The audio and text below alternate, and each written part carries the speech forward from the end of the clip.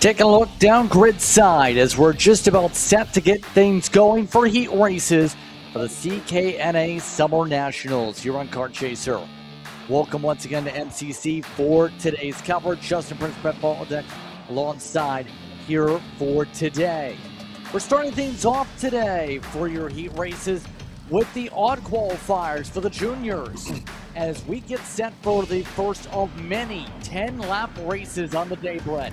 Carter Barkas at the front over Jeff Price, Isaac Payne, and AJ Stoner. Snyder, Scheibel, along with Wire and Dragunov. Riga as well as Dyer are down inside your first few spots on your starting grid here.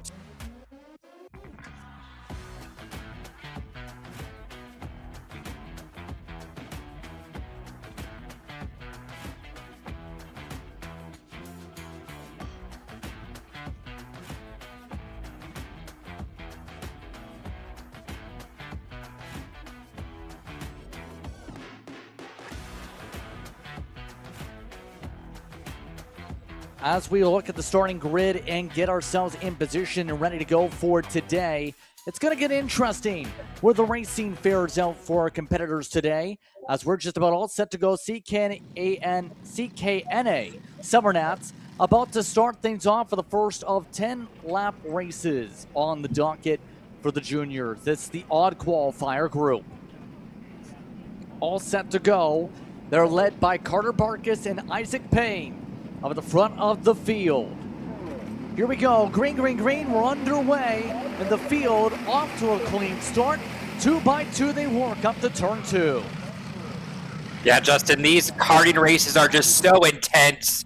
The first lap, first couple of corners, but these guys look like, and gals look like they are clean and green as we are getting through the rest of the racetrack, but we are still 10 long laps away in this first heat. You can see they're starting to get formed into a single file line at the front of the field. See how some of the drivers definitely are trying to look to make up some spots. Hard amongst those trying to defend back there. But the first 4 or so trying to break away. Snyder amongst those in that pack. The rest of the field able to get single file. Look at this though. This is where we're talking about a lot of passing opportunities potentially for some parts of the day today that run through 12, 13, 14. A couple drivers trying to do exactly that. Most elect to try and just stay in a line. And remember, if you battle too hard here, you're going to lose a lot of draft.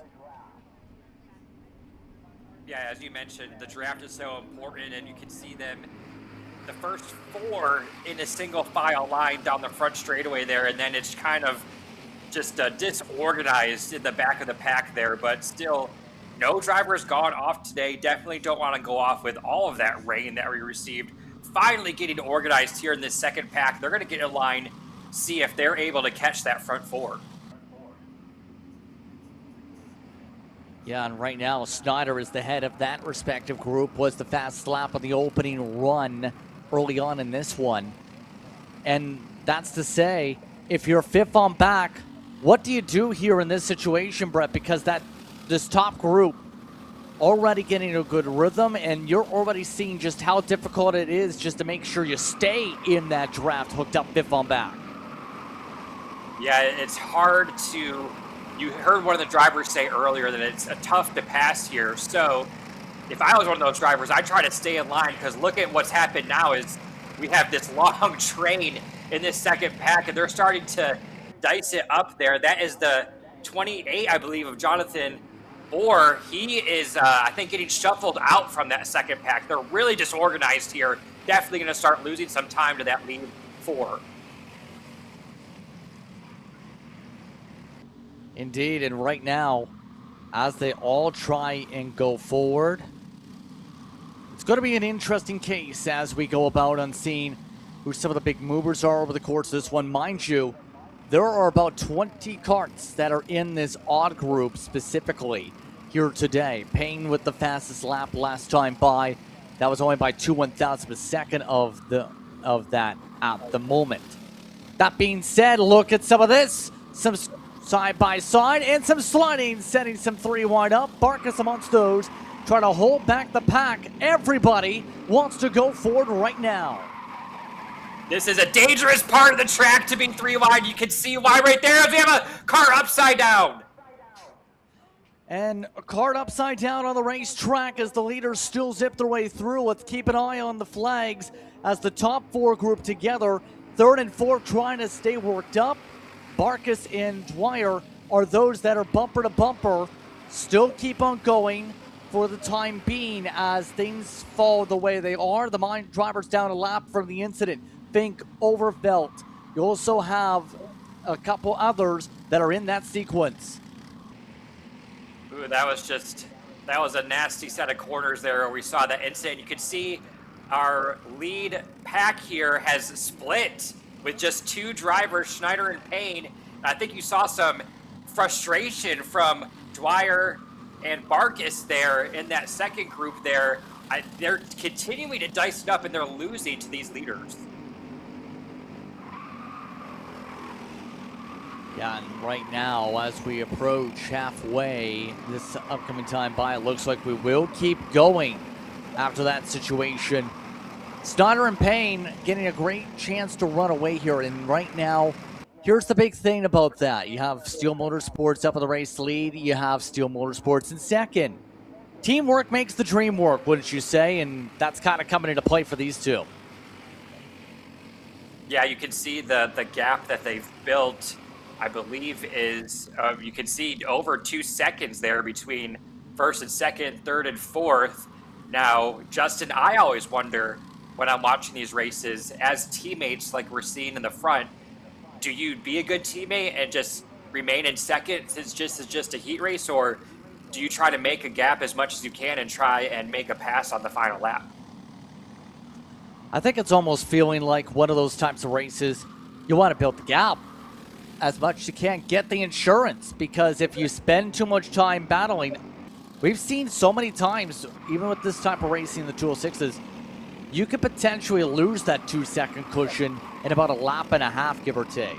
Dwyer, yes, is a teammate in 3rd, but you never know what the teammate's going to be thinking to try and help out their situation. So it's all about trying to maximize where you're going to be running for that points metric for the order by the time we finish up the heats today, I think. And you can see 3rd and 4th have broken apart, and then you have this long line from 5th, I want to say, back to 12th. That looks like they're trying to get organized. There's a chance, perhaps, that they could catch Barkas and Dwyer, and then we'd really have a battle on our hand for the top 5. We'll see if that comes to fruition. They're still only lap 6 to 10, so there's plenty of time. As you can see up front, they've kind of drifted apart from each other, not really leaning on each other, not getting a good draft like this pack is, you can see, from 5th to 12th here. Yeah, Boromonso's leading this group off, looking for what would be a first win possibly in his age bracket here. Won a walk back in 2024 when he was running some rookie racing down in the Midwest, around Missouri area. But right now, just trying to hold together the pack, and here they go. Some sends. And up the racetrack goes Bohr. He cuts the corner, spins it out. Yeah, we were talking about you do not want to get off in the grass today. It is still extremely wet. Really good job when he rejoined the track that all those drivers were able to avoid the spinning cart coming back on the track. Looks like everyone's back organized now, but that's really split this pack. They are now off the lead by 9 seconds, and they're off the 3rd and 4th by around 4 seconds there. Isaac Payne with your fastest lap there, not surprised, in 2nd place using the draft of his teammate. Yeah, that is a massive, massive gap to have to overcome. Look at this between 2nd and 3rd alone. 5.1 seconds at the line. Carter Barkas, the one able to break away from his drafting partner for a little bit there. I think that is, right now, pretty hard to try and make up even if they start battling for 1st and 2nd. I think that gap a little bit safe, to say the very least. But it's not safe for 5th. There's another send there. Yeah, it's just, sorry to interrupt you there, Justin. I just get a little nervous when they go through those corners like that, because you see the carts off track there from that incident we had earlier. That's where we had that big issue but they're really dicing it up back here. Now, as you mentioned, there's really going to be a long shot of them getting up to anyone in the top 4 as we go back to our lead. Nothing has changed up here. Still teammates shadowing one another as they go around this racetrack. They have a over 6 second gap now. Like I mentioned, Justin, I'll be interested to see what's going to happen on that final lap, if they just kind of stay like this or if they start racing towards that second part of the racetrack on the final lap. Coming up to 2 laps to go come this time by. Snyder's been looking comfortable, leading all the lead laps for the most part here. See as they zip on by the various drivers that are going to have some pickup after this one. Payne, does he get the green light to go this time, or does he wait to the final lap? You see that 477 waiting in the wings for the time being. And of course, for the time being, this is the patience game we were touching upon and needing to see. Last year, a lot of different players that were in the junior ranks. This year, those different drivers able to step up. Coming into play here from Steele in particular. Lap and 3/4 to go. Still no move yet. And we mentioned, the gap is over 6.5 seconds now, but you can see on your screen what 6.5 seconds looks like. There's not a kart on the same piece of racetrack that they are on, so they're comfortably out to the lead. But you mentioned it, Justin, just obviously it's great to have a teammate nearby on the starting grid, and you can just go set sail like these two are right now. Payne starting to take a little bit of a lower line there, not getting any dives done. See how much the karts almost want to fly up in the sky with the rears for a quick moment. Snyder gets a small buffer. Payne with the cushion to the rear end of Snyder. 1 lap to go. This time by, white flag is out in the first race of the day. Right now, Snyder looking all the more comfortable to continue to lead up at the front. He's led just about the entire way from the drop of the green flag. Barkas comfortable in 3rd. They still have a 4-second cushion along with Dwyer for the top 4. Lawson jumped up to 5th in the other pack. But who's going to get the edge amongst this lead group? Will Payne just take the points for the Heat, or will he want to get 1 spot higher just in case? Teamwork has been perfect. They seem to be in sync. They're proving they have fast karts. Unless there's a major dive late, it looks like it's Snyder's race to lose. Here comes that dive late. It's Payne up the inside, who takes it away in the final corners. Up through 14, Isaac Payne waited until the start of the final sector up to turn 12 to set up the move to get in front to win Heat 1 odd and get the edge over Snyder. That answered my question there, Justin. If they're going to make a move there on the final lap, as you can see, still racing back here in the top 10 for these final positions. Every point matters in these heat sessions. They all pay dividends coming into tomorrow. And that is how Payne, Snyder, and Barkas get in the top 3 as a result of that one. William Richard did take over the top 4, by the way, for precision. Then Grega Lawson, DeCoster, Frey, Giglio, and Mays all inside the top 10, separated by about 15 seconds. Good battle to start things off today here, Brett, but we still have about 20-something odd races to go. Yeah, that was some good racing. Just like I mentioned off the bat, the first couple laps, just so intense. You can see the last 3 or 4 drivers there were involved in that incident. I would say, I guess I call it the S's, the sharp S there, looking shaped like an S. But that was a rough incident that we saw there. Hopefully they're able to get those karts repaired. They have plenty of time again with those 9 divisions here today, or the multiple divisions we have here that are also split into different classes. So they should have some time. But excited to get the rest of these heats today. Very excited as well. We'll take a break. Coverage coming up after pick. Watching Kart Chaser.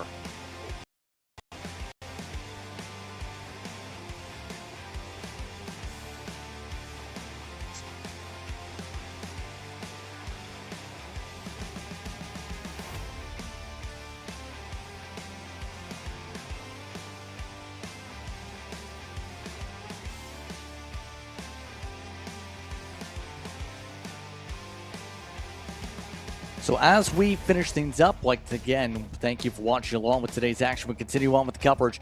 Kart Chaser, happy to have you with us here today. Plenty of karts in the first race. We'll see more after this.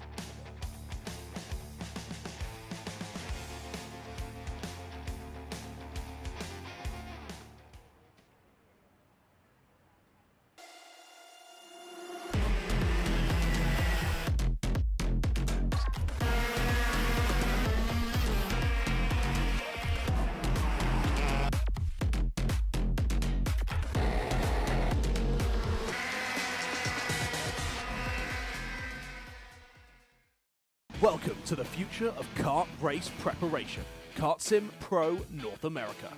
Featuring laser-scanned North American kart circuits and precision-tuned kart physics developed using real telemetry, dyno and tyre data, Kart Sim Pro North America delivers the most advanced and realistic kart simulation experience available today.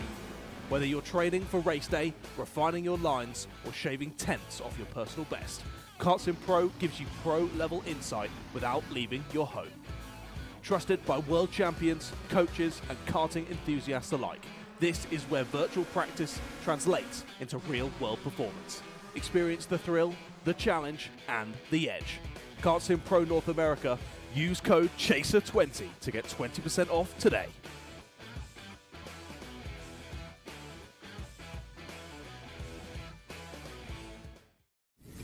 When it comes to innovation on the track, Odenthal Racing Products leads the pack. From the highly popular EasyGP camera mounts to our tough case to GoPro case, racers everywhere trust ORP for strength, reliability, and precision. We're proud to be the #1 engine mount manufacturer in the USA. And with our new Easy Bumper Retainer System, you won't get caught out with a failed bumper bolt again. Odenthal Racing Products. Lead or get left behind.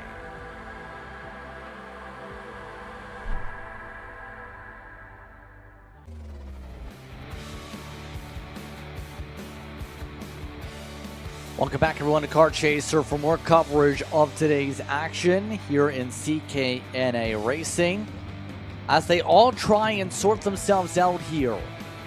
Just a few minutes away until we get back going for the even group for the juniors. Heat 1 rotation well underway here, Brett. And obviously, these drivers looking to try and keep up the intensity, but make sure there's no flips this time. There was one driver that went upside down, it appears, but we were able to keep going and keep racing despite that situation as everyone else is ready to set things up for their second race of the day. Yeah, we'll see how things go when they get the green flag here. This track is so technical. Those first couple laps, especially those tight turns, the hard braking, really, really tough when you have that amount of karts on the racetrack. Now, keep in mind, these are the heats, so tomorrow will be a whole nother story when we have the full fields up for the main events tomorrow. As you can see, the karts are getting started, and they'll start going out for their formation lap here at the Motorsports Club of Cincinnati. Just our second heat of the day. Feels like it's been a long day already for a lot of these crews, given the weather we had this morning, but the sun is out. And Justin, I know you've been keeping an eye on that radar, and I know a lot of these teams and drivers are as well, but we'll save that for later on today. But right now, weather looking good for this second heat. Yeah, right now you see everyone able to get the lines moving as some on the outside were still getting gathered up. For those curious, current rain, the closest bubbles are around Louisville at the moment, down the highway a bit, where there's a little bit of rain. There's a bunch where Bloomington, Indiana is, and then there's a big patch of no rain, obviously, where we are for now. As you can see, very clean space. So it's outside the range for now. It's not the biggest concern. But riders Thompson and Jeff Price up the front, Stoner and Scheibel, followed by Dragunov and Dyer are in the top 6. Chambers, Thigpen, Hudman, Lunsky are inside your top 10 amongst your starting grid here today. We prepare to find out where they all battle it out. McKay, Turner, along with Dwayne and Beckman. You also have Wyatt and Irwin amongst those in the top 16. Root, Jarvis Comey, then Janulunsky and Mesty are part of those in the order today. They're all being told to take the cut through as they'll make their way up the track and to the tram lines as we look to see who gets the edge today. Ready to go. Our second race of the day. Heat 1 even, and we're going to try this again. Yellow flag still waving. Yeah, don't know if they didn't like the formation or if there's someone maybe in the wrong position, but they're going to come back around, hopefully get the green flag this time around. That happens sometimes, especially when we're at these racetracks. So we'll see. They'll come around again. Nice they can take that cut through, so they don't have to go through the whole race course here, because this is a long course here in Cincinnati. Yes, and obviously we've seen some delays in the original scheduling with the weather we talked about during the qualifying sessions for those who missed that part of the coverage. So there is definitely some thought on, okay, we got to make sure we get some clean launches and also make sure follow the series protocols here as we go through the morning up through the late afternoon here, in fact, here today. But Ryder Thompson looks to try and get a good fire off this time as the entire field doubles its way up. We'll see how well this time's launch goes when they rumble their way up through turn 16 area up to the start and finish. There they go to take the cut through. Once again, we'll try this attempt once again. CKNA competition, Heat 1 even, ready to go again. They're being told still slow the pace down a touch. They're carrying a decent amount of pace here. They will get the green though. And this time we're underway with a great start for the inside. First 3 karts on the inside making passes. Yeah, it didn't look like that high line got a good start. In fact, the 845 that was leading that group was kind of had his hand up in the air like he didn't want them to go green this time by, but you can see nice and organized, everyone in a single file line, a little bit different than what we saw in that first heat. Everyone kind of maybe saw some things there that they knew not to do, as we are single file, it looks like, through most of the field as we head through the inner portions of this racetrack. That includes Thompson still up ahead of it for the time being.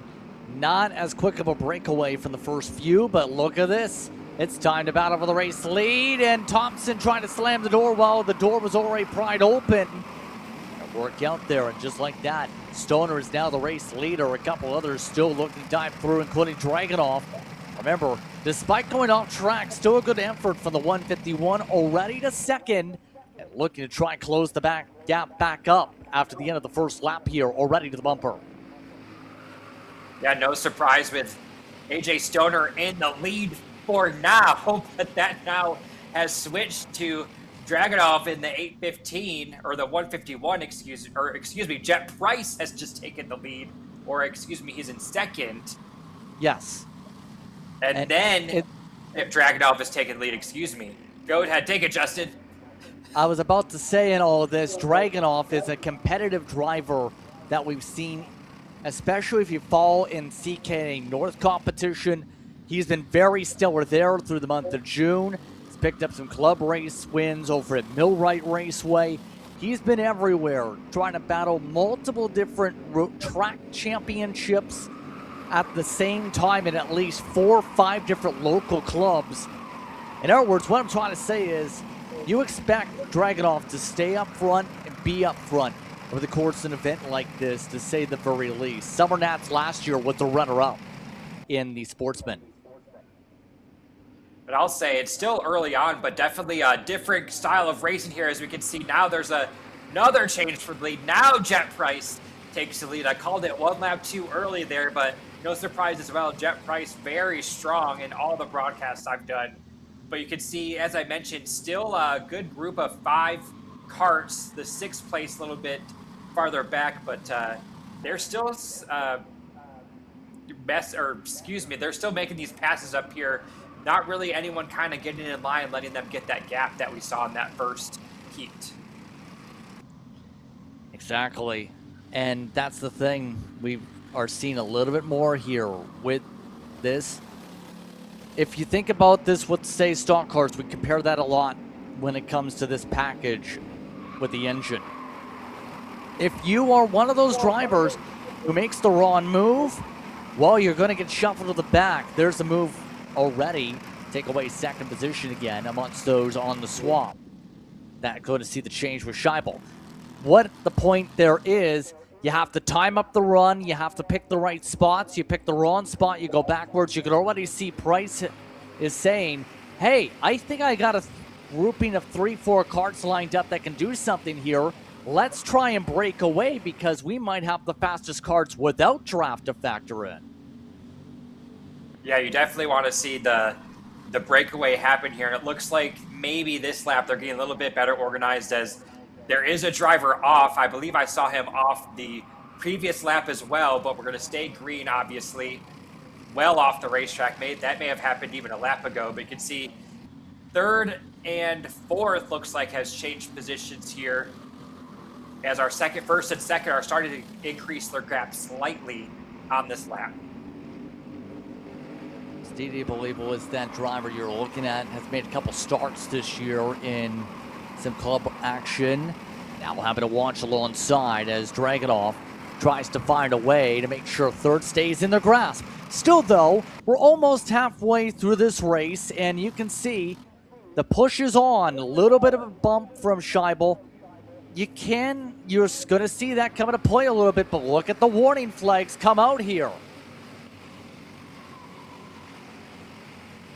Yeah, their gap is increasing slightly, but again, it's not like that first race. At this point, they had a 5-second lead in that first event, but these first 6 or 7 are really in a great line. And Ryder Thompson, actually, in the 7th position, just clicked off the fastest lap of the race. So this is still really, I think, anyone in that top 7, really anyone's race to win here in this heat.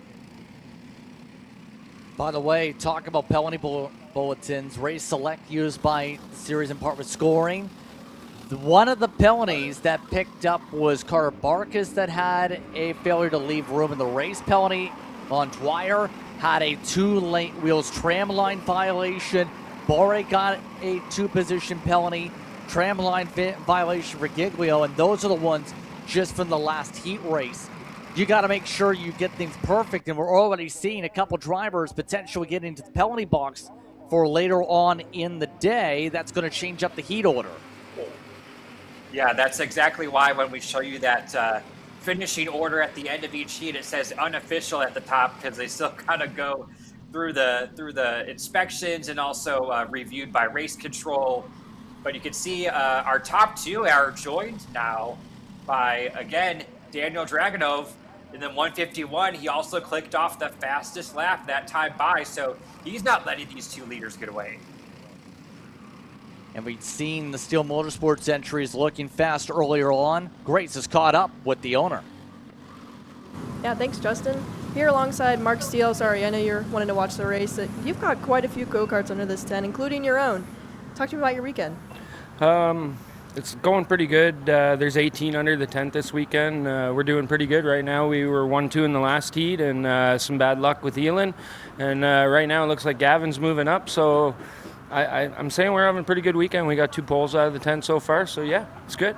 And how would you say that your kart has been able to fluctuate throughout all the different conditions today that you guys have seen and raced through? The Burrell works in all the conditions. It's actually a really good go-kart in every condition. Everybody's working really hard. We're all comparing data, and when you got this many karts on the track, it's pretty easy to tune. Awesome, thank you. No problem. Thank you. And right back to work he goes as she tries to make sure all the drivers are ready to continue on with the action. He mentioned one of his team drivers in Dyer was up moving ahead inside the top 5 while the interview dropped down to 7th in the order to connect with Wyatt at the very least, specifically Aston Wyatt. Aston Wyatt will try and get back on the pace here. We're coming up now to 3 to go at the stripe. And they're staying really close. It's not a runaway like 9 seconds in the last race. This one, the top 15 are still within, top 16 in fact, are within that 9-second range. Yeah, I think when they see the 2 laps to go signal next time by from the flagman, I think you're going to start seeing some slicing and dicing, especially if you're in the back of the pack. Right now, I think you want to see everyone get back in line. They want to try and catch those top 3, which you see on your screen right there, Dragunov, Schleibel, and Price. Now, Dragunov was able to get the lead while we were in that interview, and as you mentioned, Justin, no surprise that he's in the lead, and we'll see if he's able to hold on to it, but he's got those 2 drivers behind him that I'm sure are going to try and mount a charge in these final 3 laps. We'll find out just how much these drivers really want this. Obviously, the answer is a lot, but I mean in the matter of how much they're willing to risk to get to the lead. You see a few drivers dance around still. Out of those, about 8th or so back, that are starting to lose connection. But with 2 laps to go, they're running out of time to get advantages up front. Dragunov and Scheibel. Remember that 821's been very comfortable just being the pusher here. Right now, they have made it a 3-car breakaway, pulling away by a few seconds in 2 laps.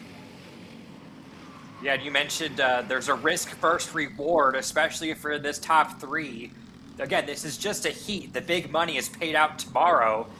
Do you dare make a move here? Maybe that's a last-minute move and possibly go off track and lose a ton of positions, if not spin and go to the back of the pack.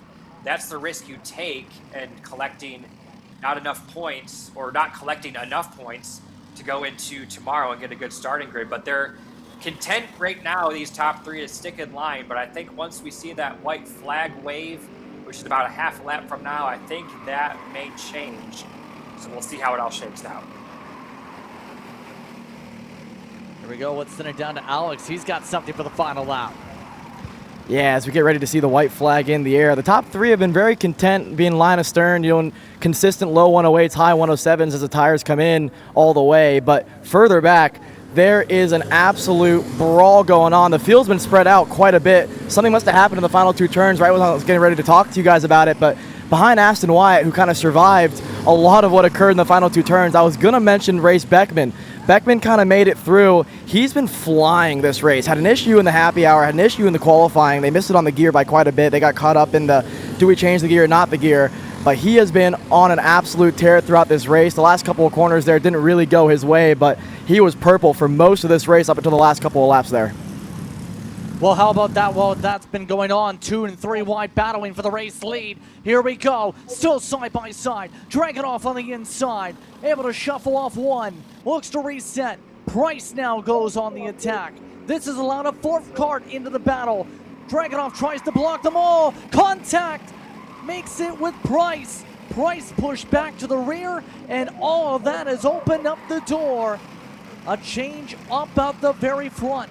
We'll see Stoner join the pack late, streak his way to the front, and coming up to the line, checkered in black together, Dragunov pulls on by and gives a thumbs up with the win.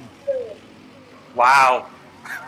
That final lap, Justin, we had issues at the back of the pack, and then we had them 3 wide for the lead. AJ Stoner was a long distance back and forth. They were dicing it up for the lead. He was able to make it back up there. Thought he was going to get that win, and then at the final second, Daniel in the 151 was able to get the win. What a heat that was. Again, I can't get over that. That's just the heat, and we have the big money paying out tomorrow. It looked like it was going to be Stoner's race with the way things turned out with the contact there up through 12, 13, 14. But wow is all you can say with the pullback. Dragunov, VLR over Stoner and Scheibel. And as you can see, melee of karts around the track here. More pickup coming up. And you can see some are having some choice words after some of the battles there. And choice pointing. Yeah, not exactly sure what happened, but Alex was describing that they're really dicing it up in the back of the pack, and it looks like I was talking about that risk versus reward. The risk was taken there, that there was no reward for those 2 drivers in the infield at the end. So once again, Dragunov unofficially gets the win again. Black and checkers were together with Stoner, Scheibel, Price. Dwayne Amunsto's in the top 5. Beckman was one of the drivers talked about on the report. He was on the go. Well, the go button, seen the 55 get 6. Remember, we've seen him quick qualifying a bit on the eyeball test as to Wyatt in 7th. And then everything fell apart 8th on back, as it was said by Alexander in terms of what was going on. Interesting enough, we see a few DNFs as a result, including Gavin Dyer and Ryder Thompson, who was the pole sitter in this race. Going to be a huge swing for the Heat points.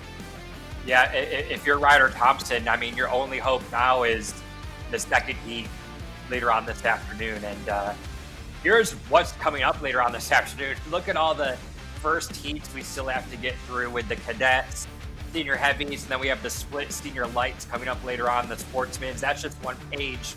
We still have even more to go after that. You can see the Masters at 3:55 this afternoon, but a ton of racing still left to go this afternoon. It's going to be a long afternoon of racing, but you gotta love racing if you're part of the karting community. And as you can see, storm clouds getting a little more ominous, but currently none are rain clouds. Don't worry about that above the sky. That being said here, our next class going to be the Lawson Speed Shop Cadets. And these youngsters are ready to put on a show.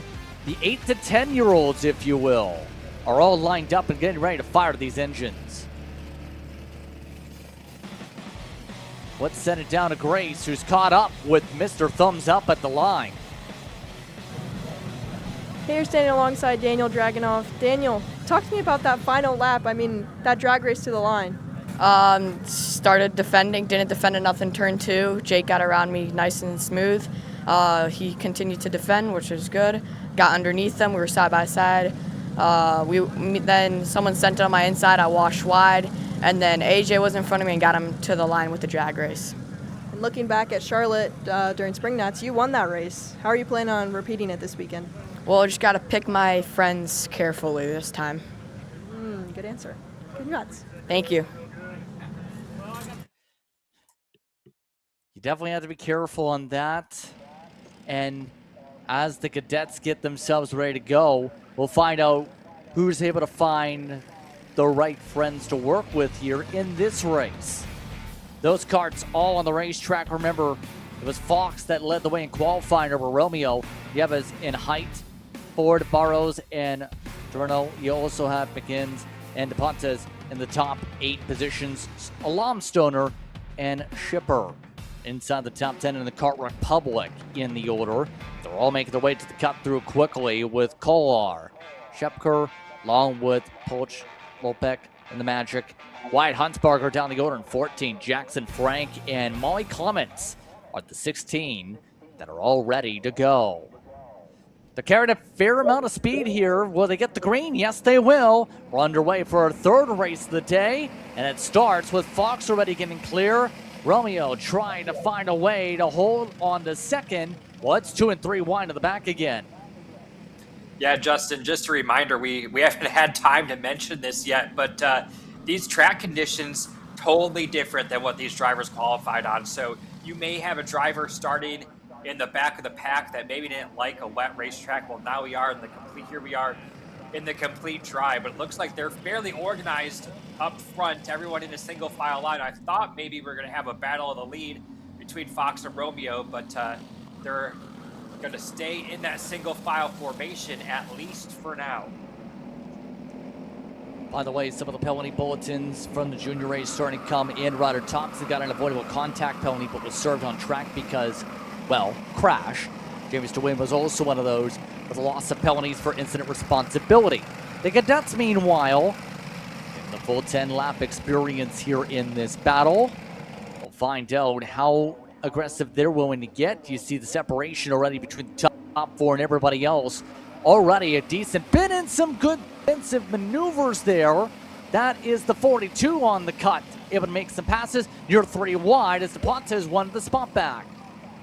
Yeah, I almost thought with that defensive move we're going to see some off-roading into the grass, but they're able to keep everything on the racetrack while we have a pretty calm race going on in the top 5. I mean, they are really dicing it up back here in the back of the pack, trying to make up as many positions as you can. Again, as I mentioned, perhaps you have a fast kart, but just got stuck in that slow time in qualifying with those treacherous track conditions we saw earlier this morning.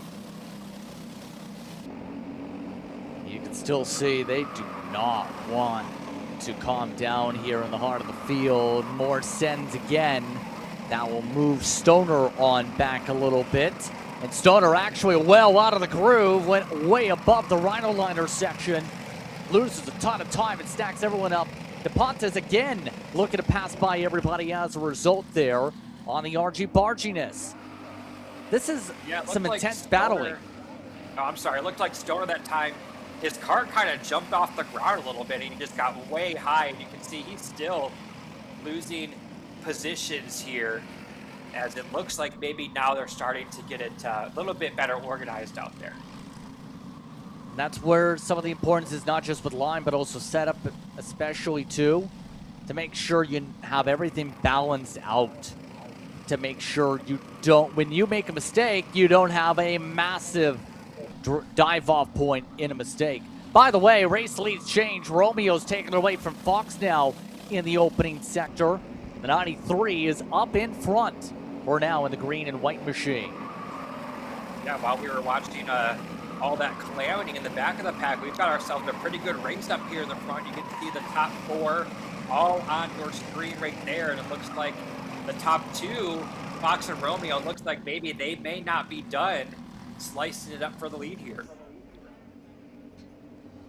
Yeah, if you look at the Carter DB information, he's been focused more so on the Canadian campaigns, obviously, of course, where he races most of the time.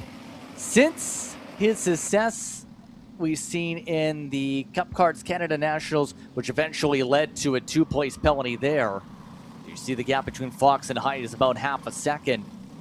Since then, has been on a streak of first, second, fourth, second, third, second. That's a lot of top 3s in that mixture. I know that's a lot of numbers, but that's a lot of top 3s. I don't know. Did you maybe miss a first in there? That was a lot of firsts there. As you can see, this race up front still getting good. You can see they are nose to tail. So this one not even halfway done yet, and they're really dicing it up here. Good to see these, I like to call them future stars of tomorrow. They are learning a ton, these top 4. Yeah, and that's the big thing, I think, to mention there. That was a tramline penalty at the time of the Canadian Nationals to cost him that after the dominant run. Fox is now up at the front again, though, coming up to halfway next time by. By the way, as this is all going on, the top 4 in their respective pace, except for that, what we've seen with the other races, 3 seconds the gap they built up. Romeo again trying to slice and dice. And you can see that 3-second gap is over the 5th place position, which is Elam Stoner, and he's all by himself out there. Doesn't have any friends like this pack where they're still nose to tail. And they've been dicing it up, and no one else has been able to catch back up to them. So, Justin, as you mentioned, they've got some good lap speeds, good karts under them, these top 4. We'll see how it shakes out. There's still 5 more laps to go, but they're racing around here almost like they've seen the 2 to go already. And, I mean, that's part of the trend I've noticed here over the course of the racing side, Brett. Don't know about you, but when you're younger like this, you may not be thinking as big about the chess match. You're thinking about, I'm here having fun, and what's part of having fun? Being the race leaders being very fun, I would say. I know that was my goal when I was younger. Yeah, I mean, there's no better thing than making a pass for the lead, especially on a platform like we've been talking about all day at the Summer Nationals in Cincinnati. As we take a look farther back in the pack, you can see really no other packs, just kind of everyone spread out across the track. The best race we have on the racetrack is those front four, which is definitely what you want to see as a great battle for the lead. But everyone looks like they're content to run in the back, kind of single file. And here we are back up front with this quadruple lead here with the top four. And there's another pass. This is a tricky spot to do it. You can see they're able to gather it back up. And we'll see if they're able to join once again together as they make their way out of the front stretch.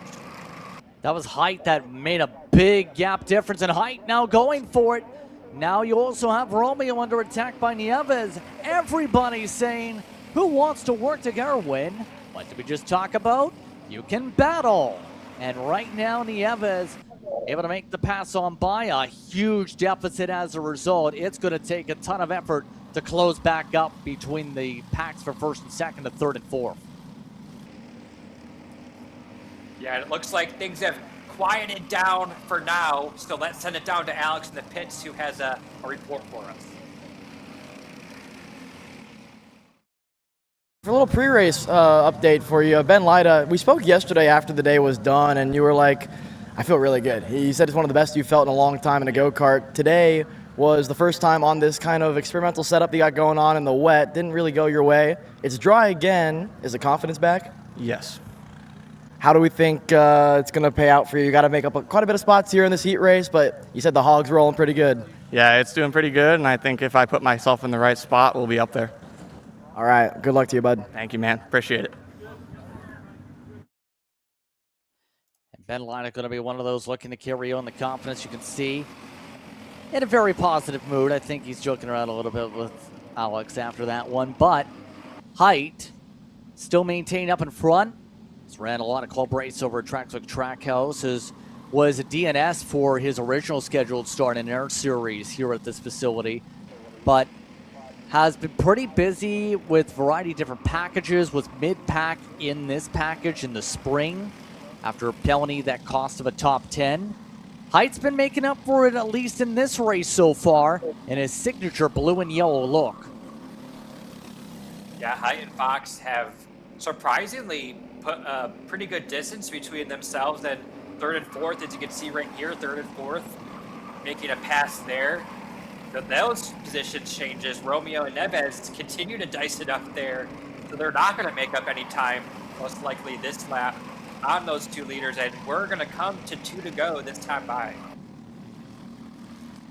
Here we go, a couple laps to go in this one, and it becomes the question, what's going to happen? You can already see a little bit on that front straightaway. There was a block attempt. Now Fox looking to try and wind it back up again.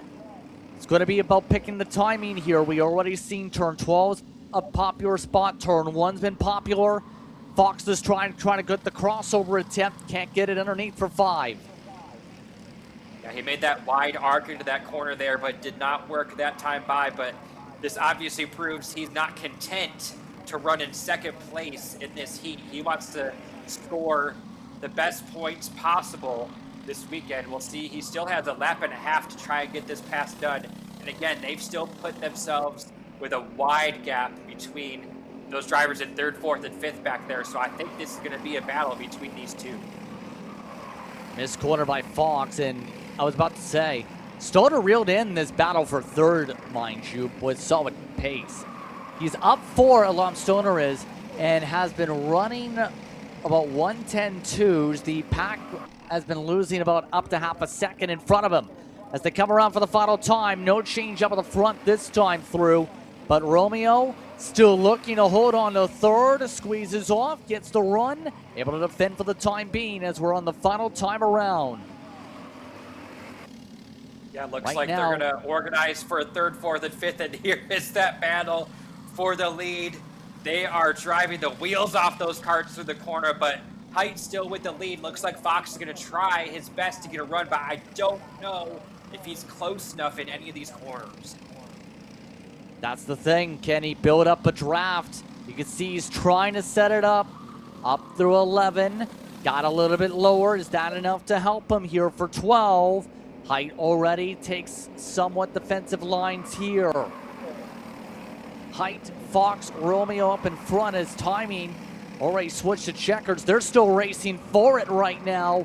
Height try to hold back the pack. Romeo trying to hold on to third. They'll all zip their way to the front straightaway, and it looks like those spots will stay the same, or will it change? Fox tries it.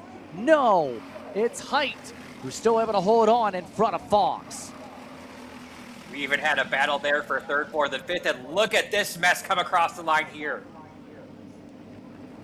Bit of a flurry for what is around the 6th position. Huntsbarger was able to get the edge on everybody there. One of those, that is your hard charger. Up 8 for Wyatt. Rellard able to pick up some positions as just about everybody has come across the stripe. Only a few drivers down the order. Ford Barrios finished 8 laps down on the DNF list. A couple drivers losing a lap over the course of the run, but overall, Spencer Height broke up the pack with the pass for second, and then after he took the lead, the top 2 just took off on a rocket ship. Yeah, James Fox gave it one final last-ditch effort in the final 500 feet there. Just wasn't enough time. Maybe if the start-finish line was a few hundred feet farther down, he may have gotten that win there. But second heat in a row, Justin, where we've seen it really come down to the start-finish line. Indeed, and with that, see how things finished up for our drivers here when it comes to this class in the cadets. We'll take a step aside and allow things to get cleaned up here to get Ford Barrios off the circuit. You're watching Kart Chaser. More after this.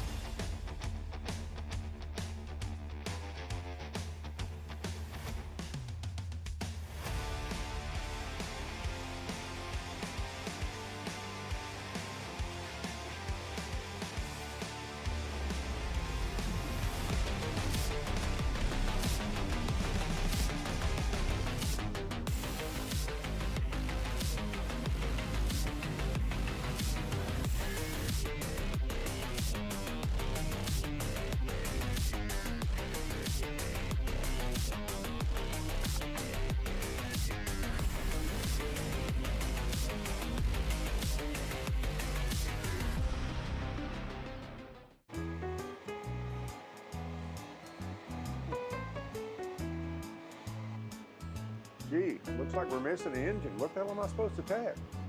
What do you mean? It's my Greyhound. It's all I need. Where's the rest of it? It doesn't matter. It's a Greyhound. You gotta make weight. Okay, you're good. I'm sitting by here with Kyle, our race winner. Tell me how you did it. You were blazing fast out there, and I mean, you don't even have a go-kart, man. Tell me about it. Yeah, you know, Norberg, Schmorberg, the Greyhound-powered Greyhound was great today. You know, it makes the difference. And the team's been working really hard back at the shop, and, you know, just shout out Greyhound. Thank you, Kyle.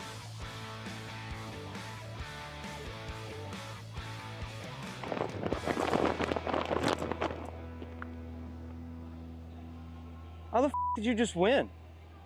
Doesn't matter. It's a Greyhound. Karts are on the racetrack as our next class hits the circuit.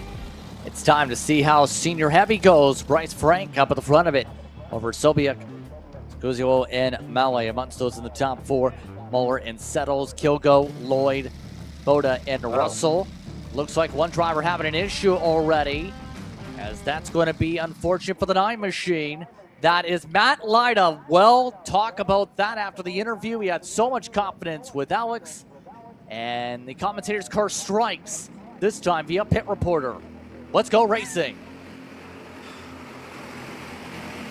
Wow, they look like a pace lap still here as they're going through turn 1. Everyone's still double file. No one given an inch early on in this race. We'll see if they're able to organize things out as they get into these infield sections of the racetrack, but they are still double filed mid-pack on back. Still doing a good job in terms of the fight here for a lot of the drivers sticking to the outside here, incurring some of those happy karts as well in the mix. All of that's well. It's Sobiek at the front of the blue machine, it appears, for the time being. All of them rumble their way up to the back sector. Should say Frank, rather, in the blue. But that being said, A lot of those machines watching the off track. Big wide moment off the circuit. As everyone's able to hold on to it. That was the 33 of Russell. I'm sorry there, Justin. I am shocked that he was able to save it because we know how wet that grass still is. But he lost a ton of positions. Not what you want to see. We heard how hard it is to pass sometimes, and he is well back in this pack. Going to have to really work hard to gain anything back. Oh, another cart in the grass there briefly. A couple of drivers dropping tires here in the Coyote senior heavy class here. Frank still leading the choo-choo train for the time being.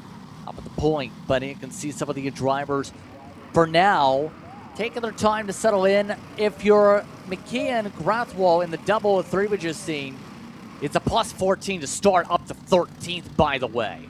So there are drivers that are taking the elevator and riding to the top of the pylon, while a lot of the others looking to just stay on their certain floors for now. Here comes the pass for the race. Lead, though, to take it away. Sobiek in the VLR, able to move on by, brings on Maui, brings Lloyd, and brings a few others with. Yeah, you can see what happens if you get shuffled online. I mean, look how long this line is of carts. I want to say that's easily the top 10. If you get pushed out of line, offline, you're going to go to the back. And I think we were able to see Frank slot in fourth. He's lucky. Bryce Frank lucky to slot in fourth, but that could have been disastrous. Could have went outside the top 10 there. Big time shuffles through the pack, and here we go. Lloyd again, looking to make up a move, does. Take away the second position. Owen Lloyd is a name you're going to have to keep an eye on this weekend. He's one of those who's in not really the Headshot Club, but also the Speed Club in regards to pace. And CKNA competition was one of those who, remember, did get onto the top step of the podium in the Spring Nats. In the mediums, he was in the top 10. He also ran the light for the triple header of efforts for the top 10 there.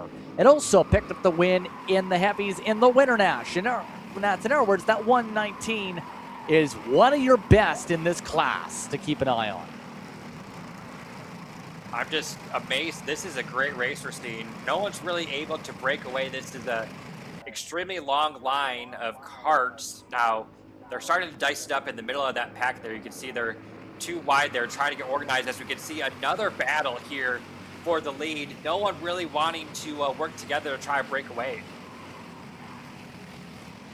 Yeah, you take a look at the lap data coming up here with Lloyd now at the front. Over those past few laps, he was one of the most consistent drivers in the field outside of Sobiek in the 98, 99% consistency rate early on in this one. That's why now he's up at the point. Lloyd up 7 with that pass.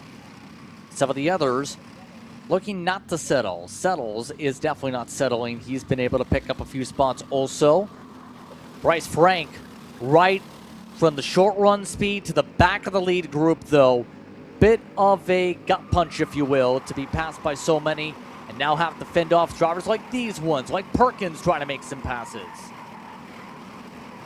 Yeah, you can see this long line still snaking through the racetrack. They look like they're content right now, so let's check down in the pits with Alex.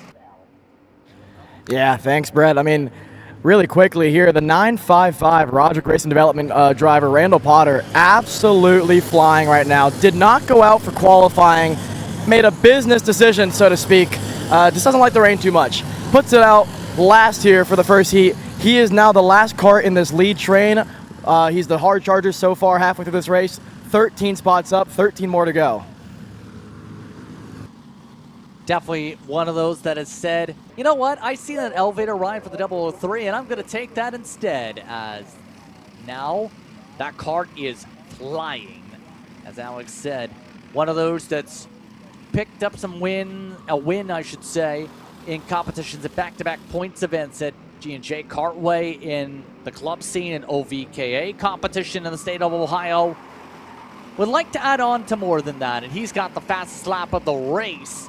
If he can do that for this race and then build upon it for the next one, he's going to be in a good spot possibly for on Sunday.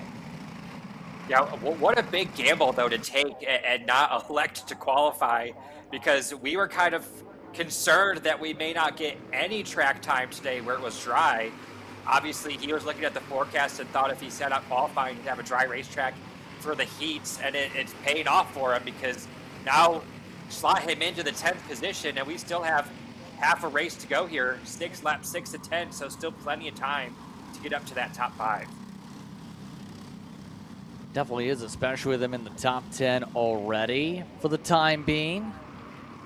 And really, as this is all going about, still have some of the various carts you'll see at this level, or in one of the happy carts. That's one of the bigger contingencies that run CKNA competition that you'll see appear.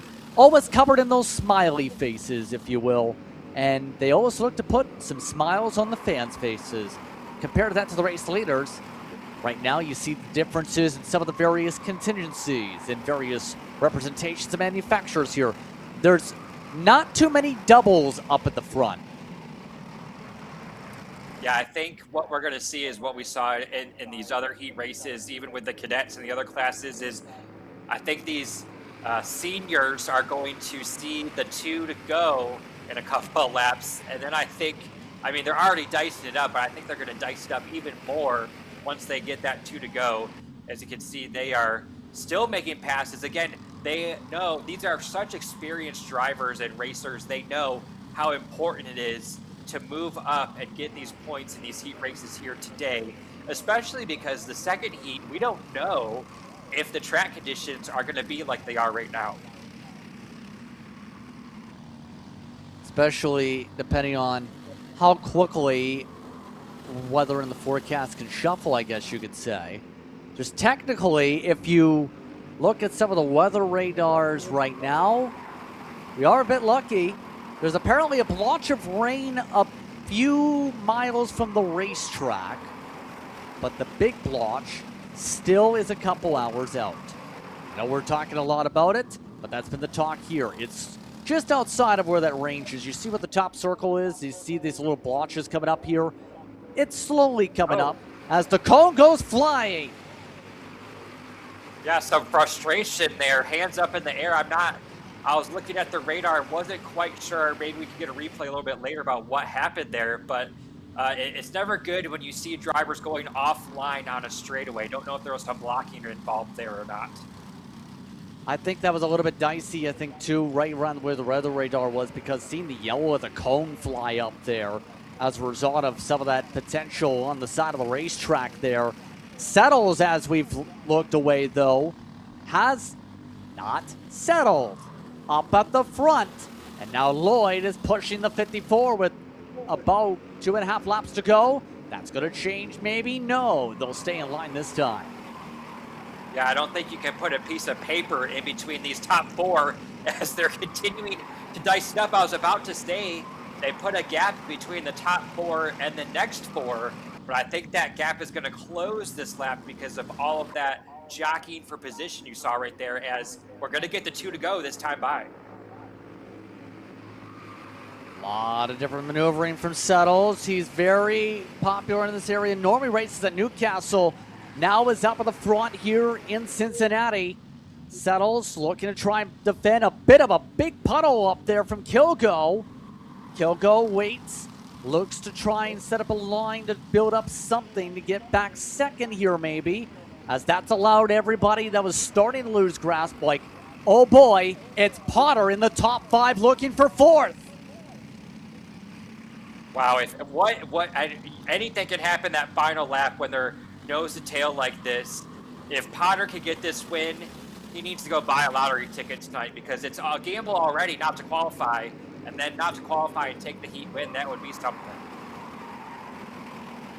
I don't know about the win here, but there's nothing out of the cards here when it comes to 9:55 apparently here today. This train now about 10 carts deep. Coming up to the white flag this time by. Final time around. Only 2 carts off the racetrack, make it 3. Savoda was now pushed up to a lap down. Jack Sutton the other that started the race and fell laps down. Defensive time for the race lead. Settles hugging the inside in 2.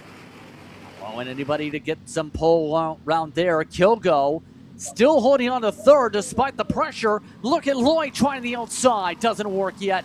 He tried to stick a tire there.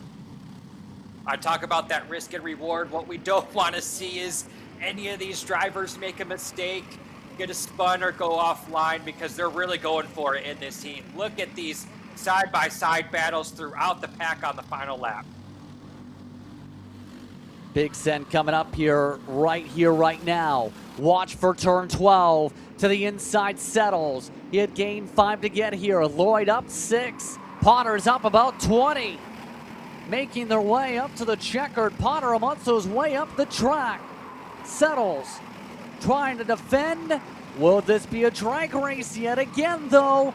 Lloyd's looking. Already a signal from Settles. Lloyd going to the inside to pass him by. It's side by side, though. Who gets the actual edge? It was at the line Settles by 43 1/1000ths.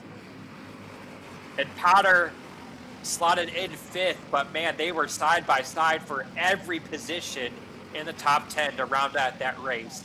That was a great heat. Obviously, they put on a great show, and no issues with any drivers making contact on that final lap or spinning off the racetrack. So great racing out of some of these veterans. Clay Settles trying to get himself a national victory here up on the board. He ran a lot of them last year with the national scenes, focused more so for the most part on the mid to the regional scene or the club scene.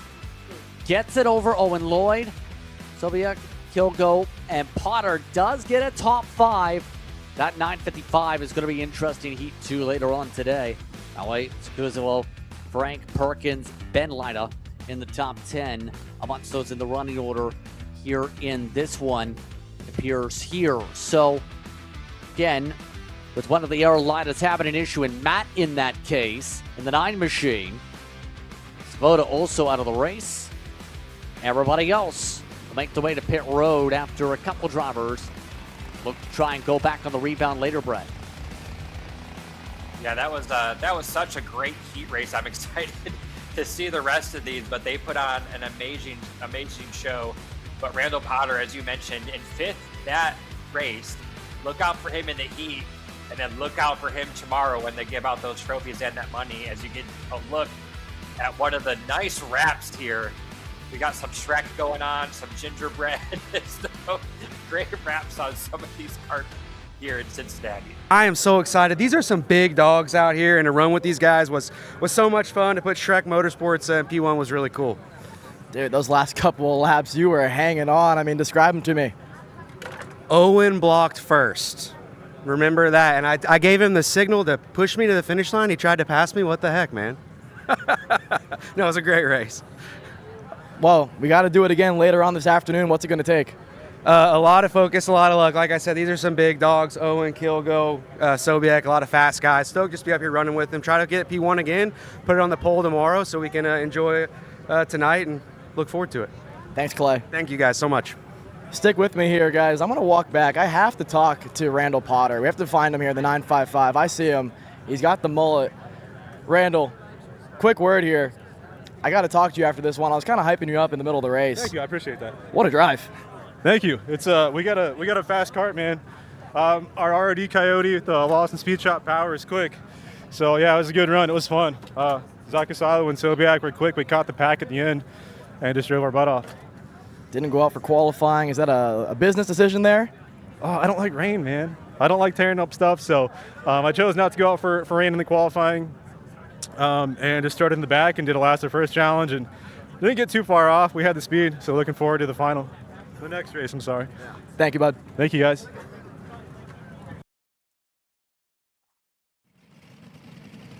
What a drive is all I can say to that. When it comes to Potter, what a finish up the front. But hey, I guess you don't blame Lloyd for trying to go for the race win. Potter did, or rather, Settles did say he wanted to push there. But you're racing for the win. Yeah, I mean, you don't have any friends. You know, you heard people talk about finding your friends out there. I don't know many friends you have on the final lap of these races. Yes, it was just a heat race, but you want to get the best position possible for those big money races here, money and trophy races tomorrow. As on your screen, you can see what is coming up next. We got the Legends here at 2:45 And then we still have all of our heat number ones going all the way down to senior medium at 4:15. So still plenty of racing action to go this afternoon. Yeah, and those legends all ready to go. Mayenko gonna get ready to lead this field up at the top of the order. Led alongside Doug Cook, Falcone, and Todd Davis. Estes and Shutt. Quinn along with Barron in the top 8. Todd Bolton and Joe Bover amongst those inside the top 10 here in this one. Some big names that are in that part of the field. James Perkins also in the conversation for that. Jody Covington in 12th. Hanslick followed by Mazga inside the top 14. Cottle and Cornwell, McIlry and Hamilton. Sroski and Larry Pike rounds out the 20 kart field here today. Who stands out to you in this race here, Brett? You can't count out Yanko. I mean, he was fast in qualifying. Obviously, that's why he started on the front row. But I think we heard a driver say earlier, it doesn't matter if you're the fastest. It's really, there's a lot that can happen in these races. So I want to see if he was really fast. Again, different track conditions. Was he fast because the track was wet, or does he have the raw speed in these dry conditions? We're about to find out as the green flag is going to wave in just a few seconds here. Taking a very slow roll this time to begin this race. Now they pick up the speed, take the green, underway. Yanko able to clear on by to start. And already Doug Cook able to get himself to second fully. First battle really is for fourth on back with Falcone also clearing on by for the top 3. But good start if you want to control this front of the field. The middle of the pack, still trying to sort out who's got the line shut amongst those able to make a pass. Yeah, you took the words out of my mouth. The first 3 there, it's like they said they had something planned or said, excuse me, pardon me. They all immediately got in line. But then you can see what's happening back here. They cannot seem to get organized. They're getting a little bit better organized now as we're down to the infield portion of this racetrack. But the top 3 had a very easy start there. Now everyone's in that single file formation. We'll see how long that lasts if anyone's able to catch back up to these leaders. That's going to be the huge thing over the course of this one, absolutely. As you see some of the drivers take offset lines, that includes some of those just trying to find a way to steady things up like Estes. But up at the front of the field, Cook in the Roderick Racing Development Machine rides behind Yanko. Todd Barron is already up to the top 5, up 3. Bolton is up 3. Perkins up 3. The opening lap of the 10-lapper in these carts here. Yeah, everyone looks like they're pretty content to just kind of ride around in these early laps. They're also, everyone's pretty spaced out other than the top 3, but even the top 3 aren't really nose to tail. This is mid-pack here. I think this is about 5th through 10th. They're trying to make a few passes there. There's the lead. I mean, not really tightening up too much compared to the second pack. Now, I'm interested to see if this group, if they tighten it up, if they're able to catch those top 3. Yeah, and really, for all these drivers, you have to remember they're usually some of the drivers that are assisting or have assisted over the years. Competitors are the ones running teams, are the ones that have been some of the stalwarts of racing we touched upon earlier in terms of storylines. Take, for example, someone like Doug Cook trying to work himself forward. Take, for example, someone like Tim Shutt, who's been one of those that we've seen in the NASCAR scene. He ain't taking 3 wide. That's Bolton saying, I want to bolt my way past you all. Yeah, 3 wide. We haven't seen that work too well yet this weekend. But, I mean, if you see the opportunity, take it, because this is when everyone's in a line. And you saw the gap on the bottom of your screen just a few seconds ago, about a second and a half between the first 3 and this pack that you see on your screen right now. And they're not really, oh no, looks like the 401 is off track. Issues with the 401, that would be, let's look at our Todd Barron. So yeah, he was one of those that I was going to be strong. Issue for Todd Barron, who is one of the top drivers, you can say, when it comes to this age bracket. Multiple CKNA regional championships, has competed at the national level for a long time. and now is off the track and is done. So potentially, at best, mid-pack start for the final on Sunday, depending on how things go on the recovery in heat number 2. Race lead, Cook took it. Yeah, as we were talking about that, you mentioned Doug Cook able to take the lead. He was tired of riding behind Yanko, and you can see the top 3 still nose to tail, and the gap between them and 4th, I believe, is still almost 2 seconds there, just under 2 seconds. So that second pack really needs to get organized. It's not really a pack anymore if they want to catch leaders, but I think this is going to be a 3-horse race here unless the top 3 start dicing it up in these final 6 to 7 laps. Doug Cook at one point was named one of the best drivers overall in the state, known as a fast cat, if you will, with when he was running a Margay back in the day. Up at the point, battling with Yanko at the very least. You still see how things are going in the second pack on screen, though. Bolton also can be a very competitive driver. We've seen Todd Bolton race a lot, was one of those working with fellow family members when it came to some of the straight racing action in recent months. Last year, ran basically just about all he could in the CKNA competition with the Spring Nats, the Summer Nats, and the Grands. Last year, where he ended up winning the Summer Nats in the Legends class. So really, things can change year to year, but experience can definitely help you when you go back to try and back up your crown, I guess you could say. Yeah, we see this is in the second pack. They're still kind of spaced out here, trying to get some positions. Again, I don't think they're going to be able to catch these top 2 to 3. As you can see, they're coming through this section of the racetrack. Todd Bolton, you can see at the top of your screen, he set the fastest lap, so he is the driver in 4th position.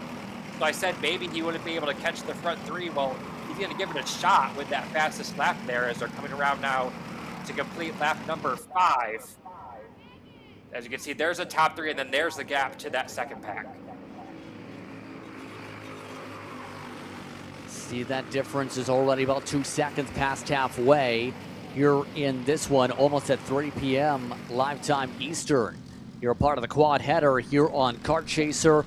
The Legends had some delays with the weather earlier, but still continuing to chug along. The Bolton Boys machine looking to keep things in front of Shutt. Up front, Cook looking steady as they turn the laps here. Some of the errors up here. Interesting to see the 99 out in here because one of the first places learned about him was in some racing down in the southeast. Usually, Nyquin, also nicknamed Nycan for his speed, is someone in that 99 in Pack 2 that we're following along with that usually sticks to Louisiana and Florida. Interesting to see him come down to Ohio this week.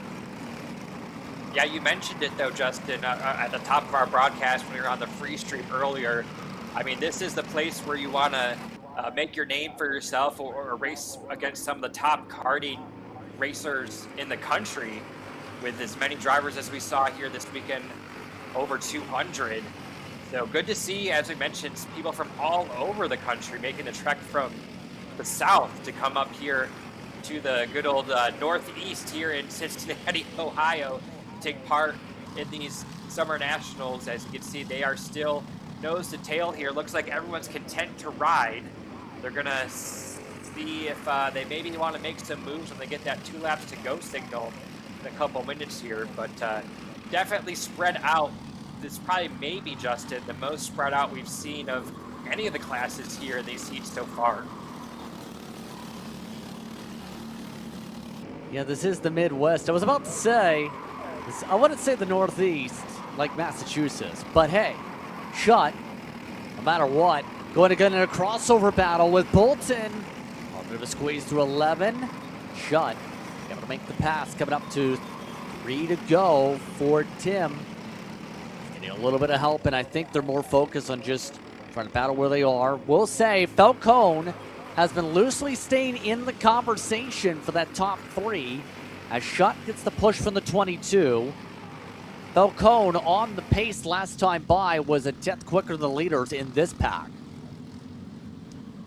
Yeah, you can see the top two have gapped Falcone, but all it takes is for them to start dicing it up in one of those corners, and Falcone, as well as, you know, 4th, 5th, and 6th, Shut Bolton and Naquin could all be part of this race.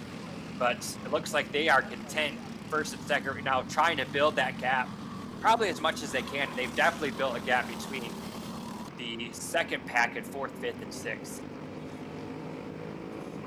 Coming up to 2 to go. Does Eli Yenko take the pass? Eli looking to try and build something.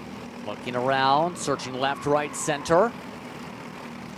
Canadian-based driver still not willing to push it through to make sure Falcone doesn't get an opportunity to fly by both of them here. And that's the patience you need to see. Shut behind him has a lot of pressure building. Bolton not able to keep hooked up with him. Naquin tried the move, had to back out of it, and look who's caught up to them. Remember Chase Perkins we talked about, maybe someone to watch for? He's made some moves now in the top 6. Yeah, you love to see drivers making moves late in this race. You know, those tires are hot, the pack's spaced out, your kart's not handling the best, track temperature's up. But again, you want to get as many positions in these heats as you can. As you can see, things settling out quietly right now, but once that white flag waves, I think we should see some more action, especially up front between Cook and Yanko. I don't know if Yanko in 470, if he's content to ride in the 2nd position, even though it's just a heat. We'll see what happens as they're going to come around this time to get that white flag. Coming up to 1 lap to go, it becomes the question, who wants it more, Cook or Yanko again? Obviously they want it, but it's the question on who wants to take the risk of trying to let Falcone in the fight. Look at the 470, actually backed up the run. I think he's trying to build something up for the draft. Will that be able to do anything though? Coming up to 4, just enough to get right back up there, takes the higher line. They'll stay buttoned up for the middle sector. It's good to see him try something. I mean, if it doesn't work, he'll just contend for 2nd place, but also good notes to take if he has the same position in the 2nd heat or the race tomorrow to see if laying back and charging for a run will work. We're only have a couple more corners here to see if it's going to work out. Here we go. This is the move we were waiting to see. It was a little bit of a low dive. Contact up in front. Cook hold on to it. Cook able to save it from the contact. Now Yanko looks to try and reset. Cook moving around on the seat, trying to get comfortable. That might cost him because the 470's got the run on the outside. Eli Yanko gives a thumbs up this time too. He gets the win over Cook. I don't know how Cook was able to hang on to that kart. Oh, and we have a driver off in one of the final corners there. That is the 074. That's Robert Cottle. He was running in 15th position at the time, so that was near the back of the pack there. Not sure what happened. Another race, another drag race. And it comes down to 38 1,000s. That's our 2nd thumbs up for the finish on the day. I don't know about you, Brett, but usually you don't see people thumbs up at the line every time. Yeah, sometimes I would, you got to keep both hands on the wheel. You never know what could happen, but man, that was a good battle there to the finish. Cook hanging out to that kart in that final corner there, getting a little bit squirrely. We'll see if Cook remembers that for the 2nd heat, if it comes down to it and he's in 2nd place. We'll see how that plays out. So, Yanko, Cook, Falcone, Shutt, Bolton in the top 5. Perkins, Naquin should say, along with Estes, Davis, Bover, amongst those inside the top 10. Todd Bolton was the only person, along with Robert Cottle, those two out. So it's the 16 that gets the job done. Now we'll look to adjust the kart. The celebration finished up. We'll take a quick slot after the drag race between the 470 and the 16. You're watching Kart Chaser.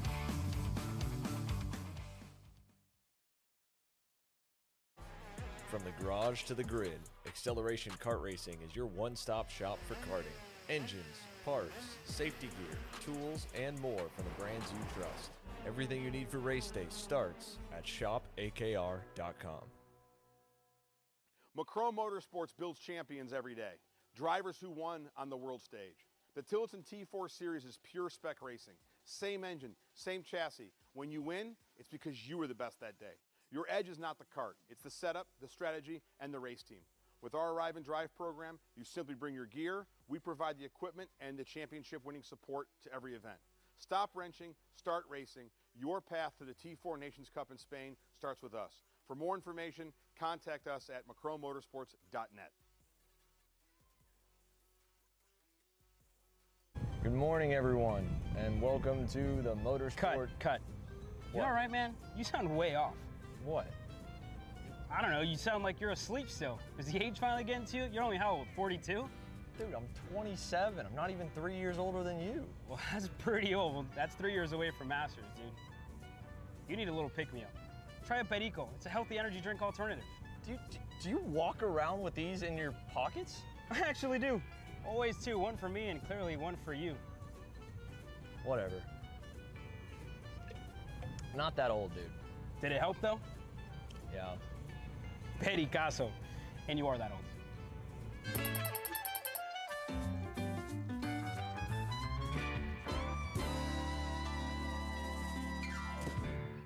Karting isn't just speed. It's control, precision, freedom. At Atlanta Motorsports Park, Kart Freedom isn't just a team. It's where drivers are made.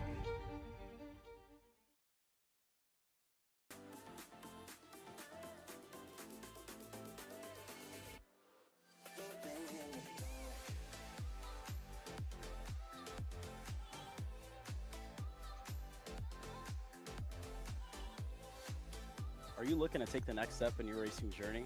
Well, look no further than PitFit. With 2 locations in Charlotte, North Carolina and Indianapolis, Indiana, PitFit trains drivers all the way from grassroots level karting to IndyCar and NASCAR, with top-of-the-line personalized coaching to improve physical and cognitive fitness. For more information on programs, check out PitFit on Instagram or Facebook today. From the garage to the grid, Acceleration Kart Racing is your one-stop shop for karting. Engines, parts, safety gear, tools, and more from the brands you trust. Everything you need for race day starts at shopakr.com. Hey guys, another Kart Chaser driver fitness episode with me, Chris G. And today we're doing some upper back movements. Here we go.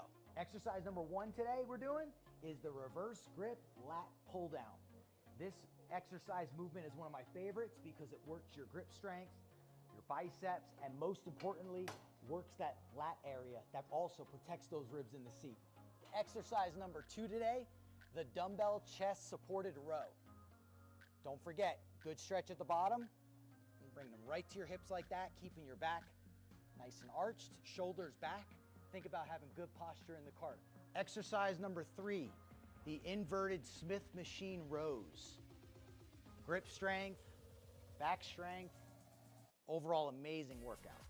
Thanks again for joining me on another Kart Chaser driver fitness episode with me, Chris G. Race ready training that carries into real life. Holy Taking a look at the youngsters. How about some kid karts? As these are brought to you by Max Torque, as we look to see who's going to be the best youngster when we get going here. Justin Prince, Britt Baldeck here once again for the broadcast here on Kart Chaser, part of the quadruple race weekend here on the network. As you can see, Maverick Reddick looking over at his teammate to see what's going to happen off the start. Reddick, one of the top young drivers in this age bracket in 2026, Brett.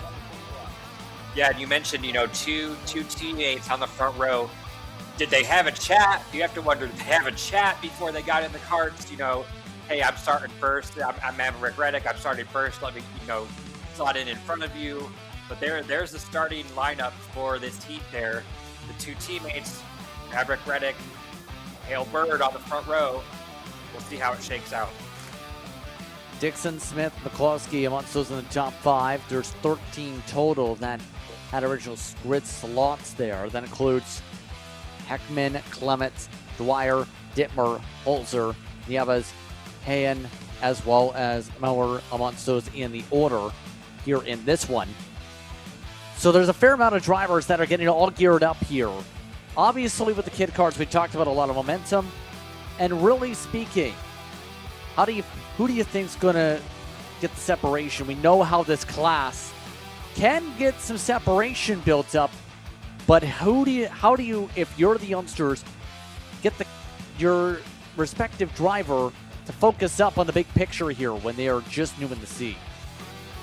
I mean, it's hard when you have two teammates on the front row, but I would say if you're starting in second or third, you try to break those teammates apart, because if you can't break them apart, you know they're going to work together, try and gap themselves as much as they can. Another thing is, we saw in our cadet race, if you're not with your teammate, a lot of these kids love to just race because they love to have fun. So I think we're going to see a lot of racing in this race, but I think if you're in second or third, third or fourth, you want to break up those two teammates up front, or they're going to get together and try and gap you. As you can see, they're off and away, and Reddick pulled away like a rocket ship. Bird under attack already by Dixon. And again, think about this in the numbers who haven't seen the season so far. It's been wherever Reddick goes, he's usually in the conversation. That whether it's Texas racing action, where he's gotten some dominant efforts there in all 3 rounds of the season. Here in CKNA in the Spring Nats, he was a podium runner-up here for that standing start. You had him racing the South Division in CKNA competition. Winter Nats was one of the few times he wasn't the top competitor on the year. He also picked up the O-Plate in FLKC competition down in Florida and has proceeded not to appear in another race in Florida. So what I'm trying to say is your race leaders had a busy year, but a lot of these area youngsters, you can also put the same thing where they want to race and you never know sometimes where your path is going to take you. These drivers are, again, in their first couple of years of racing these karts and could move up in the next couple of years to the next class onward where they have to make the adjustments. Yeah, and looking at timing, I believe, if that was correct, Reddick already had a 4-second lead between first and second. So that's a tall order if you want to catch up to him. Yeah, he does have a 4-second lead. So there it is at the bottom of your screen. That is a strong kart by Maverick Reddick, and a good driver too. You mentioned, Justin, how many races he's done this season. You can see a battle between the number 9 of Dixon and the 88 of Bird. They tuck back in behind each other, but this is the best battle on the racetrack, what you're looking on your screen right now. Yeah, and a little bit of off-tracking, if you will, for a couple of the drivers. You can hear the kart's bottoming out, actually, from all the grass hit there. So, with that being said, we'll give a shout to Dixon. Oh, and there's some contact. Going to cause a little bit of a problem there for the 9 machine. I was about to say, Dixon is one of those that normally in his career, if you look back, has made 1 Cup kart start in the North Division, and everything else is a club race, including last weekend over at Whitewood Raceway Park. The 9 is one of those looking to keep busy, and now making its first national appearance here this weekend in the Chase Elliott theme on that side of the 9 as we take a look at the battle for 5th. Yeah, the battle for 5th here looks like it's evened out, but back to Dixon, I mean, for your first national event to be running 3rd in your heat race and qualifying so well, that's something to hang your hat about. But I know we saw him in that corner. Looks like he really sent it in there. But that's all part of the learning process for these kids. How long or how hard can you send it into the corners here without getting into someone? A lot of them are learning, and you can't learn on a simulator. You can learn on a simulator, I should say, but there's nothing like real world racing, and this is what they're getting today here in Cincinnati. Oh, by the way, there's a sim for that you're talking about. There's Kart Sim. I think there's a code for that too. If you look around somewhere, to say the very least, be sure to watch along with that action and see that code as it pops up, because it's right there if you want some discount on your kart sim. It's very valuable, it's very fun, and it's not as easy as it looks. I've seen some of the top pro drivers run those sims. I would argue it's harder than the real thing in some cases because of that difference in feel. But that's just me. I'm the sim racer of the broadcast, I guess you could say, that can see the difficulty that comes into play where you're missing that sense of the track. But that sim rig, in particular, follows along with your motion in the body, if you will. By the way, remember the rain situation? A little bit of specs around here. Now, here's the part that's outside that map right now. Our weatherman that's set up in Indianapolis right now has been staring at the giant clouds that are about, I'd say, a quarter distance outside of that map, where there's a lot of red, yellow, and green popping up that's heading this way. That will be here towards the very end of the day.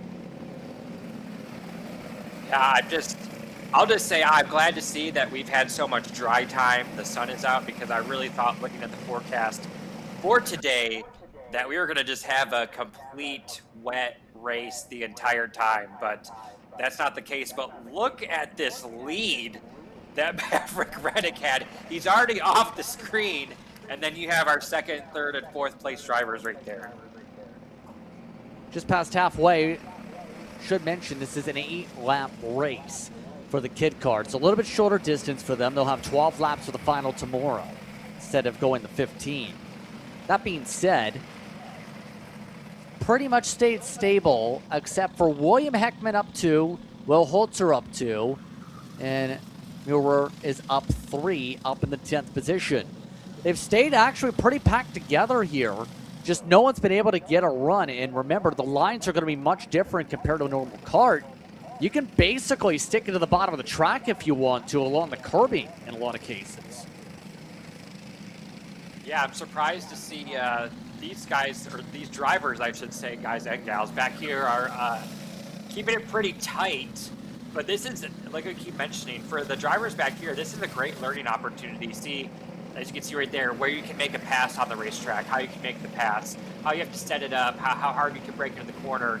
As you can see, the pass there didn't work, so I'm sure they'll learn something from that. So just all about, it's great to see these stars of tomorrow learning on this racetrack in real time.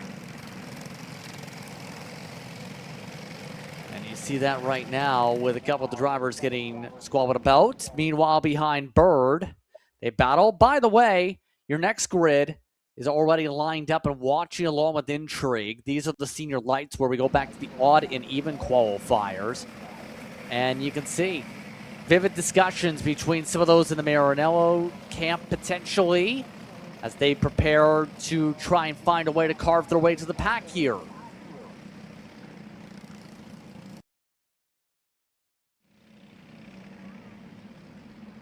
And that being said, as this has all gone about here, was about to say, Dwyer's been keeping himself pretty steady up at the very front here for the top 4. I was about to say, Dwyer was one of those that made a pass that we were watching that lap prior. So learning a lot on this racetrack as we're going to get the 2 to go as the leaders, or the leader, Maverick Reddick, comes around. He's already 9 seconds, I believe, almost 10 seconds in the lead. So these are the best. Oh my goodness, that was almost disastrous. Is that the number 9? Yes, it is. Wow, Kit Dixon with a heck of a save there. He almost went over with how much grip he had in that corner. Should rather say that kart is actually the one you're missing on the number-wise here for the time being. That's William Heckman. That's trying to make the dives right here on the pylon with 2 laps to go. The 008 looking to try and fester these competitors away. The VLR looking feisty, has been very strong this year in the North competition this season, is one of the top competitors for that regional championship, and is looking side by side again. We'll see if he can get this pass done. I don't know if he can do it on the high side. Looks like he's going to swing back down low, try to get a run down the straightaway here. And looks like going to try and set it up again. Bird is flying away. Meanwhile, Dixon looking over the shoulder, trying to go a little defensive. Staying out to the outside. No run built up this time when it comes to Heckman. Knox Smith has slipped down to 5th, about 6 seconds back of this. Dwyer, who you've seen up there on your pylon, is actually fallen to 26 seconds back. I'm not sure timing. But on the final time around, as Reddick pulls off towards a victory, Dixon's keeping this gap pretty well contained here. It's going to require a mistake possibly for the 88 to go for it. Yeah, the last 2 times in those final corners, Dixon has really grabbed the curbing there and gotten the wheels off the ground, but he's been able to maintain that position. So I love that we're sticking with this battle here on the final lap. This is the best battle on the racetrack. William Heckman in the 008. Going to try, oh, it looks like he lost a little bit in that corner, but he's trying everything to try and get a run on Kit Dixon. Yeah, I think this is to where the gap may be a little bit too much. This is where it's basically full out on the throttle, on the pace around this track we've touched upon, and right now Dixon has a gap to maintain, stays off the curbing. He's been making little mistakes. No mistakes if you're the 75. Maverick Reddick immediately takes off to outer space, lands on Mars, and ends up dominating to take the checkered. You see your Kart Sim battle cam with the checker flag waving at one end, where the battle for third is on. Looking to try and change things up as Heckman running out of time. Second spot going the way to Bird. Third spot is going to get one last look, but it is going to be Dixon on the podium for Heat 1. I think the drivers learned a lot in that race. You can see the rest of them coming through the checkered flag here, but Maverick Reddick was in a league of his own there.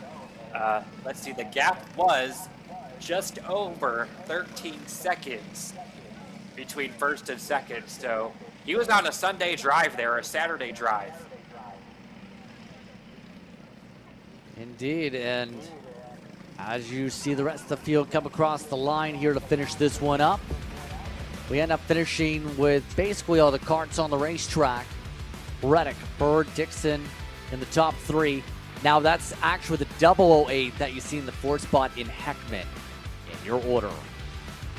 But now, here's the thing. It's time for Senior Light to hit the track in a few minutes, and as you can see, these drivers are pumped up to get back behind the wheel yet again. You see some of the Coyotes and some of the PPKs looking to line up together and ready to battle some of these VLRs up in the front. Maybe some of those REMs that have joined the fight too from Canada.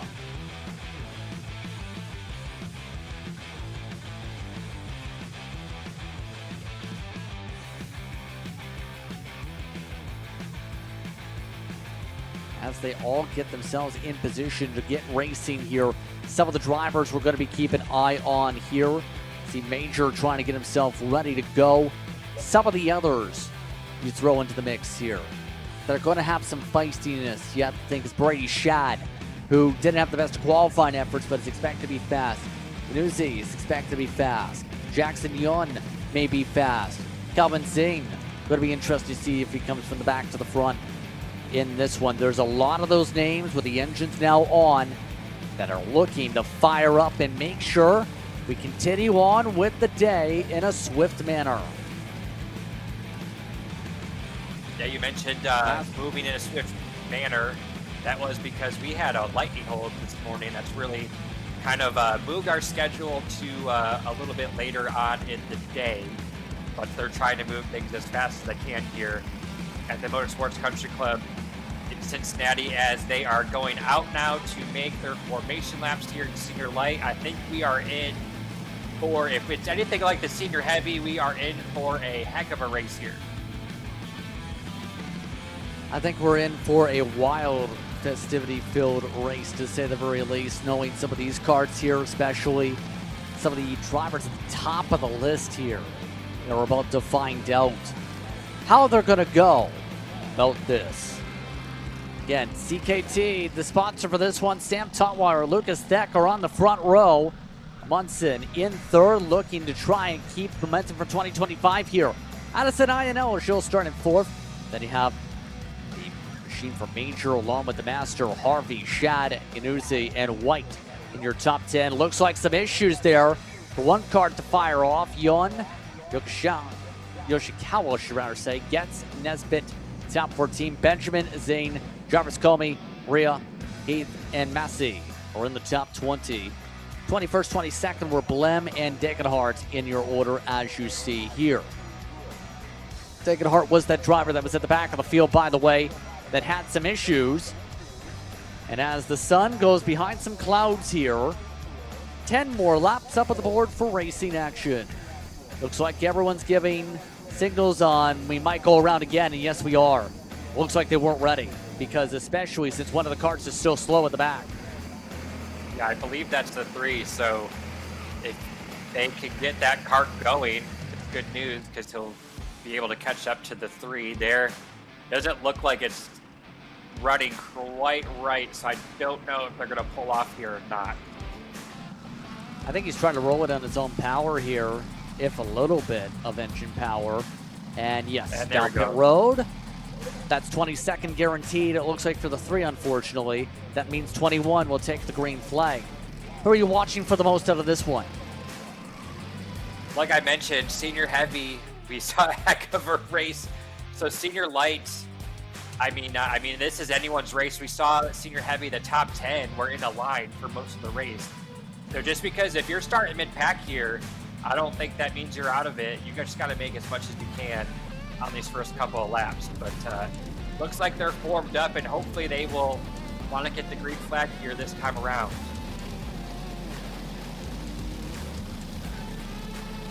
Yep, so here we go. They'll take the cut through this time by. As now, they're all set to go. Tires being warmed up a little bit more. So let's find out who's going to be the best of the best here in the Heat 1 odd group.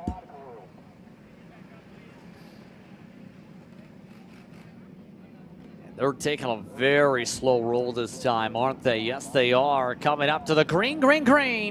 We're back to racing as Tutwiler starts off clean. Look at all those PPKs trying to build some runs, and look at the Air Coyotes in the mix of that. Some of the VLRs trying to go 3 wide in the heart of the field. Yeah, 3 wide. This is the time of the race that you can really go from, back of the pack to the front at ease, and you can see they're still double wide from about 3rd on back, so 4th on back now. So they're really racing as hard as they can these first couple laps, and they've kept it clean so far. Let's hope they can keep it that way for the rest of the race. Right now, that was a lot of curb cut possibly there for the 369 there on the send. Good start, actually, possibly for the REM, but as you can see for some of the others, not a great start for Iannello from 3rd all the way to the back end of the top 10. Still can't find a way to get in line. Finally does. As a lot of the others deep down the order stay side by side. So Iannello shuffled back while Tutwiler leads the pack. Holds back Amundsen for the time being. Shad up 3 to start. Yeah, I think it's going to be a tall order to try and make those passes. Oh, contact there, and no issues. They're going to keep going there, but wheels off the ground there. I believe that was the 46 of Iannello, so troubles continue for him after starting near the front of the field. Yeah, now you can just see how this is all breaking down for a couple of the drivers here. The highest running of those in the straight-up Coyotes have now down 9th and 10th. Some of the PPKs still holding on to their track position. But it's similar to that in some of the first races now. The pack already taking its small little groups of 5 to 6 karts here in the first couple laps alone, rather than just staying fully connected together in a whole train of the entire field. Yeah, they continue to snake their way down the racetrack to complete lap number 2 here. Looks like everything's pretty calm right now. You can see the top 3 looks like they're working together to try and gap themselves from this pack that you see here. This is about 4th through, I'd say, 12th or so. But the top 3 looks like they're working together, and they've been able to build a bit of a gap there.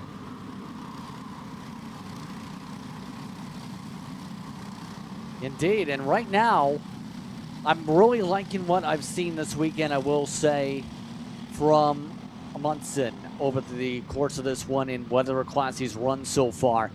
Been able to work as a good pusher, work with the draft, without the draft, but you also have to say, Shad's been able to do a good job to be able to keep up and then some.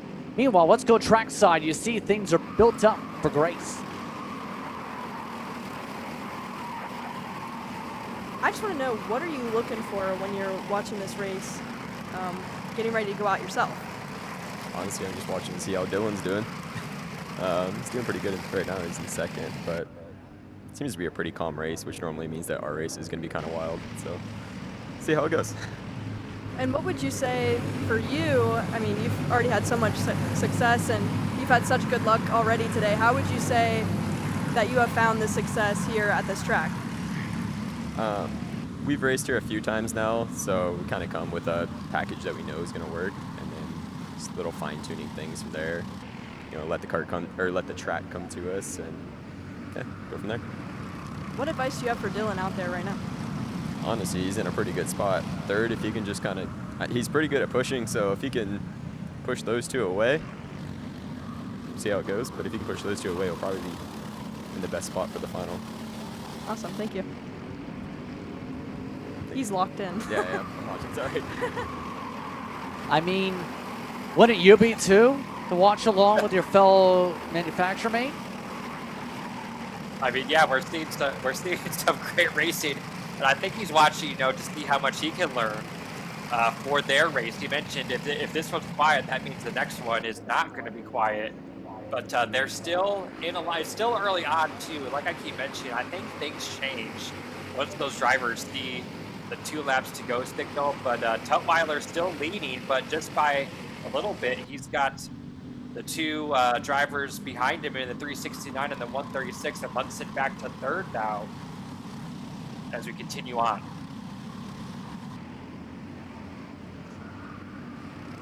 Mikowski, I believe they're inside the top 3, top 2 should say, on the push. One of those that we've seen appear in some of the Canadian action we broadcasted as of late here on Kart Chaser in recent months, but also is very solid when it comes to REM in general, because that team is one of those that brings star power, has developed some top talent that has made their way through some of the brackets in recent years, it feels like, in some of the action that we've seen, especially in 2025. Now, as we come to halfway, that 9 and 369 have done what we've seen in a couple other classes, run away, control the key to this front of the field. Make sure you limit the variables. Yeah, you see on your screen there, I just want to mention Addison Iannello able to make some positions back up to 6th position. Contact earlier, dropped back outside the top 10, I believe. Fastest kart on the track right now as well. Yep, exactly. Iannello is really starting to pick up the pace, but that's the thing on the difference on try to set up your tire pressures, or better yet, maybe your gearing or anything along those lines to have more balance for the end of the run compared to the front end. Obviously, if you have a short run machine, you're going to go flying and fall pretty far down the order. In the case of Iannello, we're seeing here, starting to pick up these spots as some of the battles are heating up in front of her at the moment to try and recover those spots lost. Yeah, it's not going to show on the scoring sheet, but I think she has passed probably the most carts today. But on the scoring sheet, all we see is how many positions gained in the race. But she went fouled back out the top 10 and now back up to 5th now. And still 4 laps to go, so plenty of time. But there's the top 2. They've set the gap between them be over a second and a half between them and the third place drivers. Yes, indeed. And it's really now with Makovsky up at the front. Going to be interesting. Makovsky, mind you, is the driver who picked up the win in the light at the Canadian Nationals that happened recently, a few months ago back in May. All that's while was a cover to 3 laps to go here. Shad's been doing solid here leading this pack. Remember, if you have a good enough car and a good enough mindset, you can recover from a poor qualifying effort in this type of format. The 65, I think, might be someone to keep an eye on for heat number 2 later on today. Based on the speed we've seen here and the fact that Tech's been working very well with his teammate here. Yeah, the second group has formed though, and I don't know, it looks like maybe they shaved off a couple tenths there, but I don't know if they're gonna have enough time to catch the lead duo unless they decide to start mixing it up there for first and second. But I think when they get the 2 to go the next time around, I don't know if the second pack is gonna stay in a line like this. I think they're gonna wanna try and get as many positions as possible, especially if you're Ianello. I mean, she's gotta be frustrated about what happened there on that first lap. Almost back up to where she started, so just 2 more positions, because I believe she started in 3rd, and you can see she's fastest lap once again. So some speed under that cart late in the going. Indeed, and right now as they come to 2 to go, see what's happening next here in this pack in terms of changes. Munson in the 6th position amongst this pack after being the leaders earlier. Jackson Yum, by the way, after being off track earlier in some of the sessions with 2 to go, now showing at the flag stand, has gained up to 7th as a +4 on the race here in this one. Your fastest lap again, Ianello, still setting them purple after purple, best 3-lap average over the entire field right now. And still, that is while being a pusher. And I'll say that pack that she's in shaved about 3 tenths off the lead that time by. But again, we only have 2 to go. So if you do the math, I don't know if that will not be enough time, but you never know. They could sniff a draft now off those 2 leaders. And if those 2 leaders start racing, we'll be right back in this. So this is far from over as we're coming around to the white flag. Coming up to 1 lap to go. As right now, Kopsky trying to find a way to make sure to stay up at the point. Has been able to maintain, but now has to go defensive. Shad having to battle it out with Thek teammates. Now looking to duke it out. The Coyotes and the PPKs starting to battle it out, while the race leaders try and go defensive. The REM Cosmic trying to hold on to the inside again. Tutwiler looking left, right, everywhere. Yeah, the second group said white flag is out. We're going to go racing now, but it looks like they still may be catching this lead duo as they're starting to dice it up here. But does anyone have anything for our leader? Or are we going to see what we've been seeing for these past couple of heats, Justin? Are we going to see it come down to the start-finish line? Here we go. Turn 12 has been very active for pass attempts. And Tutwiler gets to the inside. Makovsky pulls back to second. Is he trying to set up for a drag race? We've seen it so many times today. Tutwiler, though, good exit. Going to the final corners. Here comes the Cosmic trying to look to the inside, right alongside the grass. It's side by side again with Tutwiler taking the win. And a 3rd thumbs up on the day. It's thumbs up day, apparently, in the CKNA Summer Nationals. That's also the 3rd or 4th race that we've seen where the margin of victory is just a couple of tenths or a couple of hundredths there. So what another amazing race by these seniors here. You can see the split there from 1st to 6th. What a great race we saw there. Also, you know, there's that second pack between 7th and about 8th and 9th there. So good racing throughout the pack, but Addison Ianello, back up to 5th place. I know that's probably not what she wanted. She wanted to be contending for that win, but it could have been a lot worse after she went outside the top 10. And once again, thumbs up all around for the racing today. We still have another group coming up, though. Senior Light putting on some racing efforts. You're watching Kart Chaser. More is coming up after this.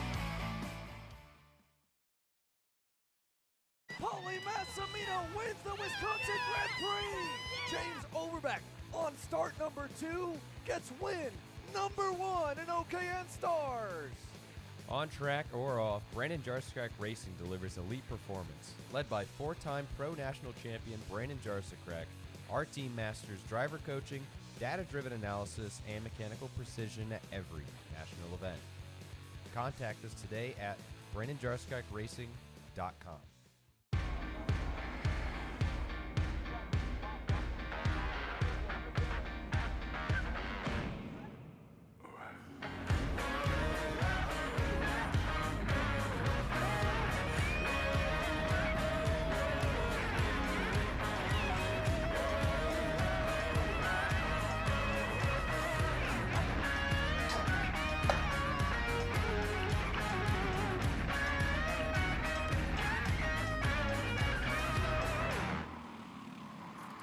Are you stuck with your... Heard it's starting to spit rain down all of a sudden because those rain clouds have now reached it to around Owenton. Colin Warren in the even group over Christopher McKeithen, Carl and Lorenko. Some big heavy hitters, Jack Simpson for PSL Karting, the Canadian, alongside Erwin, Reed, Klein, Owen Lloyd, and Zimmerman inside the top 10. Those clouds are getting ominous, aren't they? For Maud, Chambers, Tortado, and Gillen, they'll look to try and move ahead. McLeod, along with Lawler, Baker, Clark, McGee, and Day. And there's two others. The Braden Heber machine, that's one of the top club racers, is on the final tab that you'll see right here. And Capolongo will have to go from the back to the front here today to have a shot by Heat 2. So all of a sudden, there's a lot to watch for on the radar, and the race drivers are ready. Green flag is waving. We're back to racing, and Lloyd leads things off. Colin Warren, should say, leads things off up at the head of the field. Yeah, it doesn't look like it's obviously raining or sprinkling hard enough to slow the action down on the racetrack because they are still full throttle through these corners. But Justin, as you mentioned, I covered a race a couple months ago. It started sprinkling mid-event, and the drivers all went off the racetrack. So something to keep an eye on. You can take a look at the radar on the Kart Chaser broadcast. The green and blue is creeping into the area. That's something we're going to monitor, but they are racing here. Oh no, and we have issues, I think, in the back of the pack. McGee amongst those with Lawler, who had some good qualifying efforts at the moment. From what we're hearing, anything, if anything at all, would be very shallow weather situations at the moment per our weather analyst, Carson Clements, that's currently over at Indy. Of course, they have been dealing with the brunt of the weather situation too in the region. But after the first lap right now, it's up in front. Warren McKeith and Carl Lorenko. Not many changes up here to start, unless you're someone like Ma that fell down a few spots, or Capolongo, who went up to 17th already. It looks like these guys and girls are pretty content to ride it out early on here, but the leaders haven't really strung out to, or haven't really gotten a huge lead. It looks like everyone's kind of evenly spaced. We see a pass here, that 214 taking the lead as we take a look at our double box back in the pits. And I believe that we are going to go down to Alex, who may be with one of our drivers. Yeah, thanks. Down here, Lucas Theck. Lucas, I mean, visually from the outside, the racing looked a little calm. You kind of gave me a look before the interview of like, it wasn't so calm inside the driver's seat. What's it like out there? Yeah, this track's awesome. It has some nice tight racing, and yeah, I think the Coyotes right now were the ones to beat. It's just we got a little stuck on the start, and we just had to make up some time. Sorry about the cart in the background here, but the audio's still going to work fine. Last lap there, leader started to defend. You went to go past Brady Shad in the first corner of the last lap. You feel like you had a little more pace there to kind of bring the guys up towards the front? I don't know if I had more pace. We're all pretty equal, but yeah, I don't know. I thought I had the momentum and it wouldn't waste too much time, so I just went for it. Is that the key around this place? Do you want to be the guy leading the train up front, or you want to be the guy that kind of waits and sees what happens? It all just depends what gearing you're on. Right there, I just didn't want to waste any time to get to the leaders, and they were blocking. But if you have the gear for the straightaway, you kind of want to be in the lead, but you could also get passed out right out of the corner. So, thanks, Lucas. No problem. Some good statements there on some of the battling where, yes, it may look calm on the eyeball test, as he said, but in reality, it's a whole different beast when you're the driver trying to drive in the pack. Oh, and off track. Hold on a moment.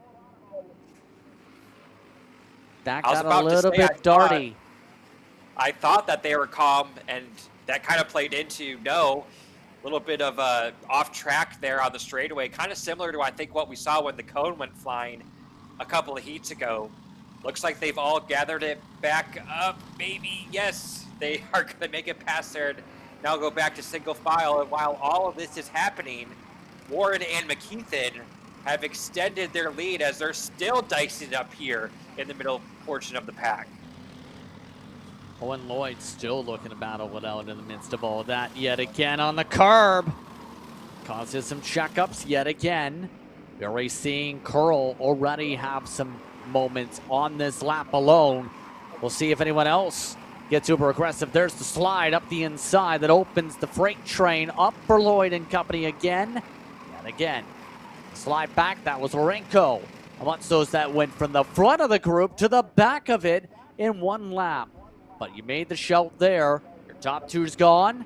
Third place, you have Hudson Erlin trying to hold off the crowd. Klein Curl in the top 5 still.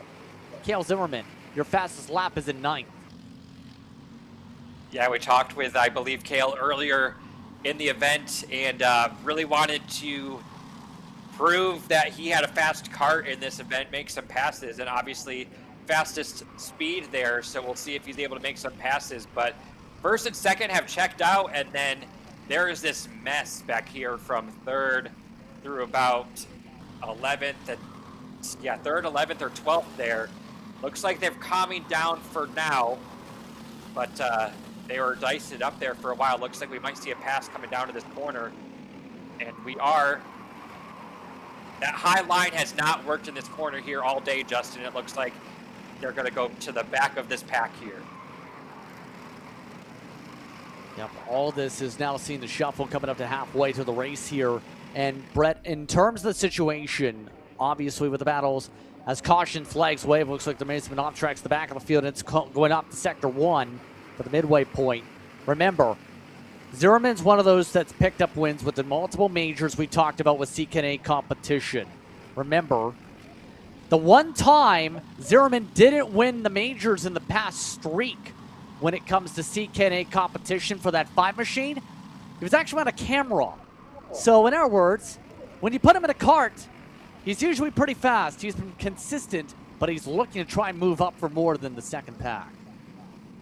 Yeah, it looks like he's still stuck over there in 8th position, and he has plenty of time to make up some more positions, especially how tightly packed together they are back here. As you can see, more passing down in this section where if you get out of line, you're going to go right to the back, but looks like that cart there, that's the 603, that's Cameron Reed, was able to get back in line and not lose too many positions.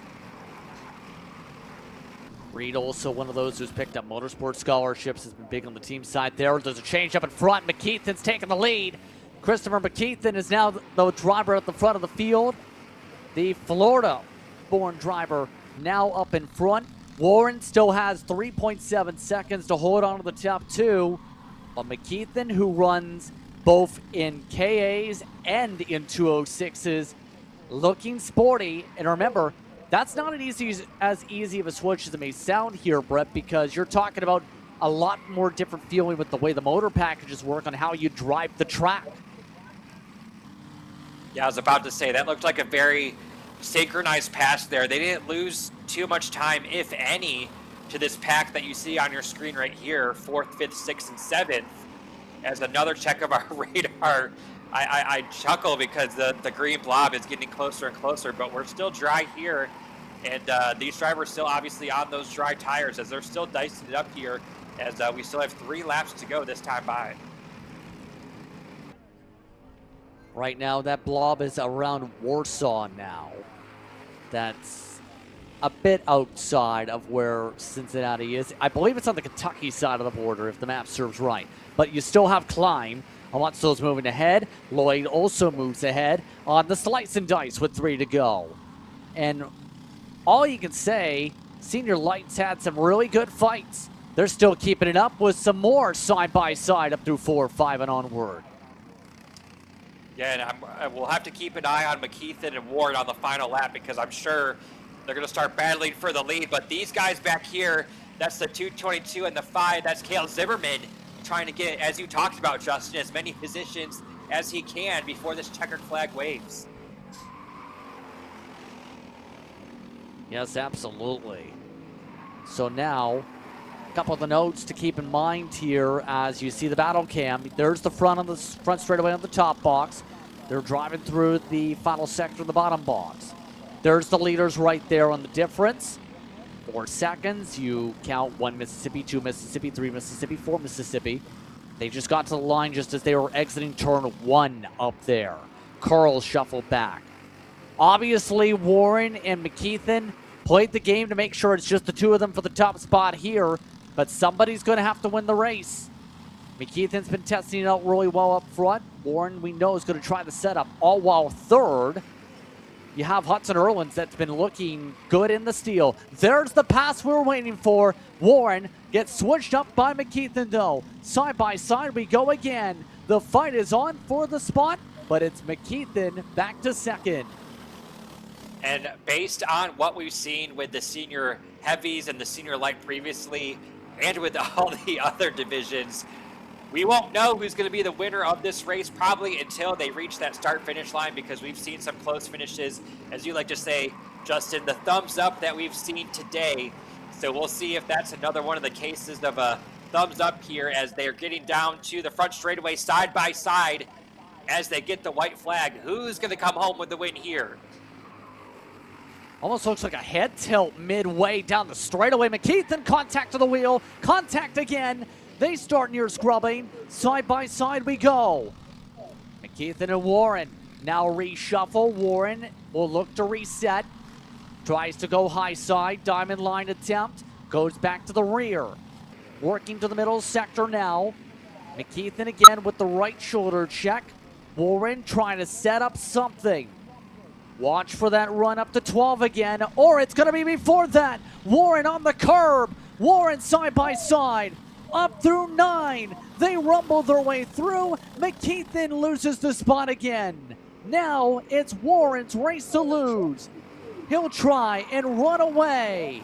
The gap built up by 7 kart lengths. Colin Warren set up the pass with 2 laps to go. Then with the defense, able to maneuver past McKeithen in Sector 2. The battles are on 5th on back, but it's up in front. Warren in Senior Light, who picks up a heat race victory unofficially. And then look at this battle back here. Every position matters as they're going to finish double wide there. But for McKeithen, Justin, I think he really went over that curb heavily in that corner, just lost all his momentum going down the hill into those final 2 corners and just couldn't do a charge to get back up to Colin Warren. So the curbing really scrubbing off a lot of speed there. So a good setup for the pass. Warren, McKeithen. Give a shout out to Reed on the podium. The RMS machine gets a top 3 in the heat. Zimmerman, Curl, Irwin, Renko, Chambers, followed by Simpson and Klein in the top 10. Your biggest mover, look at Capilongo. A spots gained in 10 laps is really good for the 328. Yes, and you can take a look at the bottom finishers, 13th, 14th, 15th. Looking for some speed off the pace a little bit, 10 seconds, 11 seconds, 17 seconds back, and then Again, you can take a look at the dark clouds that are slowly making their way in here to the Motorsports Country Club of Cincinnati. But again, we're still dry, but you know those drivers, those teams down in the pit area, they're looking at that radar trying to determine if they're ever going to have to break out those rain tires once again. And Colin, ever the more mindset focused. We heard the thoughts from him earlier on for the race. Keeping that up here as you see the drivers finish up their mindsets after a race like that one.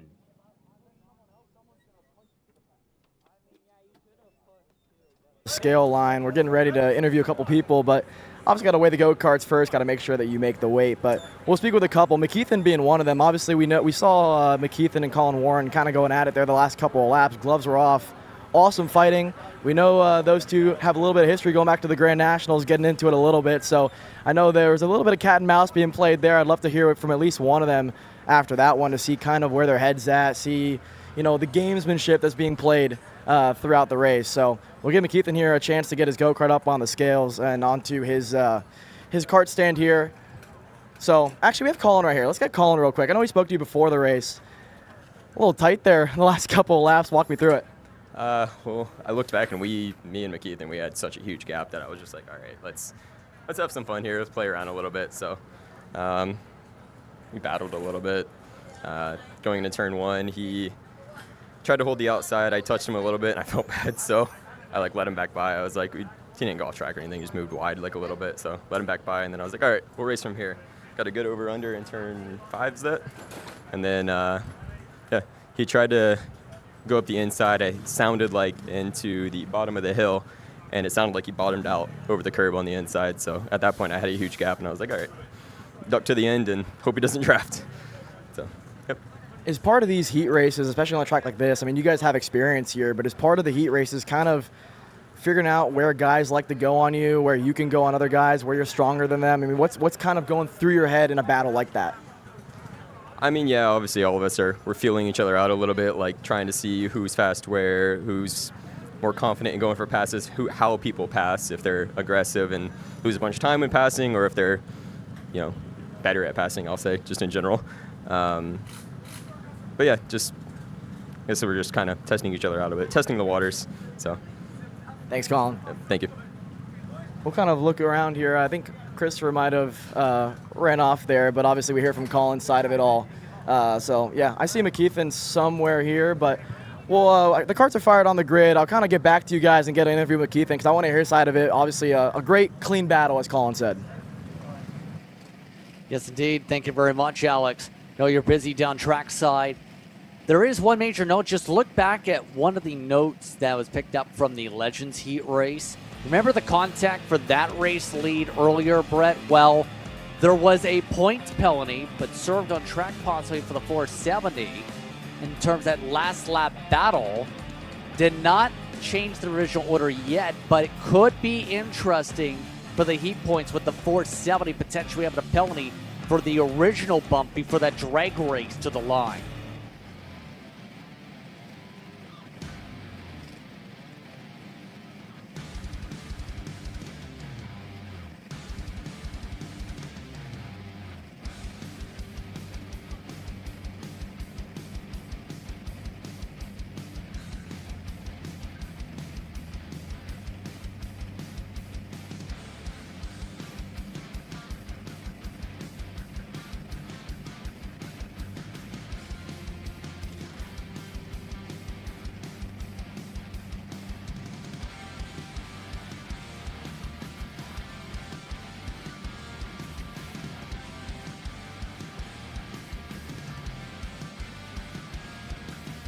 So Sportsman will get themselves going in a little bit here. You see one driver already trying to warm things up. Some of the other bulletins we already discussed most of them. There was one for Capilongo potentially that might be coming into play here from one of the Heat races as an avoid of a contact penalty situation. Calvin Zing, David Baker, also some of those of note from those races. Here's a look at the schedule as this is the current estimates looking at the schedule. Sportsman now at 355. We're at 353 right now, so obviously launching earlier here. Masters, then the senior mediums, Then we go to the top of the order again with the juniors, then the cadets, just prior to 6 o'clock, give or take. Again, all that's subject to change, not just with the weather, but with everything else going forward, as you see just how this is going to go for these races. Austin Taylor is up on the front for Sportsman. Kanache in second. Hemphill, Lem, Todd, No, followed by Alexander McCluskey, then Drew Snyder and Vicente Santino Aguilar is inside the top 10 in this order for these karts here today. We have 21 total, including Jackson Brewster, Logan Pollock, Ricci Grenier, Harrison Bell, Ryan Hall, Hodges, Collins.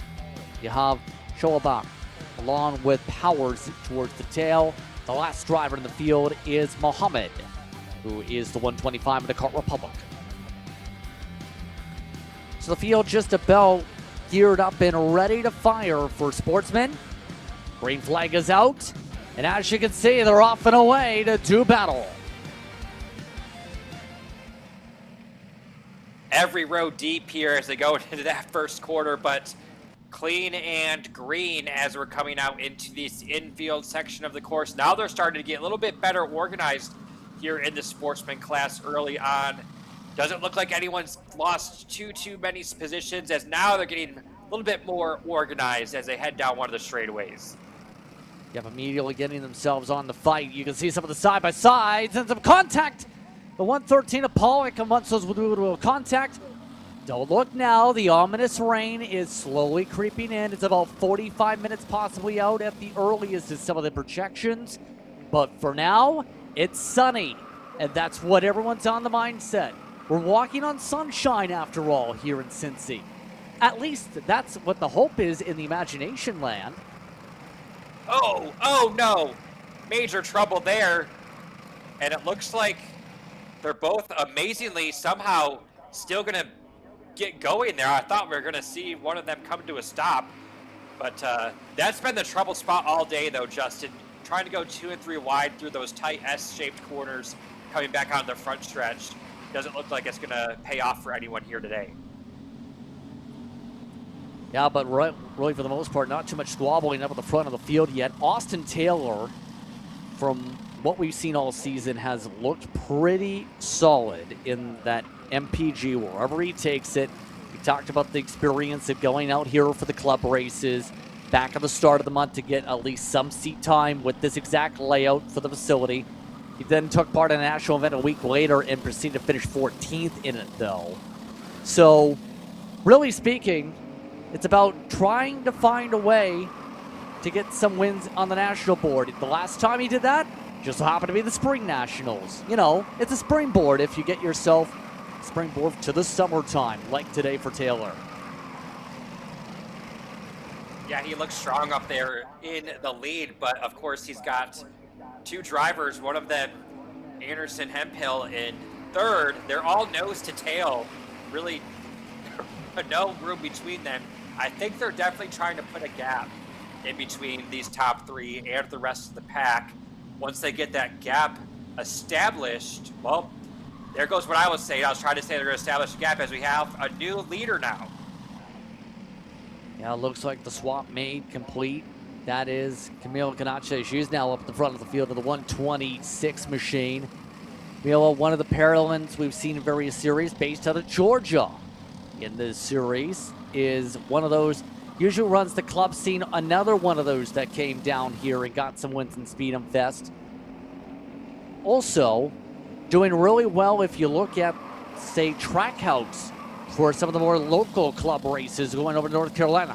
Look at the back of the field, meanwhile. There are some drivers in the grass back there getting aggressive and around the teens to the 20s.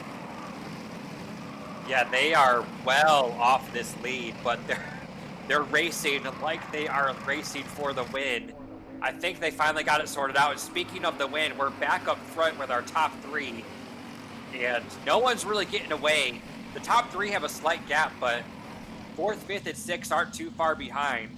So it's still anyone's in this as they continue to dice it up front. Looks like they're not going to be able to break away from the field too much when they're racing like this.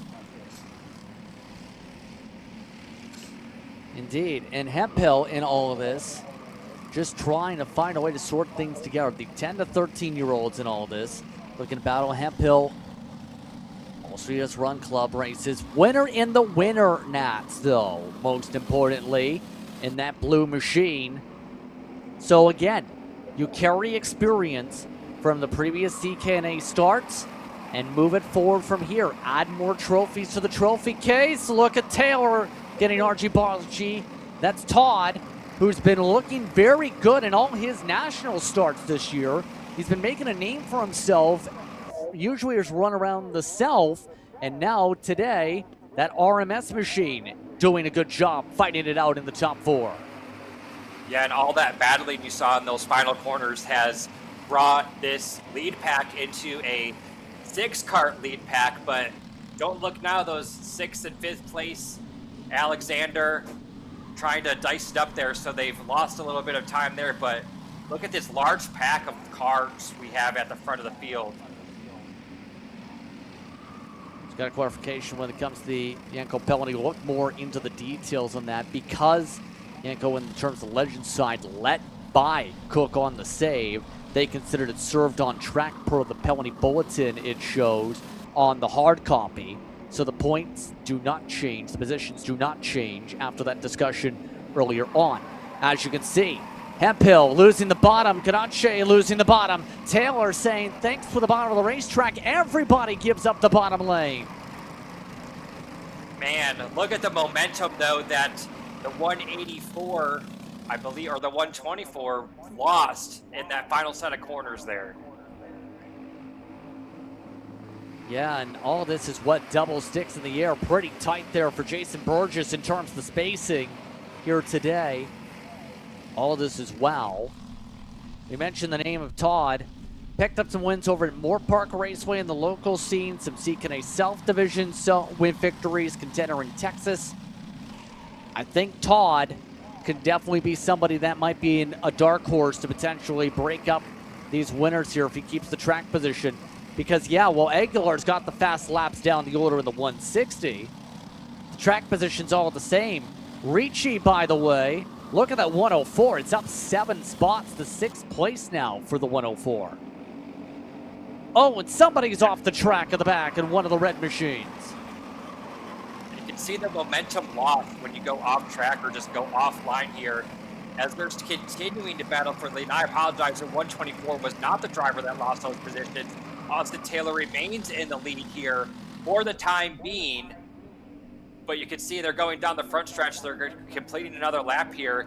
Everyone looks like they're getting organized back together to try to make a charge once again to the lead of this pack. But no one really content, Justin, on just riding around here trying to make a gap. They all want to battle for these positions. Can confirm, believe that was Harrison Bell that dropped down to 12th position on the order that we've seen on the off track. Meanwhile, look at all the Orsolons looking to make their way through traffic. That includes Aguilar, Hemphill. The long run speed just hasn't been there track position wise. Not working out for that MGM. But we're coming up to 3 laps to go. So what do you think is going into the mindset as a driver now in this later stage at this point? As a lot of smoke puffs starting to come out there in that group all of a sudden. Something going wrong with the with Blem. It's Blem. And you have to wonder, do you keep it out on the track?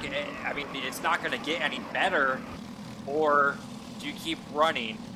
And it looks like, yep, going to go to the pits there. Heartbreaker there because that's nothing you can control. That looks like a mechanical issue there. A lot of those races in the Texas Karting League having some issues there. So now, as time runs out here in this one, you can see the Orsolons might have run out of time to do the moves here at this point. But now, remember, this is going to be the important thing for some of the drivers. Do you prefer to get the win, or do you prefer, or rather, here's the thing. We've seen how dominant the inside line's been on the starts here, Brett. Do you try and get yourself in a position that puts you on the outside for Heat 2 if you know it's a points advantage? Take that risk? You know, honestly, if I was behind these helmets right now, I don't know if they are even considering that. I think, especially with the age range that we see in these karts, I think they just want the win. And we're going to find out here in 2 laps if that's the case as Austin Taylor continues to lead, but got 3 drivers, excuse me, right behind that could take this win away. Yeah, this is a lot of potential for a lot of battling is what I'm trying to get the point out of here. Zayden Alexander, you have to give a good shout at, has had some fast laps in this one, still holds the purple lap of the race actually. It's one of those that is continuing to work, as you see. The work being put in down pit road side after some of the problems there. That's Blem being taken on the kart stand. I think they'll have plenty of time to diagnose whatever that is. Alex. Yeah, well, the diagnosis didn't take very long. The right rear hub moved in so much the tire was rubbing against the engine there. So I don't remember the last time I saw one of those, because at first, obviously, the smoke, when you can't really tell what's going on in the back, I thought for sure the oil plug came out. But I looked over and just the right rear hub slid in, rubbing against the engine. Kart's not going to go very far. Thank you so much, Alex. One of the best in the business when it comes to knowing the karts, to say the least. But the race lead is on. Canacce during that point took the lead, and Taylor is now on the rear end, looking to go back on the attack. Canacce hugging, now goes up the track. Looks like no moves yet for Taylor. Might be waiting for that final sector with Mikey Todd in the popcorn seat along with Alexander. They'll all make their way through up towards 12, 13, and 14. Taylor, great run. Here he goes, looked inside, looks outside. Now looks inside again on the cross attempt, hits the bumper. Goes back in line while Alexander goes for third. Taylor, his best shot is now the drag race attempt. Looks to line it up. Canacce has Taylor staying on the bumper. No move yet. There it goes inside, side by side. They make their way up the stretch. At the line, it was Taylor by 19 one-thousandths of a second. That's very similar, Justin, to what we've seen all day. Coming down to the line, getting a run off that final corner, down the straightaway and coming down to the line. Just great racing we've seen all day here at the Motorsports Country Club of Cincinnati. But wow, that was a great race, as I mentioned. But what a heartbreaker for the 126, because you thought you had your win in the bag there, and then just a few feet, you lose it. That's why Austin Taylor just got the win at the line by 19 one-thousandths. Alexander in third over Todd Hemphill in the top 5. Aguilar and Ricci were both moving forward. They finished 6th and 7th respectively, with Peklowski, Snyder, no in the top 10, separated by about 7.6 seconds. Harrison Bell after the track also there. Blem and Mohammed were the 2 DNFs in the race. I think you could also potentially put Brewster and Collins with last lap situations in that box. Look top to bottom of the running order here in this one. We'll take a break. We come back. More coverage. You're watching Kart Chaser as we continue on with Heat 1 action. Are you stuck with your kart racing? Not sure the ideal kart setup? Or going to a track for the first time? Well, Kart Class has the answers for you. Our online portal has a wealth of experience and knowledge to help your kart racing. From kart setup advice to track guides that are targeted specifically to your circuit, or the driver coaching aspects with mindset, racecraft and driving techniques. If you want to take your karting to the next level, visit us at kartclass.com.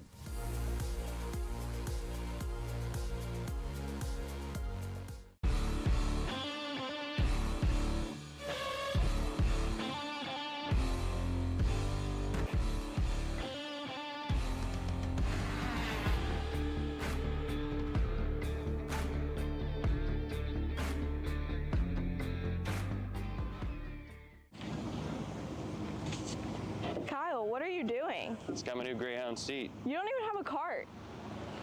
Doesn't matter. I have a Greyhound. Who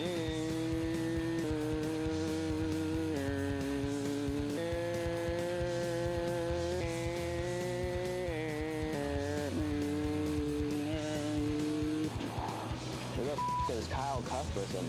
Doesn't even have a go-kart. Doesn't matter.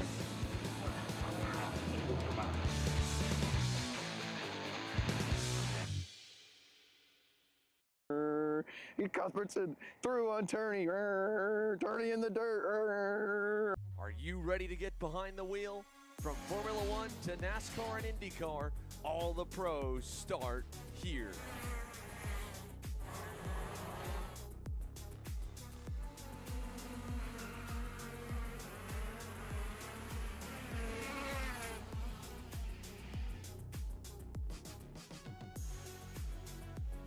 For more information, check us out online at mcckarting.com or call us and go racing today.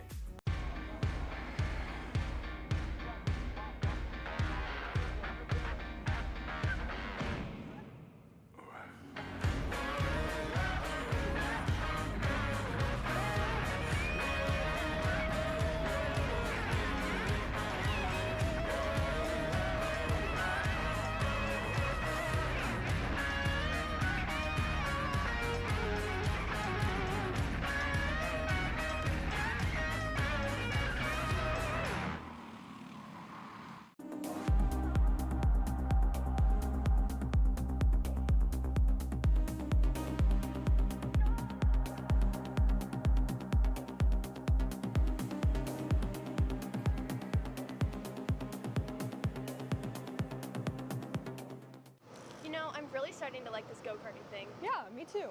Oh my gosh, can I show you this cute dress I just got? Yes, of course. Oh my goodness, it's so cute. I just love shopping. I love shopping too. Oh my gosh. Wait, did you guys say you like shopping? Of course. Well, dude, I have the perfect place to do that at. ShopPayCara.com. At ShopPayCara.com, you can get free shipping orders $200 or more. You can get anything you want, like MXC rims, gloves, rib vests, shoes, anything that you need, all at ShopPayCara.com.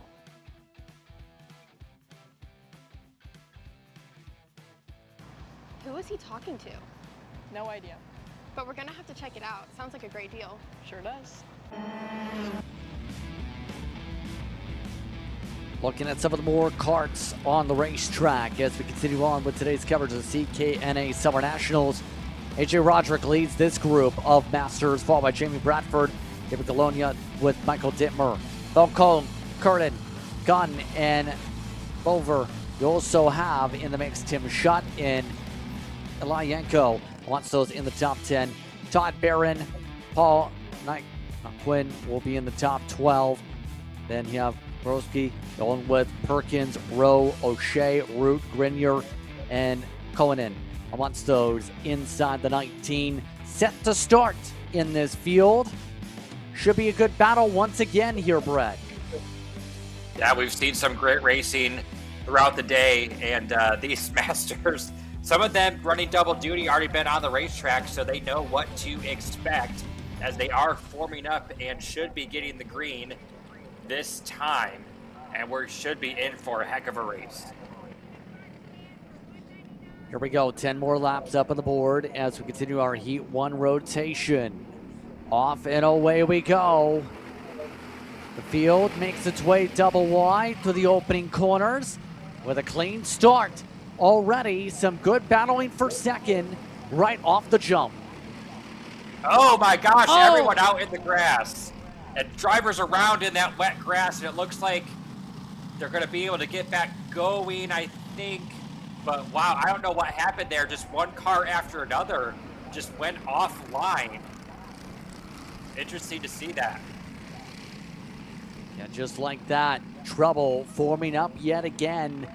And that's kind of separate parts of this pack here as Roderick amongst those looking to stay in control. Bradford seems committed to at least try and create a breakaway in his MGM. Meanwhile, Lonia amongst those who had a good qualifying effort earlier today, looking to try and back up the speed yet again as some of the others Then our crossovers from the Legends side, looking to try and cut their way through. There's some of the karts off the racetrack. Well, at the front of the field, down the front straightaway ends the first lap. And I think they need to be careful going through after this corner, this section, because I think there's a lot of water off the racetrack. Yep, at this point you can see them playing a little bit different with the lines here, but it's setting up side by side. A little bit of pointing back and forth there. And just like that, a switchback for Roderick. Wonder what that communication was about there. Bradford didn't like the move per se and decided it's better to stay working together with Roderick. Yeah, you can see they have a little bit of a gap there, but everyone's strung out, I think, because of what we saw on that initial lap there, Justin. We'll see if anyone can get better organized to get back up to these lead two karts. And that's going to be an interesting stage of this one to keep an eye on here. And obviously the team boss going to just be the Pied Piper if he can here for his side at the very least. He's the only one of the Masters for his team. We had both Cook and Bolton run under his banner, remember, in the Legends class. Those drivers not doing double duty, though, for this event here today. Dittmer, by the way, is holding on to the top three, up a spot. 77, doing pretty solid to begin things off here in the pink and blue, right ahead of where Falcone and company are. And you can see, I believe, the 999 there. I believe Falcone, his cart is covered in mud, so I believe that's coming from the initial incident that we saw with multiple carts going offline there. As you can see, things settling out nicely, quiet for now, but we're still early on, just lap 3 of 10 in this event. As they're making their way down to complete lap number 3, they'll be on the front stretch after this set of corners right here with a little bit more passing here deeper in the field. Tim Shuttermunsel's trying to make some passes as battle is on again for third. Point to the side pod as Bologna says, I'd like to go ahead, and does get the chance to go ahead. David, one of those we talked about from Kentucky, but in case of Dittmer here, one of those that originally had a different number registration for the weekend, but has ran mostly in Cup Karts North competition outside of a Spring Nats appearance. Had a very quiet appearance at Charlotte Motor Speedway at the start of the year. But so far, running top 5 here today in the Summer Nats at a track that he seems pretty comfortable at. If you look at the way the series works with the North Side, he's been one of its better drivers in some cases. Has had some bad luck in other races, but it's a big step up here for today. All while the top 2 still maintains a 1 second gap. Yeah, I'm interested to see if Dittmer is able to work with the 291. Doesn't look like he's close enough, though, to work with the 291 and try and close that gap down to Roderick and Bradford. But you can see as they come on the front stretch, there's definitely a big gap between 3rd and 4th. So I don't know if they're going to be able to catch the lead duo unless they start swapping the lead. As you can see, our leader just set the fastest lap. Roderick looking good, and obviously he's been really good in terms of what he's been able to do team-wise in this region whenever we've seen his name pop up here. At one point, he was a part of a 3-team technical alliance amongst the Coyotes to help build things up when it started its partnerships back in 2024. So Munzel's really trying to help build out that manufacturer even more so for the past few years. And sometimes those alliances and allegiances are big because if you get the right manufacturer/chassis brand underneath your machine, it's a big boost to your program. And look at this battle deep in the field. Now these drivers are all lined up here, and they're really taking any position they can get. You can see the small draft there down the front stretch. Looks like we're going to get a pass here. This is about, I think, 5th on back to about 13th. That's the 470, so that's Eli Yanko already had an event today, so doing double duty, I think he definitely wants to be a little bit higher up in this field, and it looks like he's been able to do that, but he's going to have to close the gap here to the top 5. He will, and have to find a way to go. Let's send it down trackside. Here alongside with Addison Ianello. Addison, you had a pretty calm light race there. What are you expecting for the medium? Yeah, I think we've got good pace. The light race was okay. I fell back to about 10th on the start, but we made it back up to 5th, and we just all worked together, and I ended up, well, I think 5th. So we'll see how this goes. I got good pace, so. And I'm noticing here you have a lot less Coyote karts around you, whereas the light race, you had some more teammates around you. How do you think that's going to change your race? Yeah, for sure. We'll just kind of have to see how it goes, see how I fall in. I think they're obviously going to work together, and then I'll just kind of have to see where I fall in, but we'll see how it goes. Good luck. Thank you. Interesting points there indeed about the pace from the previous run and how that will compare to the medium. But all this as well, we're coming up to 3 laps to go for this race, and again, no major changes up at the front. The top 2 are content, the next 2 are content. Yanko was amongst those that's been pushing ahead up 4, though, we'll say, in that next group, because you can see he's been able to get ahead of drivers like the Bover. You have Curtin, Perkins also amongst those that are trying to charge forward. Yeah, I was about to say, now these drivers back here, that's about 7th through, I think, 13th or 14th, Justin, and they've really been dicing it up back here. Again, I keep mentioning, you know, with these heats, you want to get any position. All positions matter. They're going to tally up the points at the end of the day. That's going to determine where you start tomorrow. Obviously want to start as close as you can to the lead, because tomorrow's for all the money. And as we mentioned, we heard one driver mention earlier that he thinks it's hard to pass here. Now, I would beg to differ maybe, because I think we've seen a lot of passing in some of these heat races, but you got to get all you can on these starts of the races, because you can see how strung out they've gotten here in this Masters division, as we are on lap 8 now with just 3 to go. So we'll see again if as these guys in the back continue to dice up, we'll see if our front 2 decide to save their moves for the final lap or just for the start finish line, as we've been seeing all afternoon long. And as this is all going through here, you see some of the air movers, cars like Barron, like Gunn. We've seen some ups and downs for them in the matter of they didn't even get the chance to go. And that's the tough part.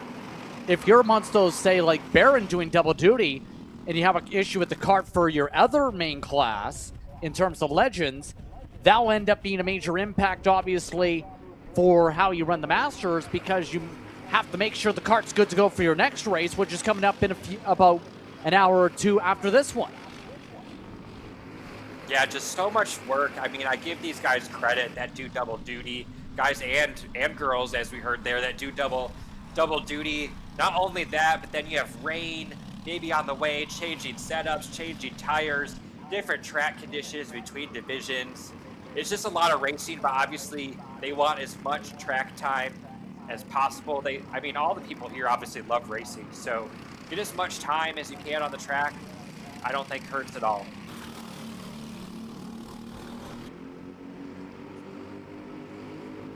Here comes some sense to the inside. It looks like a little bit of that waiting game is done here. There's that move. We were waiting to see when it would happen. Bradford's now up in front, coming up to 1 lap to go. Roderick looking for a send to the left, trying to go back and forth. Coming up to the white flag this time by. Looks like they're doing back and forth conversating while driving as Roderick takes the lead back. Yeah, it looks like they are maybe catching up on some lost times there, but they let the battle go here now, and I think they have a large enough gap. They don't have to worry about 3rd and 4th as they continue to try and set up passes here on this final lap. And this race is far from over. I think we're going to see it come down to the line once again, as we've been seeing all afternoon. Absolutely. Now the fight is on to find out who's going to come out on top amongst the Masters. Roderick on the curbing. Bradford looking to go to the outside. Here we go. Sen is there. To the bumper again. Bradford with an air poke. Once again, Roderick trying to hold on in front. Coming up to the checker flag. Roderick looks back, looking comfortable as he'll come up to the final stretch. AJ Roderick leads just about the entire day to the checkered and black flags together to take the win.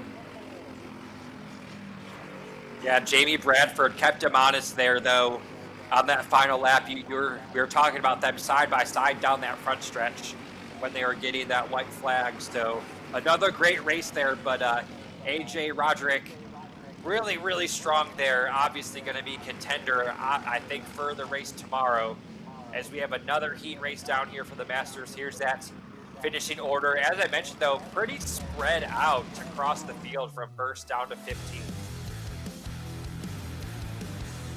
An absolutely exciting end to that one, where Roderick is able to come out on top and pick up the win. Gets the job done in the Masters class. Onya, Dittmer, Falcone, Yanko in the top 6. Yanko ahead of some of the others in the mix, but 3 drivers, 2 of which did not start, listed as outs there. After an interesting one, to say the least. We still have 2 more races to go here, Brett. That's the big thing when it comes to Heat 1. And they're the big ones, the senior medium classes that are going to become the focal points from here after some exciting Masters racing. Yeah, I'd love to hear from some of the drivers about perhaps how much the track has changed over the day. Obviously, yes, we started in the wet, but now we have a rubbered-in track. I believe the track temperature is probably raised. So I'm curious to see if there's some major differences out there from when these guys and girls were out earlier this morning in the heats compared to now. I think that's kind of the thought process here too. As you see, they had to get their way to the tech line, of course, and make sure they're all set. You can see a couple of the drivers after that battle just exchanging some good discussions on the various racing lines, some good gesture conversations, it looks like, down there as they make their way through the scales.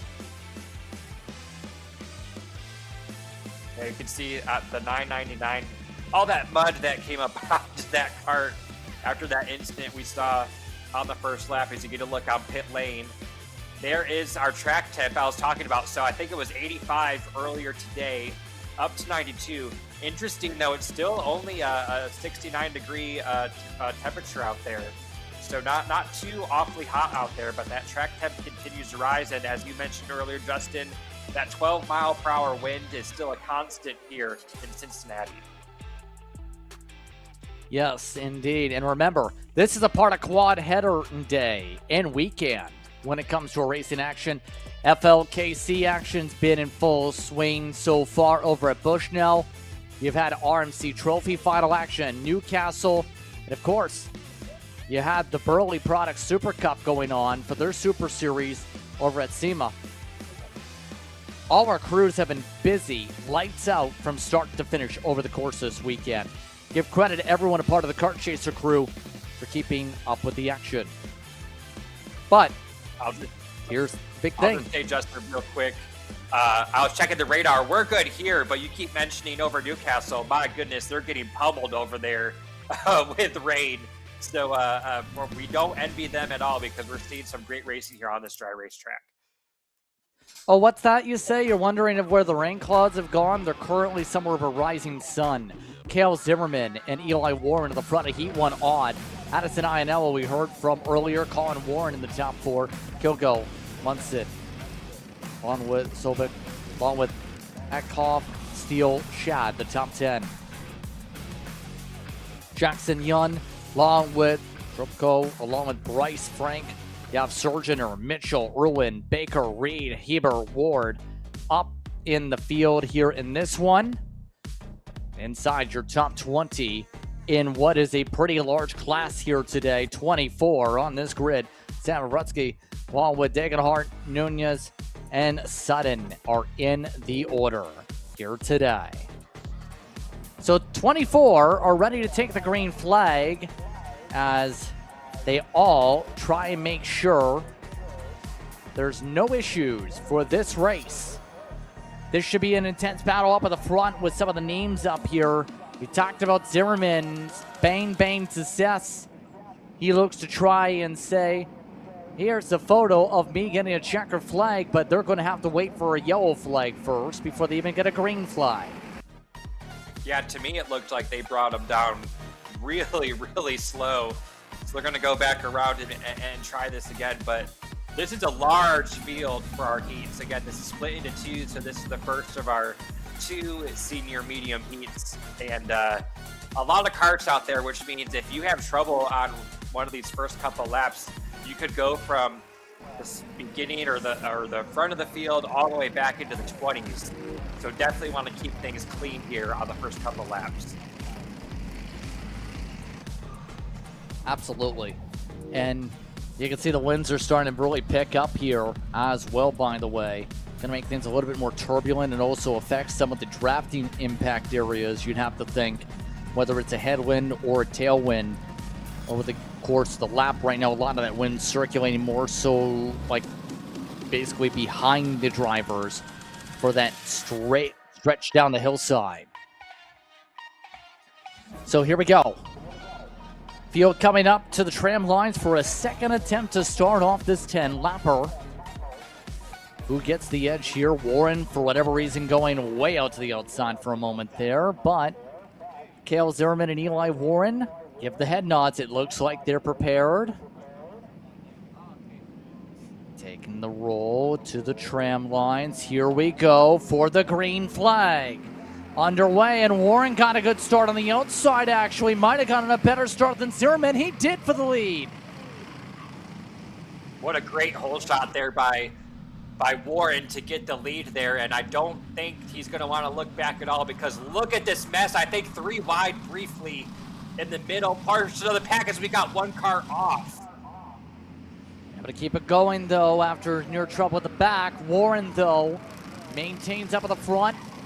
Well, 2 of the Warrens are up at the front. 1, 3, and 4. 1 and 3, I should say.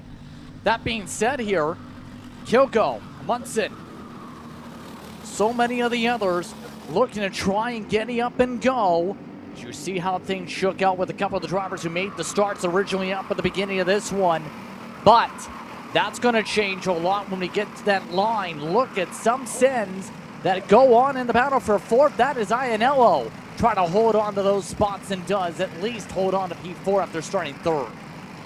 Yeah, I think Iannello learned from the previous class that she ran. She does not want to drop out of the main racing line and get shuffled to the 10th place position. So she's solidly right now in that 4th place position. All this is to say, great race to begin things off here. All wow, Munson and Munsters going forward here. Reed, by the way, amongst those who's gone up 7. Did I say that's one of the names to keep an eye on potentially here, Brett? That card is flying. Yeah, you'd love to get all those positions so early on in this event. And you can see, everyone's pretty much, we have a battle here for the lead. Looks like Eli Warren's going to shuffle back to 3rd, but they get back in line to not lose too much time to that second pack. Absolutely blistering to the field here early on here. Still going to have to keep an eye on the race leaders here because, again, they don't seem to want to be too patient here this time through. Zimmerman, Warren up in the top 3 with Colin taking over the 2nd spot. Very quick check-in. Grace has a report on Reed. Going to talk about Cameron Reed. She started this race in P18 in comparison to her light race where she started up really high and finished in P3. But we talked to her before this race and she said that she kind of had a struggle in qualifying for the medium race. As we remember earlier this morning, there was quite the challenge. Also with her running her own team, Reed Motorsports, she had what she called a franking cart. for her medium qualifying. So she decided to go out here and she's pushing. She's already up 7 positions and we're only 2 laps in. Back to you guys. I'd really like to know the context of what a Frankenkart would be there. That sounds like an interesting contraption, if that is indeed the case. I know there's been some bad luck in that situation over the season with broken seats that have popped up, etc. Race lead, Zimmerman versus Colin Warren. No changes yet here on lap number 4.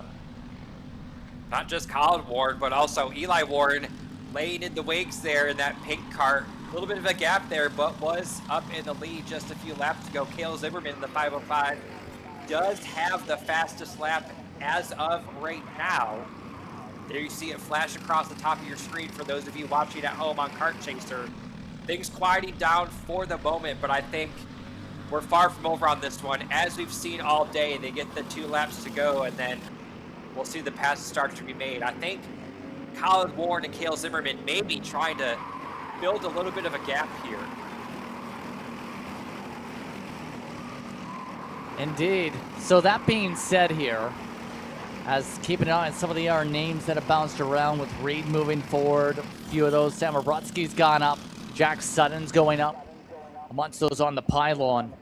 This is the big thing, remember, and this is part of this too, with the way the weather worked out by around these points of the qualifying sessions, where some of the teams got the chance to put together some time on drier conditions, others did not. Remember, this was the class that ended up having essentially one of the run groups having to get an extra session for the wet conditions to make sure they had what was done right for qualifying.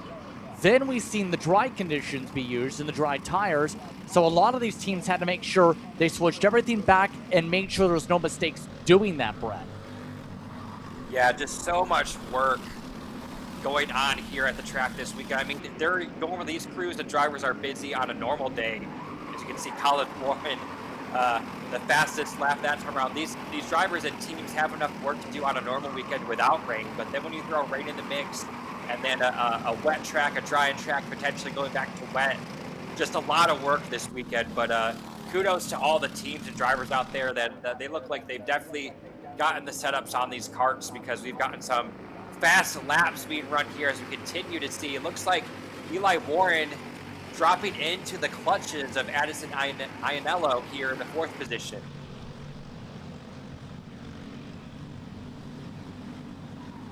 Yep, and so as Iannello goes right back at it, look at the difference of the Warrens.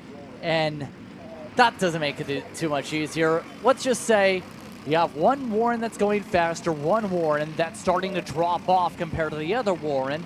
In other words, you have one Warren that's flying and the other one isn't. I can tell you this, Colin Warren is the one with the 107.7s on the average of the past 3 laps. Eli is the one with the 108 flats over that same period. Yeah, don't forget, it was just a few laps ago, Eli Warren was in the lead. And it looks like that cart is just falling off because now he's in the clutches of these drivers again. But he was able to gain one of those positions back, as I say that. But he's not as fast as he was early on in this event. Yes, indeed. You see the Cale Zimmerman pace in reference. He got some personal bests in the 107.6s earlier on. For reference, Iannello just ran a 108.7 while trying to run side by side. So really, if you watch along and calculate with all of this, as the 65 shot gets moved along and shuffled about, if you will, it's all about to what if you're a team manager, you're keeping an eye on this data and taking a look at those GoPros and see what you can improve upon for your drivers to make sure you're up there at, say, the purple lap, or put yourself in a decent ballpark to that when we go racing, especially Sunday. And look at what all that passing and side-by-side racing has done. It's brought a bunch of other drivers inside the top 10 right into the top 5 here. And they're dicing it up as we come down onto the front straightaway. But that just shows, in this class especially, running side by side just for a few corners can just easily bring some of these drivers back into it. And then look at Eli Warren, able to drive away once again after I said that the kart wasn't as quick. So things can change so quickly here, just in a matter of a few laps. Absolutely, with 3 to go here. Nervousness time if you're Zimmerman to hold off Colin Warren here. And we know Colin is very subtuitous, I guess you could say. He's got the fastest lap now, as INL still has not stopped battling, this time with Amundsen.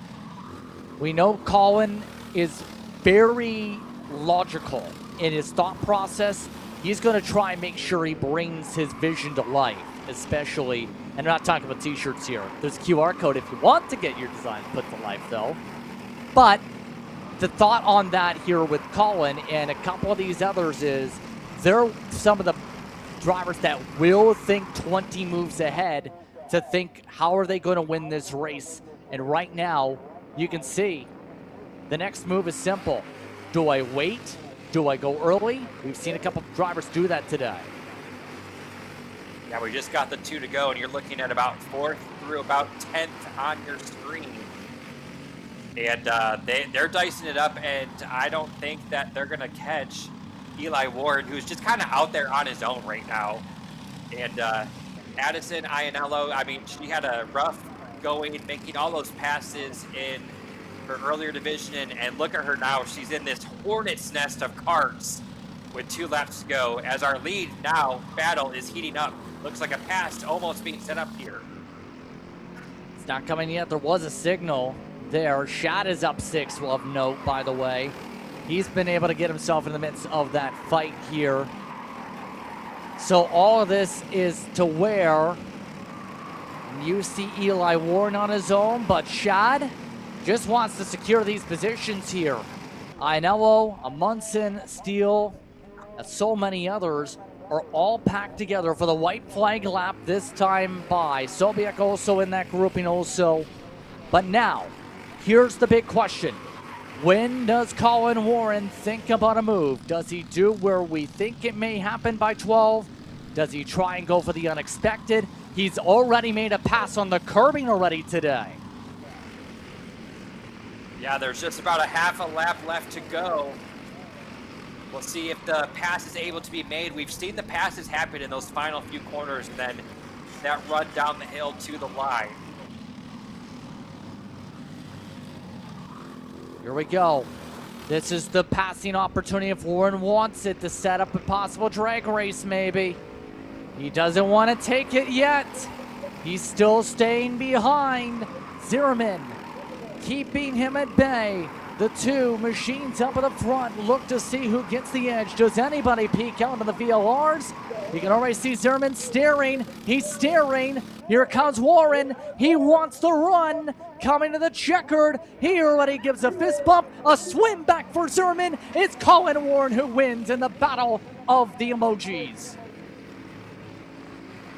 And then look at this mess coming across the line right now, but some little gamesmanship, some fun there as they came across the line.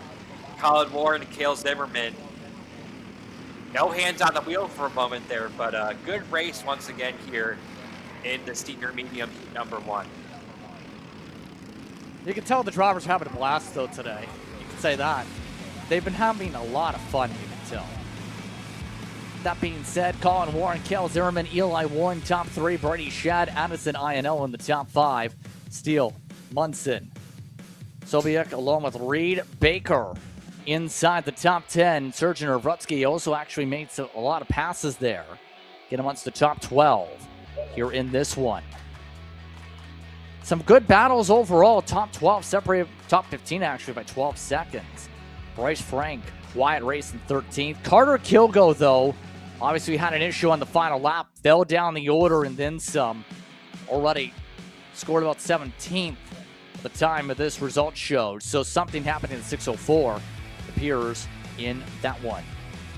As you can see, drivers pulling up to the scales after the battle of the emotes in one case. Sent out trackside, Brady Shad was on the move in that one.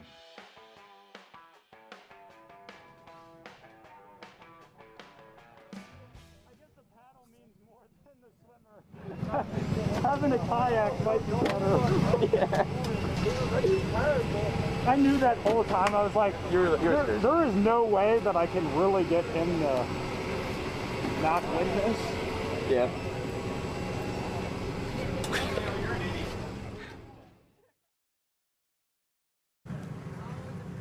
Brady, in the light race, you found yourself fighting for P3, and you made it up there again in this race.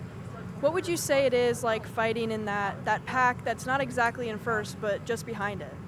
It's honestly more challenging. I'd say top runners, they're more organized than us, and yeah, I'd say probably that.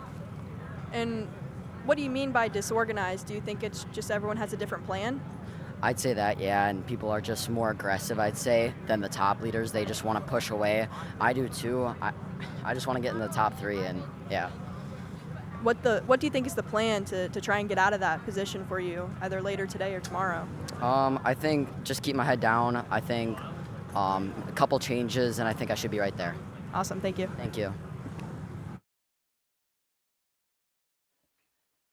Some good words for Brady Shad, who was on the move, you see, with the stickers, some of the BGR support for some of the team side, but we still have one more race, still Motorsports Senior Mediums, when it comes to Heat 1 action. Almost at 5 p.m., just like that, it's been a day so far here at MCC Cincinnati. It's Kartplex. They look to do battle one more time, though, Brett, before we transition to Heat 2. Yeah, it's been a long day for these drivers and crews as they begin to make their way off the pit lane into the formation lap. Again, you said second heat for the senior medium. There is the tentative schedule and timing for the rest of the evening. Again, we went on the air around 9 this morning, so this is a long day for everyone here, but tons of racing action here today as we get a look at our starting grid. Alex Socuzio up at the front in the Rocket Tech machine. Sam Totwater, Minuzzi, McKeithen, Deck, Lorenko, Owen Lloyd, Brady Atwood, Levi Getz, Calvin Zing. Amongst those inside your top 10, Wilkie, Wheeler, Klein, Weiss, Heath and Mitchell, Chabot and Shoemaker, Lawler and Cataldo inside the top 20 here this afternoon. A couple more drivers are in the field today. That includes drivers like F.A. Jorgenstiller. You also have McDaniel, Heath, and Watson in the order. The gold machine towards the bottom of the order. So with that being said, as they get ready to go, this is our final Heat 1 of the day, and they're going to have to try this again. A few different drivers were not ready for it. Yeah, I had a feeling that they're going to do that because it looks like they kind of gathered up a little bit late there. Wasn't really a lot of organization, so they'll come back around. We've seen this a couple times today. They'll come back around and most likely get the green flag this time by as we get a look at our radar briefly. Oh, there's our radar there. There's rain coming, but it looks like it might split us. I'm not an official meteorologist, but we'll just say rain is in the area, but it's not as bad as what we had earlier this morning, so we'll keep our fingers crossed. Just received a bulletin from CKNA that we'll touch upon in a moment. That's going to definitely impact Heat number 2's not only the storms, but potentially how long the races can go. With the potential of the time throughout the day, it appears the second heats are going to be even tighter. 7 laps distance, 5 for the kit cars, just announced. Yeah, for those watching at home, I asked this earlier this morning that I've never watched a race here or been to Cincinnati. No lights here, so you got to get this done before the sun starts to go down. So it looks like they've made that part official. They have told drivers around 5:10 for start of grading procedures. But right now, first things first, we have a race to focus on before we start sprinting our way to those final races of the day. Green flag is out. Final Heat 1 underway. And already, Totweiler starting to get a great run on the outside. Look at that. Outside. Got the run. A bit of contact there. And just like that, the shuffle is on. Kuzio gets back in line, at least able to hold on to the battle for second there. I mean, this is a mess behind the the leader. They are side by side all the way through the field, even 3 wide at some points. I think they're finally starting to get it organized out, but wow, what great racing. No contact so far. Everyone able to keep it clean, but that was some intense action through those first couple corners. So intense battles to begin as Sly Job City. Already some hand signals and not sure what's going on with a lot of pointing one of the PPKs. A little bit of contact meanwhile with Atwood in the Maryland paint scheme trying to get the elbows out. As everyone's got the elbows out, getting feisty here. Yeah, just like the other senior medium heat, I mean, this is a lot of carts on the track at one time, 23 of them. So I think everyone's trying to get organized or find their dancing partner, you could say, or their friends on the racetrack and try to make some headway towards the front. And so as a result here, as you see a couple of the other battles go on here, comes the question, can you, if you're Renko, Thek, and a couple others here, get Atwood going? Because this 6 machine, I've always liked the paint scheme whenever it's been here. And remember the springtime, that kart was actually really, really good. Put it that way. In fact, to some Cup Karts East victories, a few of them, in fact, tracks like New Jersey, Lafayette, on the season so far. One of the best drivers you can have in the region as they battle again up at the front, another swap for the lead. Yeah, great battle for the lead up here early on, just lap number 2, but even with them racing for this lead, the top 3 have broken away, and look at this mess for about 10th place there. That looks like the 115 getting shuffled out there, losing a ton of positions as they make their way on the front stretch to complete lap number 2. I believe that will be 119 you're referring to Owen Lloyd in that situation. In fact, didn't look too happy, obviously being shuffled. But all that's to say, Iannuzzi is now the race leader. You see that 41, the Pied Piper, first time here today. One of the other drivers from Florida, McKeithen, getting the fastest lap down at the 9th position. In the case of Iannuzzi, remember, has ran down in Florida, usually runs in the South, was not the greatest of spring nats in his last appearance, finished 11th in lights, 21st in the medium. Looking for a much different performance, to say the least, for the 41, starting off with the right foot this weekend with qualifying. Yeah, I mean, what a strong kart with that qualifying position, leading the race right now in front of this mess that you see right here as they continue to go side by side through these final sets of corners before they go on to the front straightaway into the start-finish line. But man, if you're a driver back here, it's white knuckle because they're trying to get any position they can. I think they're briefly. Oh, that's still double wide. I thought they go 3 wide for a second there, but great racing in the back of the pack as McKeithen once again fastest lap that time around, which is shocking. Actually, he's up to 6th place now, able to gain 3 positions in 1 lap. I mean, knowing Christopher McKeithen's driving style, I'm not surprised to see him pushing forward here. Has to get to Atwood, then Marenko, who are hooked up together. See him picking up the double toe, actually, and if needed, he could always have Thek try and push him ahead, or Wilkie in the RRD machine. That is a part of that same talking point we talked about from the past with the Coyotes from 2024. But that being said, to the current situation, top 3's pace, 108.2s. Pace for the drivers on the close, 107.8 for McKeithen, and then 108.6s for everyone else around. McKeithen already looking to find a way to fly his way even higher up, already ahead of Atwood, and looking to make the pass on Renko. It was just shocking to me that McKeithen was able to get the fastest lap while making all these passes, while being buried in traffic at one point in 9th position, now up to 4th. And he has his sights, I think, set on these top 3. We'll see the head down there. We'll see if he has plenty of time, still 5 to go, 6 to go, I should say. We'll see how much he's able to gain this time by. We'll keep an eye on it on our tracker here, our timing and scoring, to see if he's still able to close the gap now that he's in 4th position leading this pack.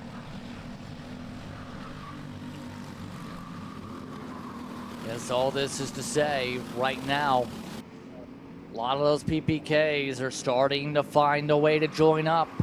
With Iannuzzi starting to lose a little bit of touch now after some of the shuffles in the lead group. See how things now look again, because Tutwiler again is your Pied Piper. One of those that's been a strong driver since the move up in one of the 9 machines. Here's the gap. They're estimating if Sakuzio versus McKeithen, it's going to take 4 laps. Guess what? There's 5 laps to go. So there's enough time to at least get on the top 3 here if you're the 19. Now it's 2 laps on the estimate because of that lap. Wow. McKeithen with a blistering pace here. And again, I just can't believe he was able to put those laps together with just how much traffic he was in. Now he's all by himself. He's been able to gap from the 5th position, so clearly has the speed in that cart. And you can tell he's definitely catching that 41 that's on the back half of the lead trio. See, we're starting to, with the tire temps, equalize out around the 107.7, let's say is the barometer right now. The average for the leaders is, if you look at that, 108 flats over the past 3 to 5 laps here. So that kind of is why that 19 is chipping away, and is broken away from Thek, who is pointing and saying, we've got to work together here if we want any chance to also gain up. And Thek heard his conversations about the mindset here. Meanwhile, Ulenko, long runs faded away here. Lloyd just made the pass. Yeah, McKeithen keeps putting that head down. He's trying everything he can, any little thing he can do to get some speed out of that cart. But as you mentioned, Justin, it looks like he's maybe hit a little bit of a wall there, not catching those 3 drivers up front as much as he was before. But he's trying everything, looking behind him to see if maybe he can get any help. But no, he can't. He's too much, or got too much of a lead between himself and the drivers behind him. Meanwhile, the trio up front, they're content on running in line. But again, you hope McKeithen, as I say that, they're going to look like they're going to try and make a pass, and that's going to help McKeithen here, I think, on this lap. Yep, and here we go again. All this is to where someone needs to control this race, and right now that is being highly contested. 3 to go. McKeithen hasn't caught up at the same clip as before. He's still in the 107.6s, but guess what? Tutwiler, Guzzo amongst those who have done the same here. So they've stepped it up a little bit, turning the speed notch and getting the pressures that much faster for them now late in the race. That's the big thing. And this difference of a couple laps on the timeout. And you see McKeithen now catching the 41, so you have to wonder, do you sit behind the 41 and try to work your way up, or if you're McKeithen, do you just try and make that pass and try and set your sights on these 2 leaders?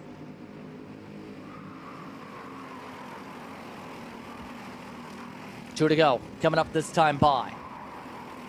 Costello still doing well up in the front. Now McKeithen looking, getting the head down, trying to get some assistance now that he's got the top 3 here.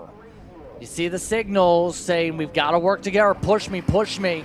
Double sticks are in the air. And right now that 41 isn't staying really connected there. Thek actually is just about back there. A couple drivers are battling there. Cordino and Lloyd are just at the fastest lap of the race now on that improvement. In the 107 flats. Wow, that's a rocket. And now you have to wonder what's going through the leader's mind with Sam Tutwiler, the 989, because do they know that McKeithen is catching them? Do they dare try to make a pass on the last lap? Because if you do that, McKeithen's right back in this. So just a lot of strategy to think about. Not only are they head down racing, they got to think about some of the strategy involved with these heat races as well. Here we go. Tutwiler versus Zakasilo, trying to set things up. 989 has been waiting a bit here. Hasn't gotten too many chances to lead here today so far, but will now go for it. Coming up to the white flag this time by, final time around. Tutwiler stays up in front in the steel machine as they zip their way to the opening sector. There's no room in between first and second place. Is the move going to be made, and when is it going to happen? Based off of what we've seen today, again, Justin, I think it's going to happen in the back half section of this field coming to the start-finish line. That, again, if a pass is made, look at McKeithen. It looks like he may have a run coming down the straightaway there. Here we go. Keithan a little bit too far back, I think, to try and go after the lead unless there's trouble here. But right now, they've been keeping it clean for the top 2 spots here. Tutwiler holding on over the 989. Zillow now looks to build up the run. Here he goes, tucked in. Will we get a chance to poke? Trying it to the left side of Tutwiler, on his side at least. On your right, side by side at the line, it was the 989 by 21 thousandths. My goodness, how many times have we seen that this afternoon? I mean, obviously these drivers have been watching the other races, and they know you can duck out coming off that final corner onto this straightaway that you see, and you can get it done if you're in second place trying to get that win. An exciting drag race, and Zach Casillo is the one coming up in the front. Tutwiler, McKeithen, Lloyd, Yanusi, Wilkie, Beck, Renko, Getz, and Klein in the top 10. Wheeler, Chavo, Atwood, Zing, and Mitchell all inside your top 15, separated by 9 seconds at the stripe. 4 PPKs inside your top 9, alone in that one. Of note, some of the other drivers that look to go to the workshop include drivers like Dalton Watson, who was out of the race. A few others towards the back include Katoto and Lawler that had some decent qualifying efforts earlier. But in this series, look to try and find some more ground later. But with that in mind, that brings us to 5 o'clock. Heat 1 rotation complete. Your thoughts on that, Brett? Just amazing racing throughout all of the heats today. Amazing finishes. We don't know who won till the final lap, final crossing of the line. Just great action. Makes you really excited about what we're going to see tomorrow. But I know people are probably getting tired of us talking about this, but the weather for tomorrow, I have written down 90% chance of rain. So we don't know what we're going to see later on this afternoon or tomorrow. But just great racing with this dry racetrack. Glad to see it. Grace to you. Thank you, guys. Here with Alex Zaccasillo, and I mean, what a move you did there for the win there. Yeah. Can you tell me about it? So I realized that I was much slower than Sam through the valley, and I realized I was going to have a good run through the double hairpin, and that helped me with an advantage, just the slingshot right past him. But for the whole race, we worked well together, and it's just a good 1-2 finish for Burrell, and thank for my motor. I think the motor was a huge part for the straightaway by Rocket Tech, and that's all. And how would you say that you managed your decision making there when you knew the guy behind you was creeping up, but you were faster than the guy in front of you? I just thought I'm just going to push here. I'm going to let Sam just drive away. I'm going to push him until it pull away. And I realized he knew he was behind me. He went for a pass and he screwed it, and I knew. We just pulled away after that, and it was just, we were gone. Awesome. Congrats. Thank you. Once again, Zaccasillo coming away in the top spot here today. And that actually brings us potentially into a small break here. But remember, we talked about this before. Shorter distances coming up here is going to be the big talking point. We'll take a break. We come back. We'll see how the teams react with weather coming up.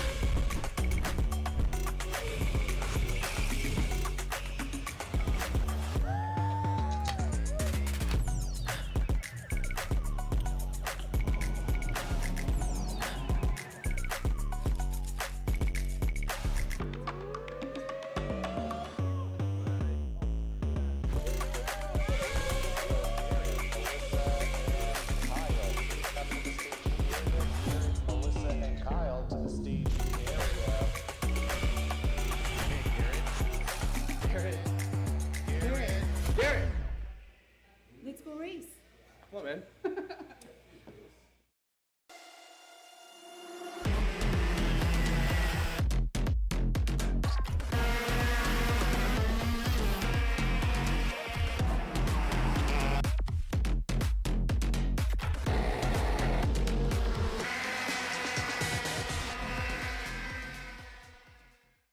Welcome to the future of kart race preparation, Kart Sim Pro North America. Featuring laser-scanned North American kart circuits and precision-tuned kart physics developed using real telemetry, dyno and tyre data, Kart Sim Pro North America delivers the most advanced and realistic kart simulation experience available today. Whether you're training for race day, refining your lines, or shaving tenths off your personal best, Kart Sim Pro gives you pro-level insight without leaving your home. Trusted by world champions, coaches, and karting enthusiasts alike, this is where virtual practice translates into real-world performance. Experience the thrill, the challenge, and the edge. Kart Sim Pro North America, use code CHASER20 to get 20% off today.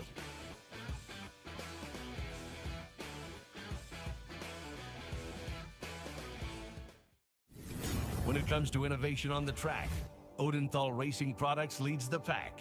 From the highly popular EasyGP camera mounts to our tough case to GoPro case, racers everywhere trust ORP for strength, reliability, and precision. We're proud to be the #1 engine mount manufacturer in the USA. And with our new Easy Bumper Retainer System, you won't get caught out with a failed bumper bolt again. Odenthal Racing Products. Lead or get left behind.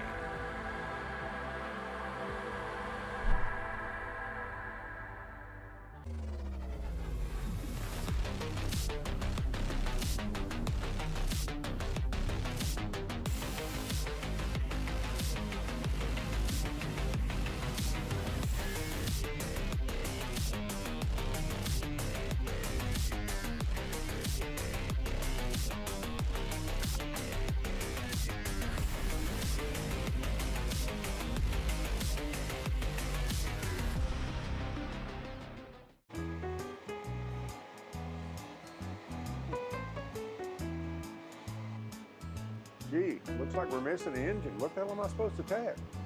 What do you mean? It's my Greyhound. It's all I need. Where's the rest of it? It doesn't matter.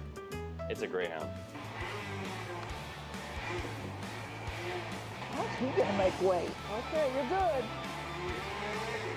Sitting by here with Kyle, our race winner. Tell me how you did it. You were blazing fast out there, and I mean, you don't even have a go-kart, man. Tell me about it. Yeah, you know, Norberg, Schmorberg, the Greyhound-powered Greyhound was great today. You know, it makes the difference. And the team's been working really hard back at the shop, and, you know, just shout out Greyhound. Thank you, Kyle.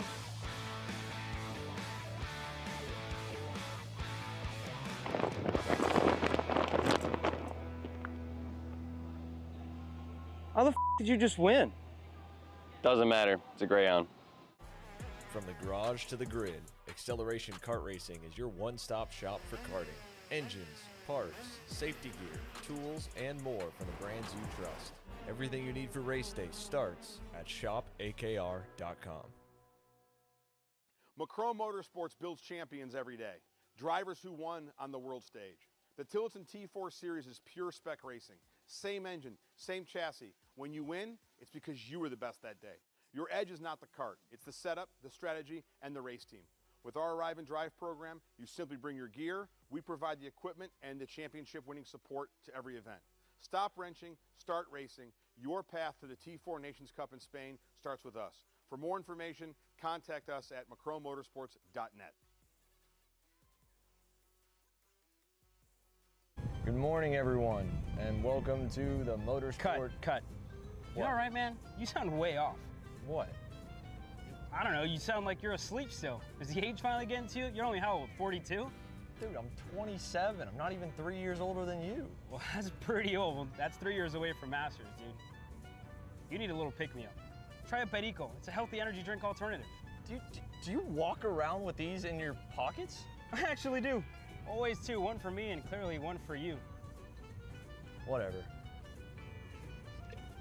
Not that old, dude. Did it help, though? Yeah. Pericazo. And you are that old.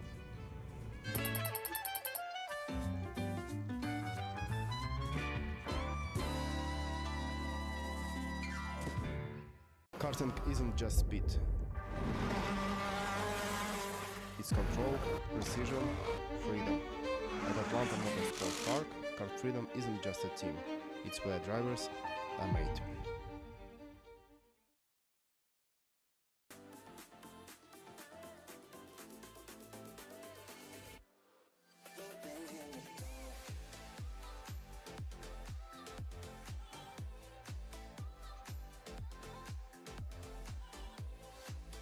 Are you looking to take the next step in your racing journey? Well, look no further than PitFit. With 2 locations in Charlotte, North Carolina and Indianapolis, Indiana, PitFit trains drivers all the way from grassroots level karting to IndyCar and NASCAR with top-of-the-line personalized coaching to improve physical and cognitive fitness. For more information on programs, check out PitFit on Instagram or Facebook today. From the garage to the grid, Acceleration Kart Racing is your one-stop shop for karting. Engines, parts, safety gear, tools, and more from the brands you trust. Everything you need for race day starts at shopakr.com. Hey guys, another Kart Chaser driver fitness episode with me, Chris G. And today we're doing some upper back movements. Here we go. Exercise number 1 today we're doing is the reverse grip lat pull down. This exercise movement is one of my favorites because it works your grip strength, your biceps, and most importantly, works that lat area that also protects those ribs in the seat. Exercise number 2 today, the dumbbell chest supported row. Don't forget, good stretch at the bottom, and bring them right to your hips like that, keeping your back nice and arched, shoulders back. Think about having good posture in the cart. Exercise number 3, the inverted Smith machine rows. Grip strength, back strength, overall amazing workout. Thanks again for joining me on another Kart Chaser driver fitness episode with me, Chris G. Race ready training that carries into real life. Holy Massamita!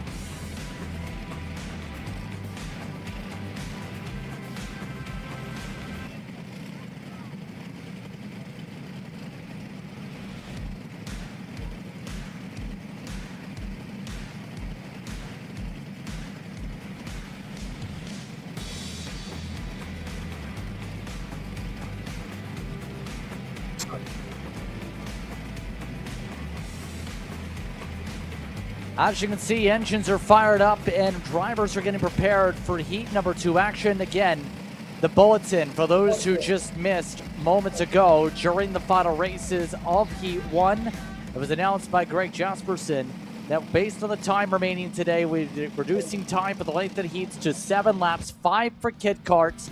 Drivers already are also informed of the potential weather. Isaac Payne and Tegan Snyder at the head of the field for your Heat 2 odd for Junior. Richard and Karaga, followed by Lawson and DeCoster. Frey, Mays, Hart, and Smith are in your top 10, a part of this 20 kart grid here this evening.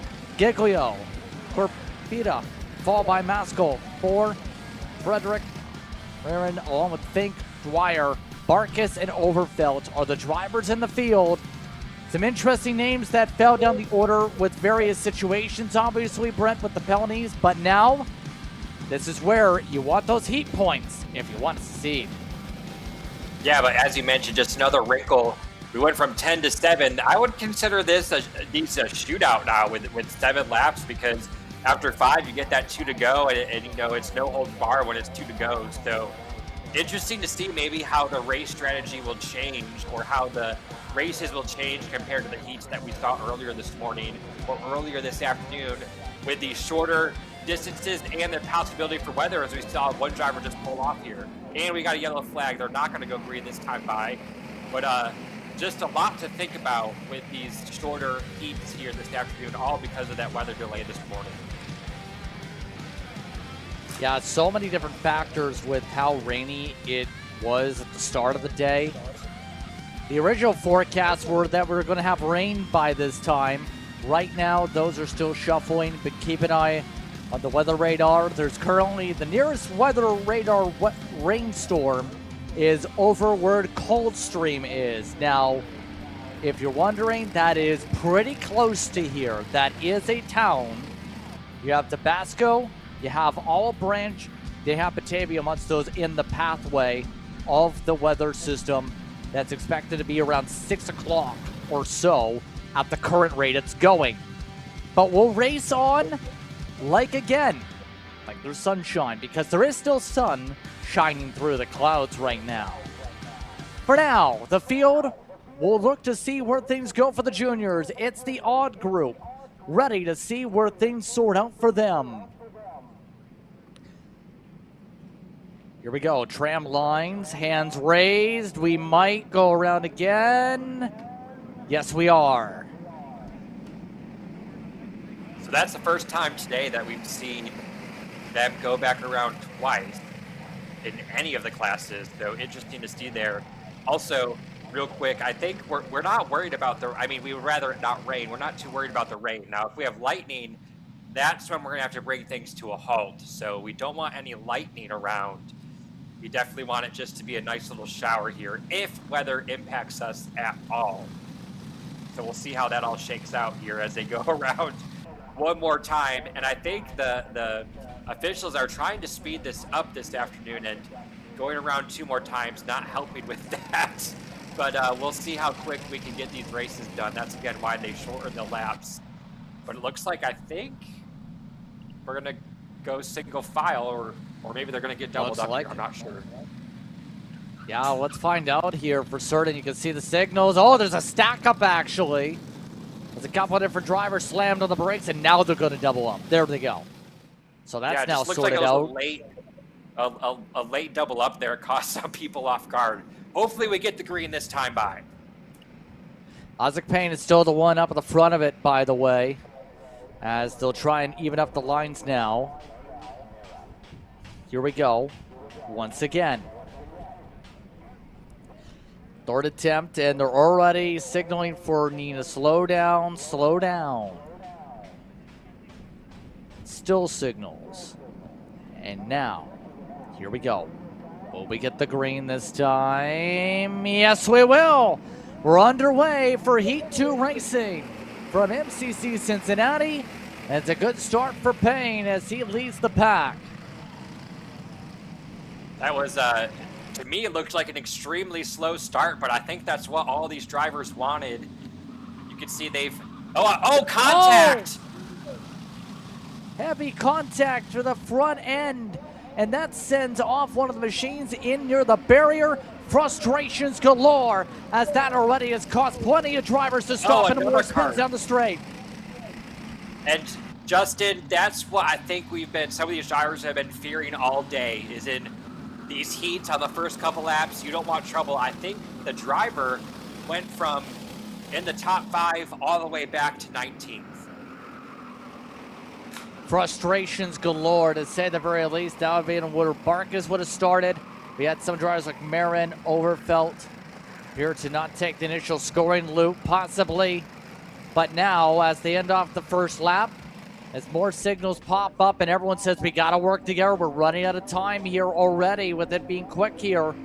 As you can see, it is who I thought it was. Richard is the one falling down the order, sent down the pack from the top 3 all the way down to 17th. As a result of that moment, he is the second last kart running, as Barkas has already picked himself up to 13th, up 6. And you have to wonder the intensity that we saw on that first lap. Was that ratcheted up because we have only 7 laps here? But just it's heartbreaker to see that happen, go from 3rd to 17th.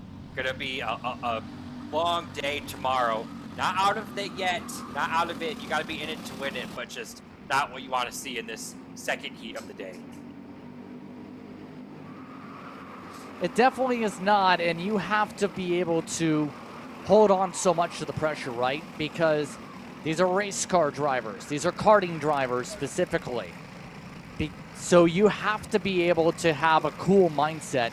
You can't afford the red mist to come into play, or better yet, you can't afford to let the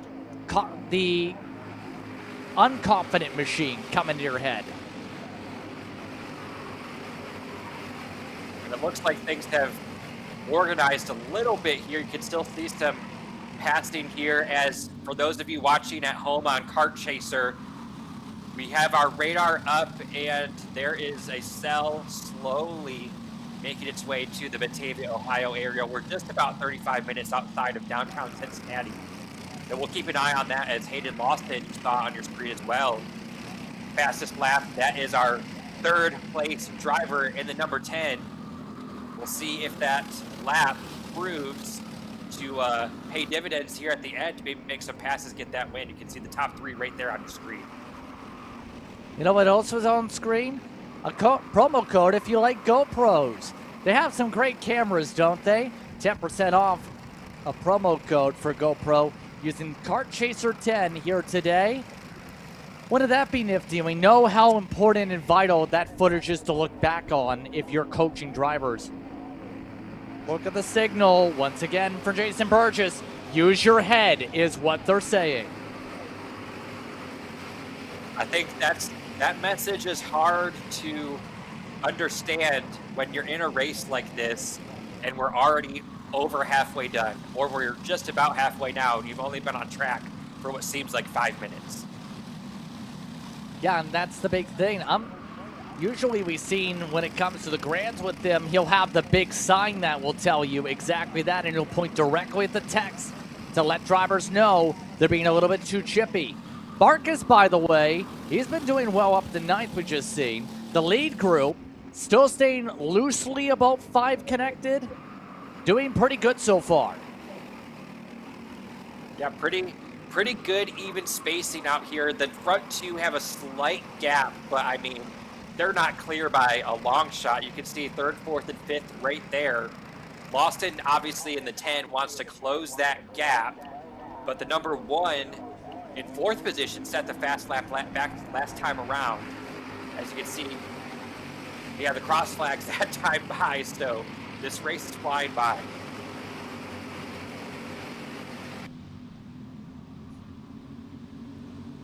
It is, especially with us at 3 to go, and we were saying that's going to be the case. When we're running 1 minute 8 lap times, you're talking about an 8-minute or so race.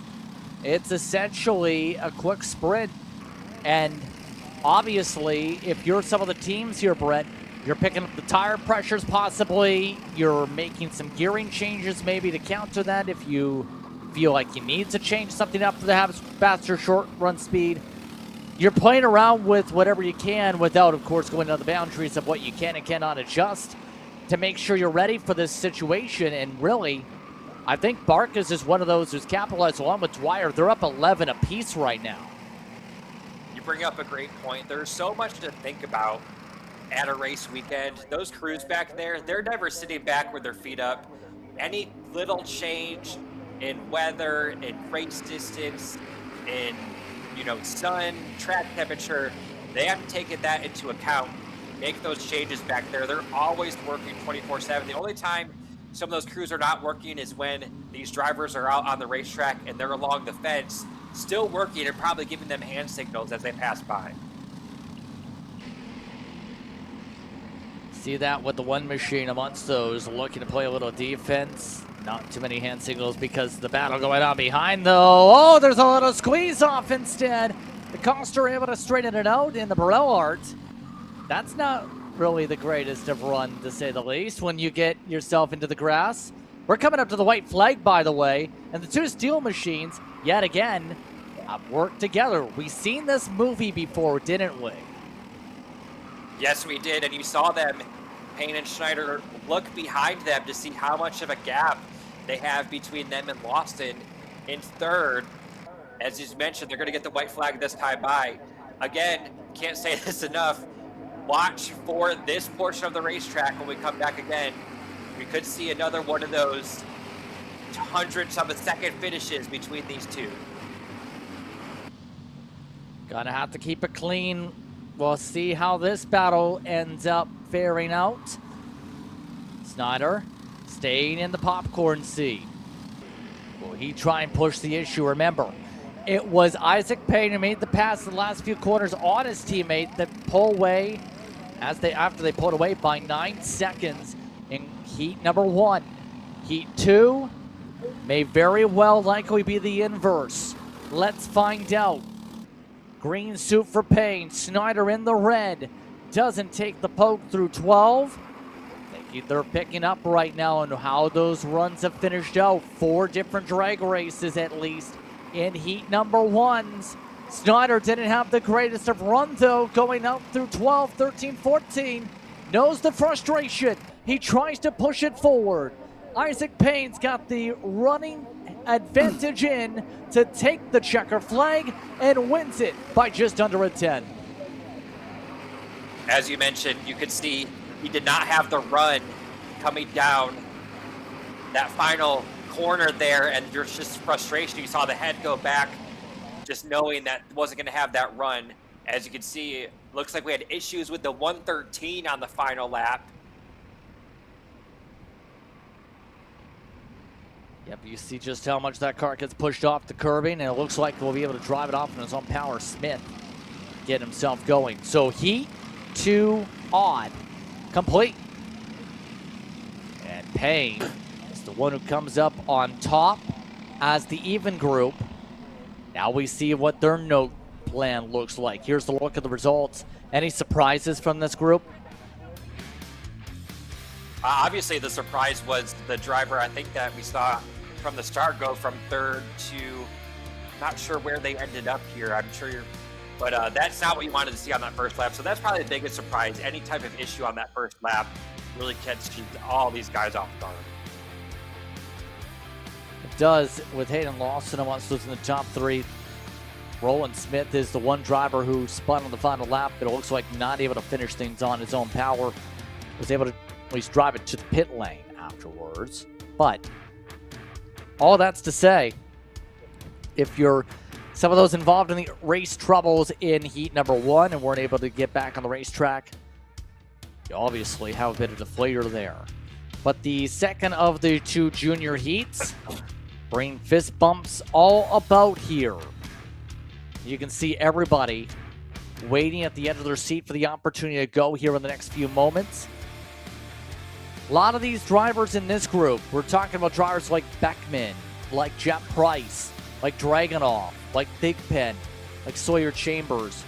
There's a lot of good names in this group that we've seen show some feistiness. There's a look, for example, on Thigpen making sure things are set up and buttoned up correctly. So many of these drivers know the importance on capitalizing on this. If you have a good short run kart, you better capitalize with the way things could go today. Yeah, all we're going to see for the rest of the afternoon, early evening are these short runs. 7 laps. I mean, at home, you're probably thinking, what's the difference cutting off 3 laps? But, I mean, it makes a huge difference when you're talking about these heat races, how intense these races are. You mentioned earlier the setups behind the cars. Just from the drop of the green flag, you have to be head down, getting as many positions as possible, especially if you did not have a good heat earlier on this afternoon. And hey, a few of the drivers at least know where the cameras are. A little bit of a hello to our camera crews that have been working through the rain, through the heat, to the cooler conditions, to the hotter conditions, through all the conditions here today. Here's a funny stat for you, Brett. All 4 races this weekend Kart Chasers had, there's been some form of rain apparently. Yeah, I mentioned earlier on the broadcast, if you have a drought, just give us a call. We'll come out and do a race, and I'm sure there'll be some rain, and we'll help you with that drought. But just part of the country, I was looking at the radar of the Midwest, Ohio, Indianapolis. I mean, there's a big storm system moving through, but as I mentioned, I'm just shocked that we didn't get more wet time than expected today, because the forecast looked bleak all week, and we did have that shower this morning. So I'm glad to see most of the racing has been dry. Only qualifying we saw was in the wet. Your between heat, almost minute-by-minute update on weather radars. Olive Branch is now being rained upon. So the rain is almost here. So get ready. You can see Dragunov already checking and making sure he's okay here. As he hits the racetrack, he'll be one of the first drivers on the circuit for our start coming up. You can also tell with the way the lighting's, you can tell it's nearby. But right now, it's still dry. Roland Smith, amongst those who was up at the front back earlier on. So it's second AJ Stoner. You have Jacob Shyboy. You also have Bryce, Stewing, Beckman, Wyatt, Thigpen, McKay amongst the top 9 positions. You also have Erwin Judlinski along with so many others like Chambers, Turner, Jarvis Comey, Janilensky. Amongst those going, Root, Mesty, Dyer, Thompson, back in the order. Max Hudman also down in the order. There's been a point I wanted to mention from that family, was talking with some of the family members from that side. Touch upon in a little bit for the 37. But the field is taking the opportunity to get to the tram lines. Will they get the green? Yes, they will. We're racing again. And Dragunov versus Stoner up at the front, as already the outside got the run immediately. Yeah, it looks like the outside has really been the preferred starting position, I think, all afternoon into the early evening hours, as things are getting sorted out now through the infield section. Single file, I think, for at least the first 10 positions. A little bit of side-by-side action. I think farther back, that's outside the top 10. A little bit calmer, I think, than we saw in that first heat. We'll see if that plays out throughout the rest of these 7 laps. And we'll find out just how much the battling goes on here in this one as the train connects itself. See Thigpen amongst those being passed on by Laney, trying to stay to the inside for 14 at the very least to get the bleeding to stop. It does for at least 30 milliseconds. McKay is the one who ends up having to pick up the battles instead in the train. But up in front, Stoner, Price, Beckman up 3 to begin as they all cross the stripe to begin things off here. I think Stoner, Price, Beckman, Dragunov are glad they're up in the top 4, because with these 7 laps, it's a mess in the back of the pack. There's those top 4. Actually, our top 5 are all nose to tail. we'll see if anyone wants to maybe try and make a gap here, or if they're going to keep racing. Again, it's just amazing how quickly these races go by with just 7 laps on the board. You can see a little bit of frustration, I think, in the back of the pack. You know, these guys saying, get in line, we don't have that much time. Get in line, we don't want to let these other carts get away. And trouble at the back of the field. A couple drivers around, including one of the Marinellos. It looks like that is Jarvis Comey that's trying to turn around. A little bit of frustration popping up, as that causes a little bit of trouble as a result. Everybody else trying to stay connected, including Hudman that lost some time there at the rear end of the group. And obviously, for some of the drivers, you never know what happens sometimes when you're on the off weeks. Was chatting with some of the family members from the Hudman side via the messages coming into this week. One of those is trying to keep up with this pack on the 37. Fortunately for Max Hudman, his mother had passed away on May the 22nd since the last time seen him in some of the kart chaser action after an issue with brain cancer. Of course, thoughts are with that family coming into this weekend for the Hudmans, as right now Max is focused on his racing, dedicating all his results to the memory of his mother. Right now he's running 17th here today. You see the leaders, how they're shuffling. John Boyamatso's in the fastest lap inside the top 5. Compared to that to some of the others, you can see about halfway through this time, not too much urgency for some to go, as I would think. Yeah, that is a little bit surprising. But this top 5, it looks like they're ready to change some positions here. Now, we'll see if they're changing positions to make sure that they can keep that gap, or if they're genuinely racing here. It looks like they're going to get it sorted out pretty quickly here, so I don't think that second pack's going to be able to make a charge just yet. But you can see our leader, AJ Stoner, still out in front as they diced it up behind him. Yes, indeed. Eventually, somebody's going to have to think of something here. We know in Heat 1, they're pretty intriguing on how much that pack exploded, remember? Because it was Dragunov, it was Price, it was Stoner before. Dragunov to the race lead to get around Stoner with the help of Beckman. But there's different players with the result of this second heat in the progressive falling through for the gridding. Beckman, remember, had a rocket. If you remember Alex's storyline from Heat 1, he's got a chance to take that Fast Cat up to the front. That Margay is now in the bumper. Lap 5 complete. Next time by. And just like that, AJ Stoner went from the lead back to 5th. Now, you have to wonder, would this be the second heat? Is he content with just riding in 5th, or does he need that win? Again, risk versus reward. If you go for that win, you have a chance of possibly going off track, touching tires. Results are endless of what could happen. So we'll see if some of these guys that maybe had a good first heat, if they're content with just finishing in the top 10, top 5. And that's going to be the part to watch for potentially after today is where are they going to sort out on the heat points? Obviously, that's going to factor in a little bit in the conversation. And remember, that's going to counter to what's happened for some of the other racing as we see more shuffles. You can see, do not want to lose that preferred group. And we see it again. Little bit of argy-bargy as, again, that stacks things up.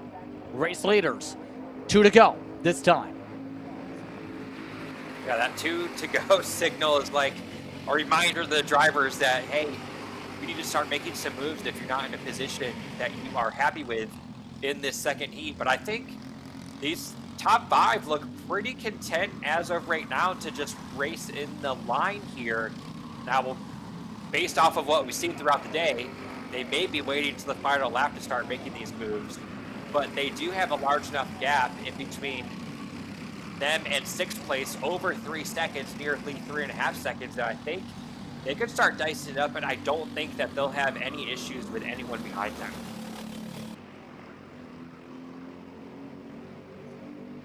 Here we go, coming up towards the white flag. Now is the time if you want to take a checker flag here in this heat. You better go. Right now, Beckman trying to back up a run possibly. Dragunov, keep it on if he goes to that inside line. To his left, your right. Looks like, will he stay there? Yes, he will. Trying to defend on the white flag. Already one signal. Look at that going on. That is Scheibel trying to say, we've got to do something different. And he responds by locking up his brakes. Yeah, that could have been disastrous. Locking up too hard, getting offline, possibly going off track, as these guys have answered my question. They are not content in racing in line. I think after this corner, oh, there you can see another pass there. I was about to say, I think we'll see some more passing down this straightaway. All this is to say, now can Dragunov hold back Beckman? Here comes the Margay on the run. Defensive maneuver for the 151, up to 12. Price amongst those trying to get Chipper behind them. You see him on the push, side by side for second. Scheibel trying to get around the Margay and Beckman. That's perfect for Dragunov because the gap has built away. Already the race lead looked comfortable for Daniel Dragunov. This time doesn't need a thumbs up. He can just take the checkered, offset 3 wide for second with Beckman over Price. With Scheibel amongst those in the top 4, Stoner to 5th. Wow, what a race for second place. Those last laps, those last corners there when they make those passes, you just scrub off so much speed, and you were able to see Daniel Dragunov able to gap everyone when they scrubbed off speed racing side by side in those final corners. Some good battling from the juniors here today in our first 2 heats here today. Keep in mind some of the others. Thigpen actually had a good bounce back a little bit there for a moment, but dropped down to 10th. Ryder Thompson went up to 9th. At the time of the checkered flag, that was your biggest mover, up 10 positions. Quiet race in the Steel Machine down to 7th. On some of the notables there, you also have Sawyer Chambers that finished 11th. Gavin Dyer 13th, for example, on your entries. Those carts will all go down to the scales. Hudman down in 17th, where he stays at the end of that one. So here they come. Off to the scales we go. Dragunov, have to be careful. There he goes. Tire scan, carts in line. Let's take a listen to the scales.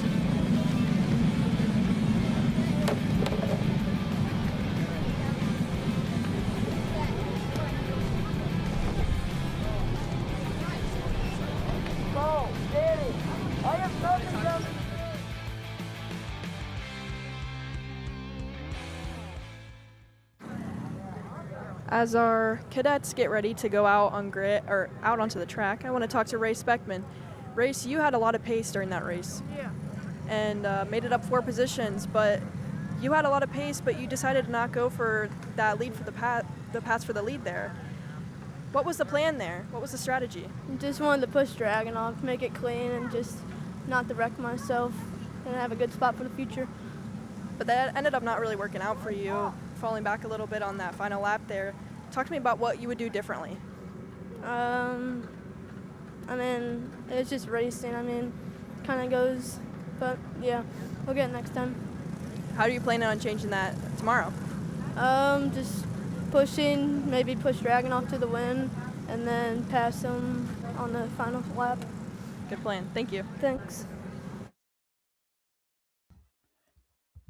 Beckman, some interesting words there from the 55. As, oh boy, we've already had a spin. Next group is on the racetrack as the 143 having a moment because our cadets, brought to you by Lawson Speed Shop, looking to try and find some speed with Height, Fox, Romeo Nieves, Stoner, Huntsbarger, Chipper, McKins, along with Frank and Kolar up at the front. And as you can tell, Yellow Flash is going to come out because the magic cart went around and we'll have to re-rack and stack them. Yeah, it's not often we see that happen. when the track is dry on the warm-up laps. But I think just the intensity overall, Justin, I think has just been ratcheted up. It's getting late in the day. They've been at the track since the morning. Let's see, what time is it? Maybe close to 12 hours probably for some of them. We're at 5:45 on the east. Just a long day, shortening these races. I think everyone's just ready to get these races in, get their final starting orders, and see where they're going to shake out for tomorrow. It will for sure. And as we move forward and tell drivers to slow down and get all bundled up. A few of the drivers going bumper to bumper as they take the cut through to go down the hillside, up the tram lines for the straight line. 16 ready to zoom around the track in Cadet. What is our third Heat 2 of the late afternoon, you could say now, with plenty more still on the docket. Here we go. Green, green, green. We're underway. And a good start for Height. Brings Romeo to second, in fact, as well. In fact, the first three drivers in the line are now single file. Give it a moment because Fox is one of those looking to try and go side by side. He goes back single file. They go back single file again after initial poke with Romeo going defensive. Yeah, good hole shot by those top three to get in single file formation pretty much right off the bat, and you can see it's paid dividends for them. They've been able to kind of get out of the mess that is back there. But now, as I say that, they are side by side for third place there and position taken there as they swing down into the back half of this race course. They swing into the corner. Fox contact with Huntsberger, collects several others, and it's a parking lot in turn 12. One or two carts in the grass, 4 or 5 others spun around. There's a third in the grass. In fact, it's chaos with half the field collected. Oh, and you can see on track what that has done. There's our top three, and that was by far the largest incident that we've seen all day. And that was, again, the first lap, so everyone's packed together. Really not a lot of time to react when you see something happen in front of you. But as I've been saying all day, if you had a bad first heat, you were involved in that incident, that's just such a hole to dig out of for the main event tomorrow. Yeah, now look who's that's elevated. Nieves has been able to keep himself in this lead attachment. 4.8 seconds between first to fourth. Last time they crossed the stripe here, though. And Nieves, seen that name pop up a fair bit, especially as of late, it seems. That Cadet machine able to go ahead really well. First, second, third, should rather say in this group. Apparently said second, third, fourth, because Frank is right now trying to find a way from fourth. Where was I? Oh yes, warning flag. Yes, Romeo passed this lap that time by, and I don't know if Maddox Nieves has the speed to catch back up to these two as they're nose to tail. He's hanging in there as much as they can, but don't know if there's enough speed. As you can see, there is the gap between first, second, third to our fourth place position. And again, radar check for those watching on Kart Chaser. I think, let's see, maybe by this next heat, we may have some rain in the area. So what does that do for those crews back in the pits? They're watching that as well. And you can see on the screen, it's gotten incredibly dark at the racetrack. So that rain is on our doorstep. My concern is where it turns red on that radar. That's heavy rain at that circumstance. That makes me a little bit nervous to see what happens. The winds have picked up heavily as well. And that confusion about the apparently knowing what numbers are was because the blob is around New Richmond in particular that we see. Either way, we're past halfway, complete this time by. Height, Romeo, Nieves, all tucked together. Nieves the fastest out of the group last time by, in fact, in the entire race in the Coyote. That 23 machine. He's been keeping pretty quiet, it feels like, this weekend so far. But Maddox, one of those based out of Florida, has been appearing in some national events, was around mid-pack over in Newcastle in an appearance there back in June. Has been picking up wins, though, over at his home track in Jacksonville. Yeah, Maddox proved me wrong. I said maybe he didn't have the speed. Set the fastest lap that time round, has caught back up to the lead duo. Definitely in this fight for the win here in Cincinnati. As we can see, they're coming around to complete another lap. They'll be on the straightaway, as I think this will be the 3 to go signal as they go by this time. Yep. There it is there. And as you can see with the different battle boxes, look at where some of the separation is. Mind you, only a couple karts have at least lost some time here. Mostly everybody stayed in the race after the incident. So that is the big thing, where at the very least, drivers are trying to score points for their heats, make sure they aren't the last driver in the order, let's put it that way. After attrition, really separate things out. Look at some of the gaps in this.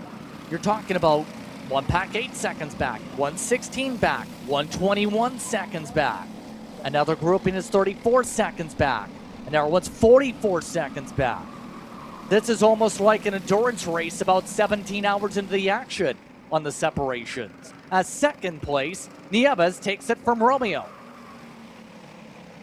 Yeah, it looks like Nieves has a kart built for the long run, because gained speed as we've gone longer on in this race now.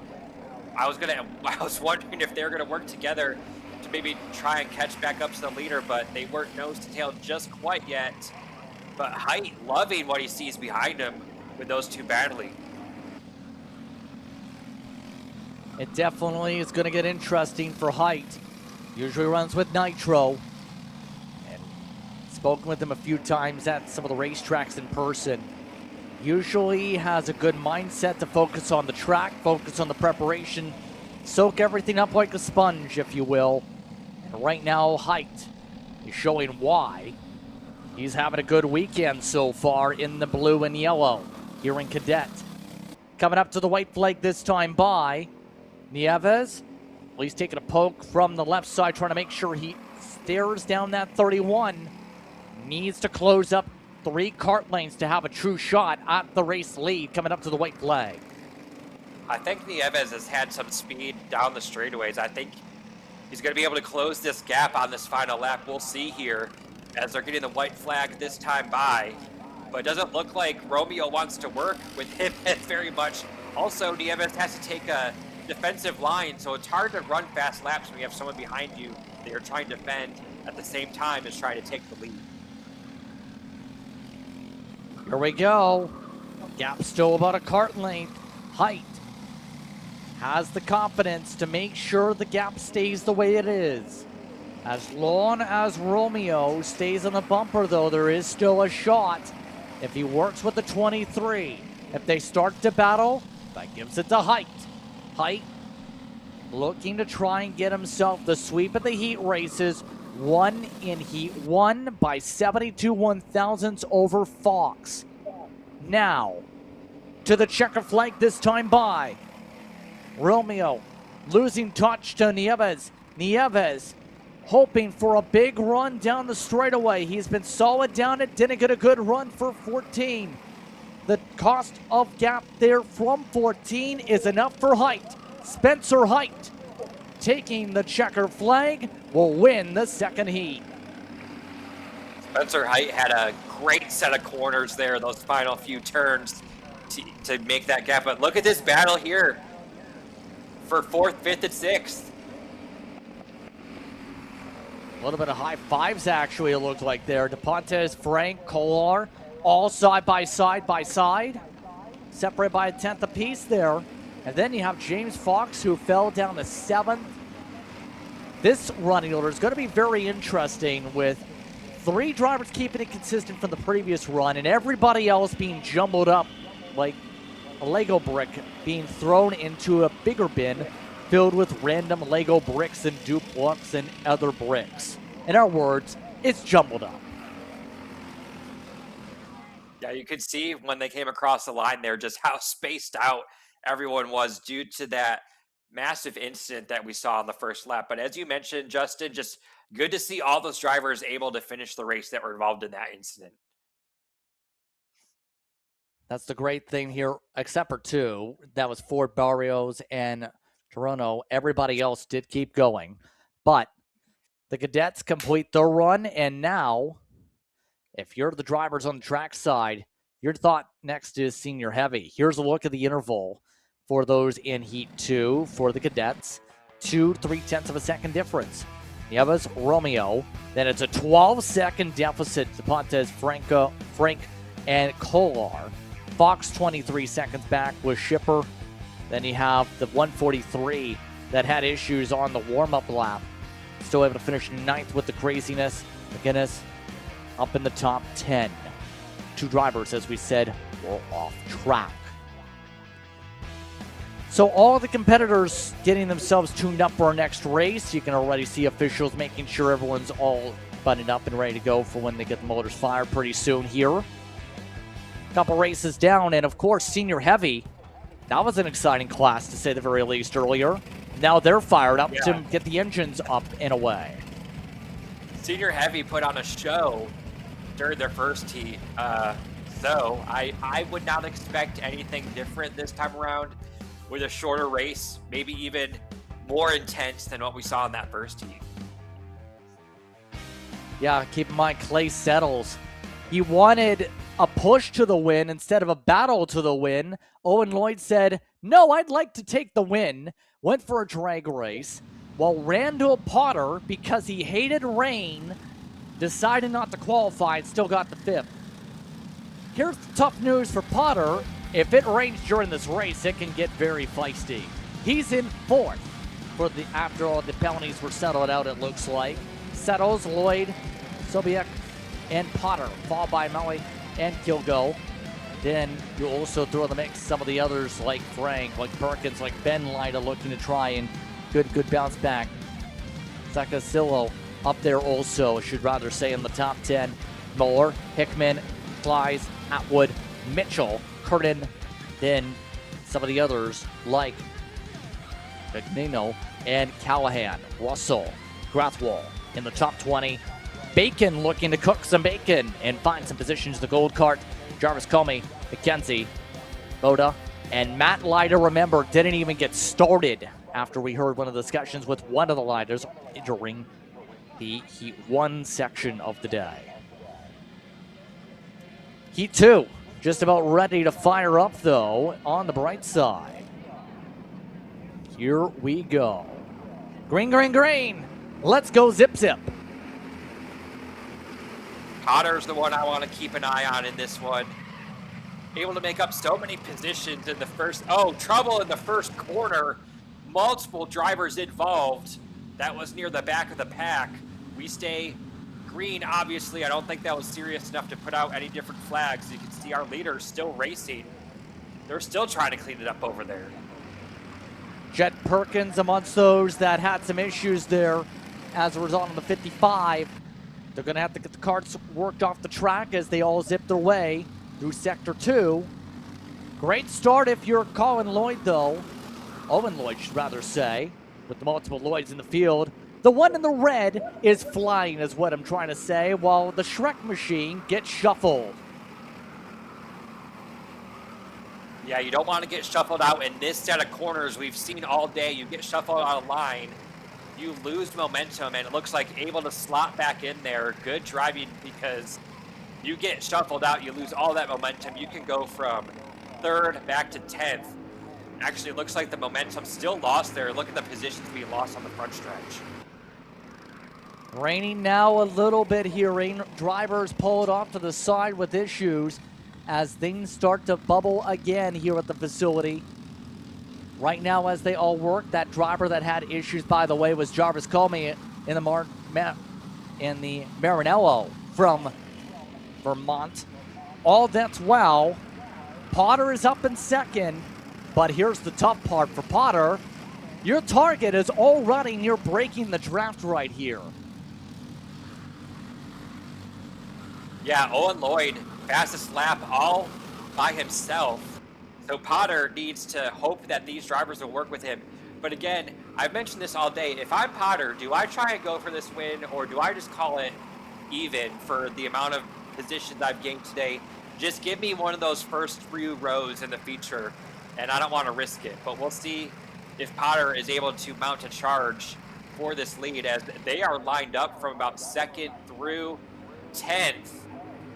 And we'll see if they can catch the leader. Look at what's pointing up in the sky. Grace, is it what I think it is?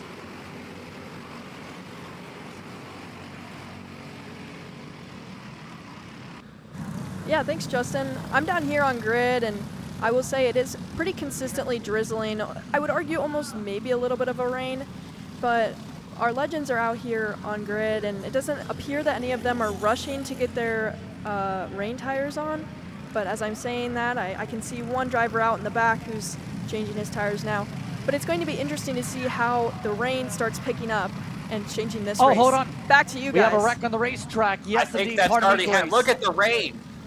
It is raining. Yeah, it's pouring.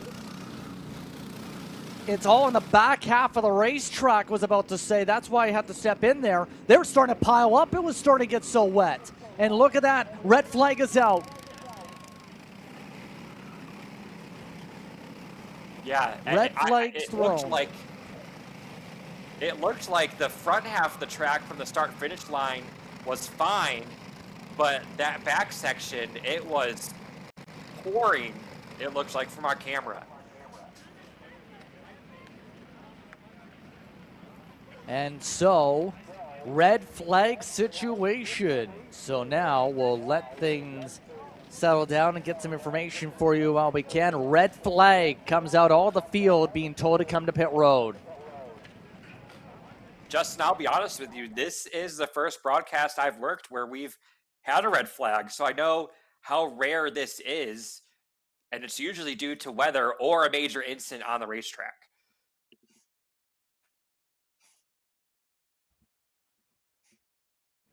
Again,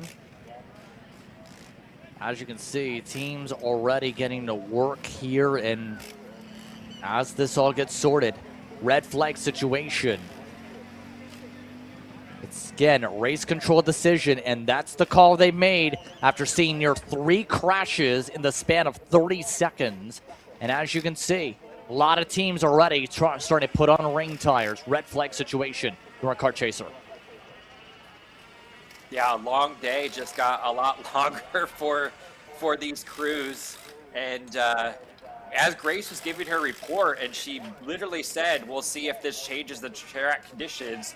As she said that is when we saw drivers start losing control on the racetrack. I think they were 4 wide for a moment just because they got so bottled up there actually in the corner. But you can clearly see it, the rain come down on our cameras here that are in the pits areas. And obviously, we weren't past 50% yet. So, that's the huge part of this. Take a listen to the franticness down trackside.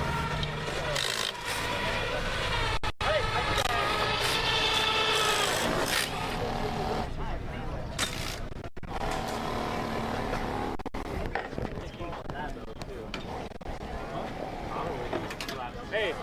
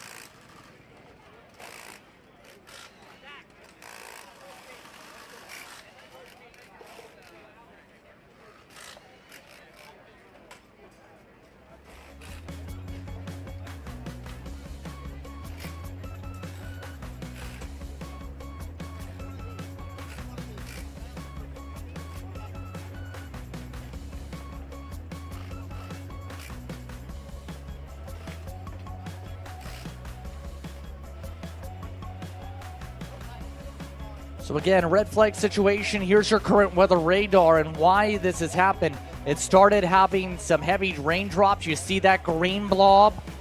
Well, that's us right now, starting to see it. It was red for a minute. This could last for a decent amount of time here, and it's starting to make the pavement more and more mystifying here at MCC Cincinnati. As you can see, all the teams working to get some rain tires on. Again, this race not official. There is situation, would be a restart potential situation scenario.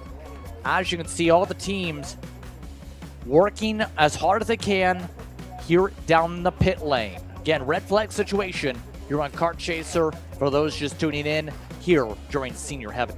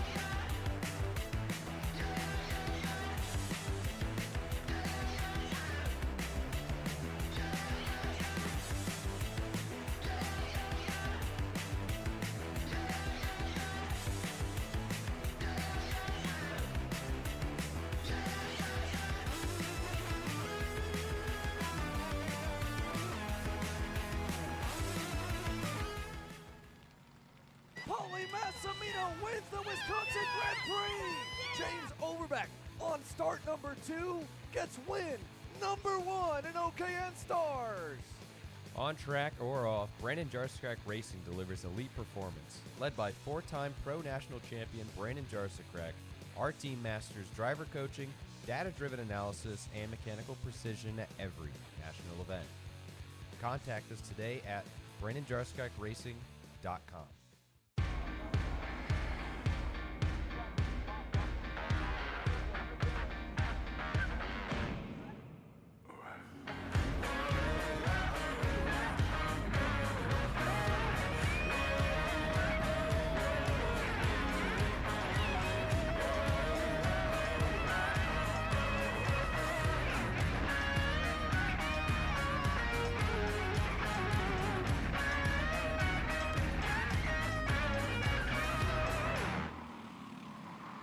Are you stuck with your kart racing? Not sure the ideal kart setup? Or going to a track for the first time? Well, Kart Class has the answers for you. Our online portal has a wealth of experience and knowledge to help your kart racing. From kart setup advice to track guides that are targeted specifically to your circuit, or the driver coaching aspects with mindset, racecraft and driving techniques. If you want to take your karting to the next level, visit us at kartclass.com.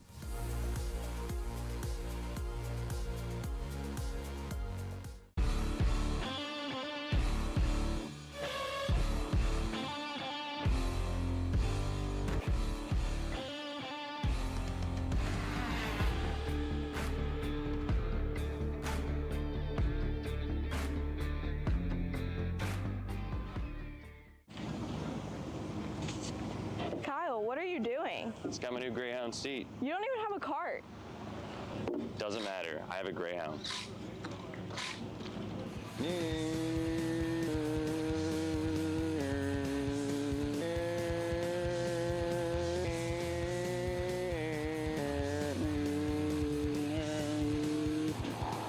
the f is Kyle Cuthbertson?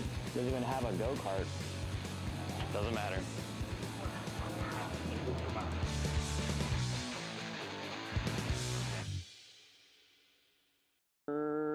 Cuthbertson through on Turney. Turney in the dirt. Are you ready to get behind the wheel? From Formula One to NASCAR and IndyCar, all the pros start here.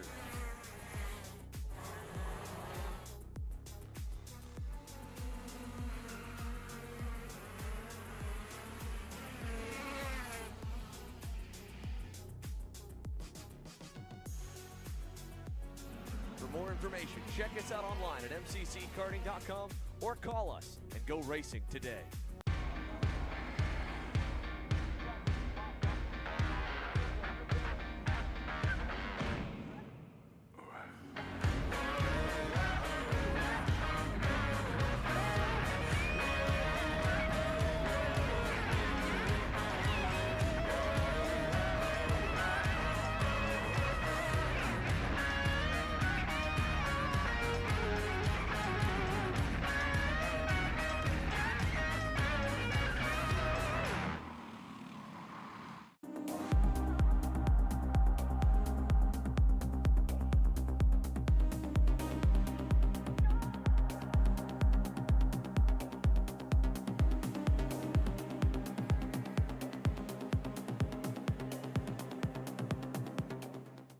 You know, I'm really...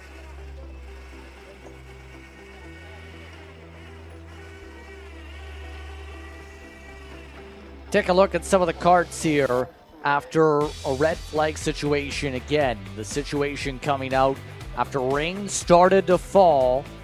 Unsafe for solely slick situation put us under the red flag. So here's the current information. Race control officially sending the bulletin as of 6:09. Senior Heavy, as we've seen, only got to lap 2. They did not complete the minimum number of laps. They will attempt to restart and complete the race at the end of the day if time permits. Legends will start in about 3 minutes with the rain option as an availability for them. Kid Kart is required to be on rain tires here. Brett, there's a lot happening after the rain spurt started. Yeah, I mean, this this is probably worst case scenario, because if you look at the concrete there, it rained, but it didn't rain hard enough like we saw this morning where there was puddles on the track and it was clearly a wet race. Now it rains just enough that it's wet right now, but I think after you run one of the heats, you may have a dry line already, so there's that option for the other drivers. So, I mean, I'm glad I'm not one of those pit crew members trying to make the decision on what type of tire to run. But like I said, it didn't rain hard enough, I think, for it to be like clearly it's going to be wet for a long time. So that shower moved through pretty quick, but then we have another line forming to our south and west. So, boy, Justin, I mean, this is the day I wish you or I had our meteorology degree. I believe Grace is down trackside. Grace, take it away. Yeah, thank you, Brett. I'm down here with the Legends carts getting ready to go out in just a few minutes. And I'm noticing as they're rolling up to grid, we've got everyone on scrubs. Not a single person on new reins, not a single person on slicks either, but mainly just scrubs. Actually, as you can see, the 655 just rolled up with newer rain tires on. I don't believe that they're brand new, but they look newer. So we'll see what this decision is going to do with them out on the grid. Or, sorry, out on the racetrack. Back to you guys. You see the little nubs still on the 6055's tires. Compared to the others in, no nubs. So, that being said here, you see that difference between the tires worked in and not worked in that you have on the racing surface. Some of them are still coming off the kart stand and ready to see how this track fares out. A curveball, if you will, for the day, as this gets really interesting on the time. We're at 6:14 right now. Time is of the essence for this field. Yeah, I think the series officials trying to get in as many of these heats as we can today, and then most likely run a few that we can't get in first thing tomorrow morning before we have our main event. I mean, there's plenty of time in the schedule tomorrow to run some of these heats, but as you can see with our camera shot, the track isn't, I mean, it's damp, but it's not, you know, like we saw this morning. So I think it's going to dry out pretty quick. Now, we just have to hope that another shower doesn't roll through. And I think those showers to our south and west are a little bit heavier, possibly lightning involved. So you can see it's just a dark racetrack, but no major puddles out there. It will dry pretty quick, I think, Justin. Yeah, it should be pretty solid here. It's a little bit of a, how I say, glistening, I guess you can say. A little bit of the rubber washed off, but it's not like there's massive puddling that's built up around here like earlier. So don't know how much this is going to impact the line. I think that's more of an Alex conversation, but I will say it will still impact things because these drivers will absolutely still be feeling it with some of the water that at least is on that surface until there's a chance for it to dry up. As you see, some of the teams have gone right back into the rain suits too with the situation, just in case.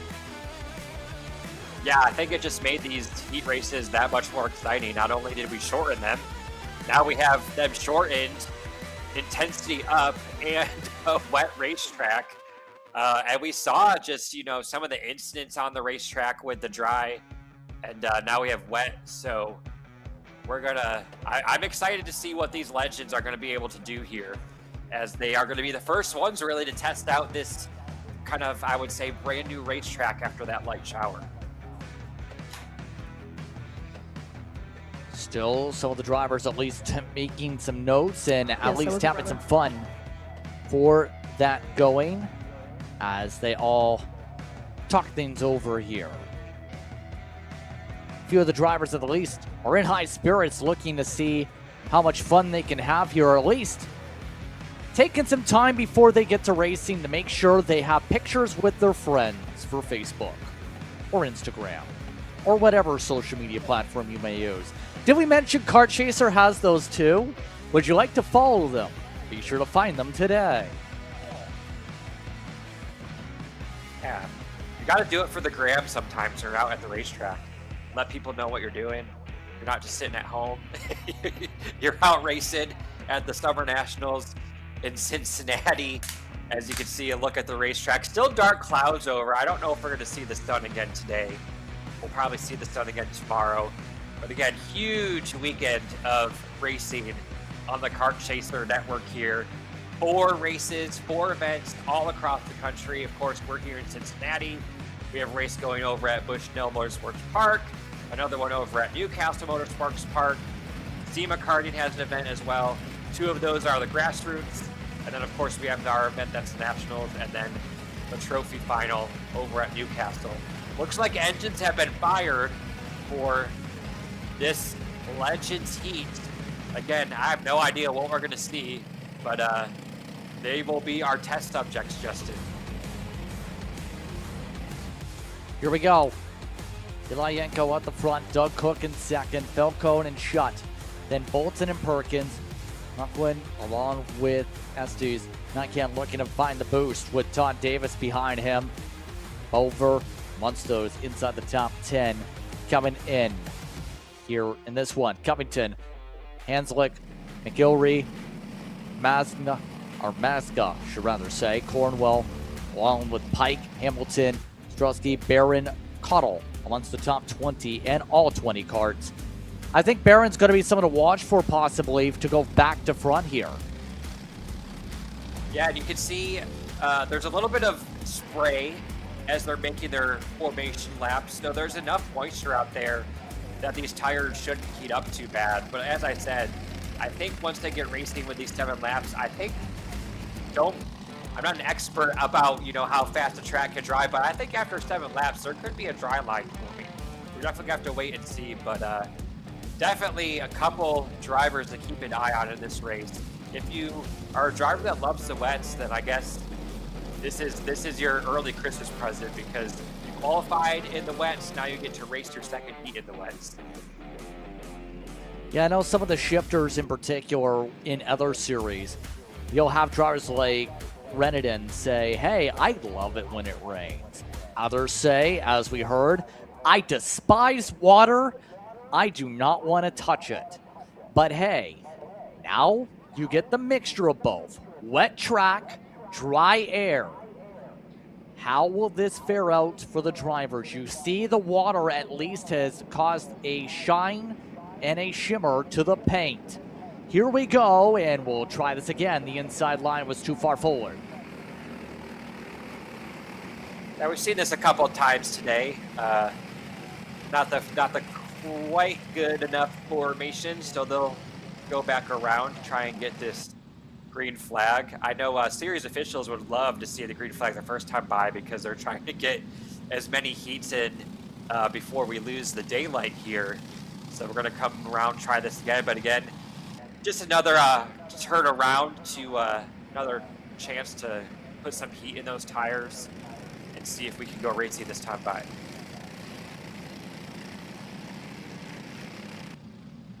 We'll see how this goes here this time, as the entire field looks to group up and try this again. Should put on some interesting battling here. Time to get your notepads out. If you've used one already, find a second one because you're going to need it. Here we go. A little bit more speed this time down the hillside for the tram lines, if you will. So let's see where this goes.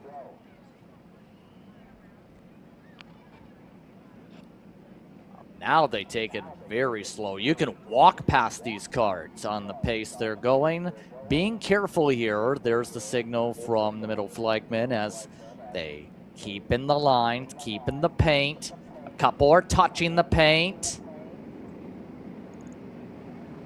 Oh, and hands raised to the back, but they get the green flag. We're underway. It's 3 wide for the race lead. Hold on a moment. Scott Falcone took the lead. Wow, that was quite the start there. I think, you know, they're tiptoeing. They don't know how much grip is in this racetrack as we're side by side again for the lead. As, crossover move there. As expected, Justin, this wet racetrack is throwing these guys for a loop. I think it's throwing me through a loop for a moment there for a split second. You do not expect 3 wide in the opening corner. Now they're stacking up at the back of the field.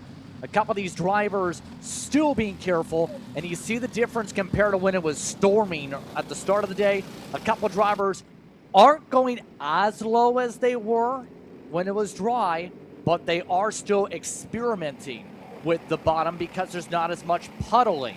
Now you see everybody staying away from the curbing as much as they can here in 12, 13, 14. Yeah, this is also the first race condition that we've seen in the wet because everything this morning that was wet was just qualifying, which is one thing, but I mean, you want to keep up with the other driver, you got to make sure you put the pedal down, but you don't want to make a mistake. So we'll see. This has really increased the intensity as we have another change for the lead. They're going back and forth. Incredible racing in this wet condition.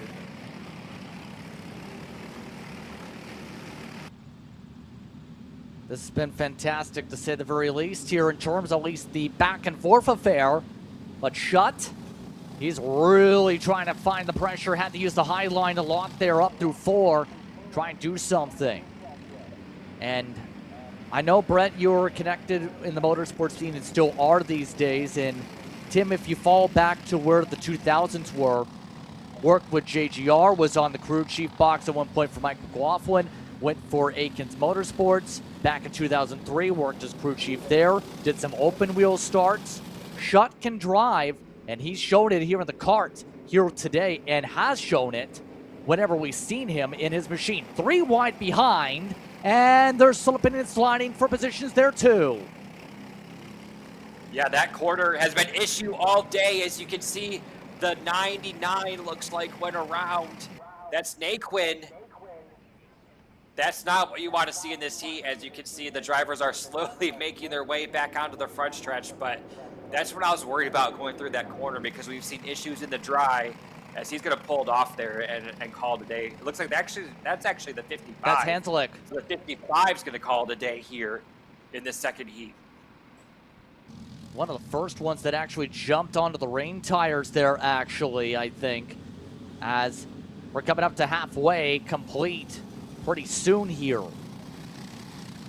That being said, lap times are back to what we've seen with qualifying, though, even though it doesn't look like the surface is that way. 120s is what they're turning here in this one. Right now, see how much the gap's starting to build up. And Falcone likes to go trophy hunting right now, looking comfortable for that. Oh, and off the track! That is Yanko off the circuit. That's the corner all day that they've been. It's so hard to judge how much speed you can bring into that corner. And I think that was a little bit too much speed, went off track there, and you can see what could happen. Even in the wet, go off track, you go right to the back. And you mentioned the lap times. I mean, yes, they're on rain tires, but you still got to tiptoe around this racetrack because it is slippery out there. Think about all the oils and the rubbers and now just this rain that's been out there. So tiptoeing around the racetrack, but Scott Falcone has found something. Fastest driver that time by and starting to gap himself for the lead. See how a couple of the drivers are trying to poke about, and here we go again! Another spin cycle. This is Estes this time. Bit of a quiet day for Brandt. And now he's stuck in the grass, having to get assistance. You see Falcone has that about 3 kart length lead between him and Schutt, and they're actually pretty spaced out, and I'm gonna assume that's because of this weather. I don't think we're gonna see much nose to tail with these current track conditions, but we'll see if Falcone can hang on. I think the track conditions will change rapidly the more laps we put down and maybe a dry line start to form. This section, I think, is extremely tricky for these drivers. Driver after driver finding ways to build up attrition. Bolts in amongst those who shuffle into the cart there. But it's pretty clear that Falcone is the most comfortable out of anybody amongst these legends right now at the very least. Colorado-based driver has looked pretty good right now. Yeah, we talked a little bit about his previous starts. Came down here in July for some appearances. He races everywhere. On the West Coast, East Coast, South, North, everywhere, except for Canada, basically. One of those that is fierce everywhere. You look back, the Yanko's been able to hold on to 6. But you're talking about a driver that will go to every length that's leading this race to find a track that he feels he can win at. And he's doing that right now in the 999 at the moment. He's the only driver in the 119 bracket for speed or for time around this racetrack. So he definitely has found something. Now I'm curious if he actually, as we see, there's another kart off the racetrack. So I think we have at least half a dozen, perhaps. Actually, you see a wheel up there as well. There's another kart in the grass over here. So we have a number of drivers having issues in this heat due to these wet track conditions, but not Scott Falcone with that 119, only driver in the 119 bracket as he leads another lap with just, I believe, 2 to go here now. Schutt still within half a second, just in case Falcone makes a mistake here. As you can see, keeping the distance as he can here. Right now, Cook is in the top 3 after he was one of the top contenders in Heat 1 in the dry. Cook, with how things can go, actually, might be in a great spot to be your pole sitter on Sunday if it stays the way it is. Yeah, there's no better feeling than waking up Sunday morning, getting all your heats done, and starting on that front row for the big trophy. Of course, it's Nationals. Everyone wants to win Nationals, but Justin, it looks like this race isn't over. It looks like Tim Schutt has maybe found something. He was the fastest on the track that last time by. Here he goes, trying to hold on with Schutt on the rear end. Tim taking a chance to the outside, forces Falcone low, that's why. Got him loose. Now the crossover. Schutt next to him says, hi, here's the race lead. I'm in it now. Coming to the white flag this time by Now it's Falcone trying to find a way to stay to the inside. Push from Cook to take over second as well. They were dirt tracking it, at least Falcone was dirt tracking it in that last corner. The kart was definitely sideways, scrubbed off a ton of speed. You can see these two drivers, Schutt and Cook, able to get by him. Now, the question is, does Doug Cook have anything for Tim Schutt? That's the huge question. He's got a bit of a distance behind right now. He needs to find a way to close it, and then some. Running out of time to do so. Cook is still bouncing in the seat again. We've seen that as cost drivers a little bit when they've had to make that adjustment. And it looks like Schutt has an open and shut case with Cook nearly overcooking the corner. That opens the door for Falcone to second. It's everybody that's been able to try and battle it out, watching and saying, it could have been me if I was able to keep the grip. Tim Schutt coming through the final corners, knows where the line needs to be in the dry as this track stays slick. It's Tim Schutt with a move with a couple laps to go that takes the checkered in heat number 2.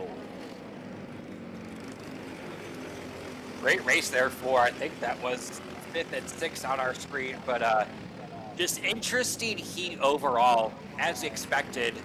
The wet racetrack really threw the drivers for a loop there, but really intense action there in those last 2 laps. Really thought Scott Falcone was going to take that win. He had a lead by a long distance, but Tim Schutt looks like he found something those final 3 laps.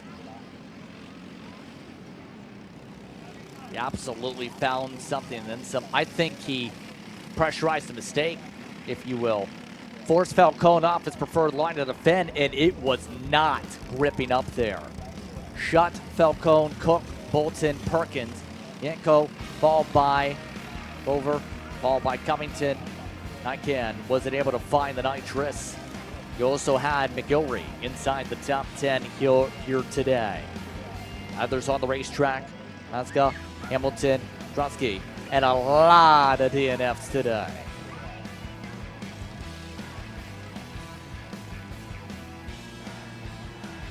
In our words, Kid Kart's going to have a fun time when this track's still being a little bit wet, with it being an all-wet tire affair coming up. What did you say? Yeah, and of course we talked about all day, the cadets, the Kid Karts, they're out here to learn. No better learning than a racetrack like what we see right now. So interested to see how the kids do out there with those wet weather tires. Let's send it down to where you see Tim ready to show why his Timmy Tech was the best in the ring today.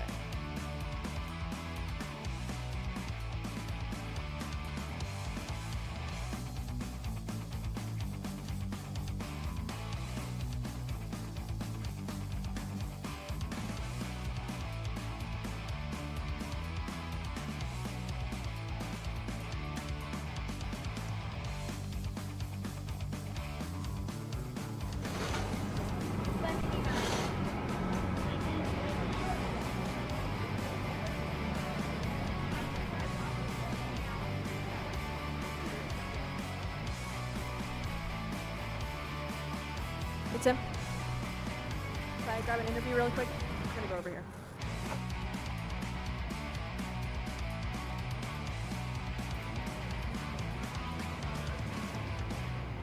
Tim, what a race that was for you. A race all the way to the line.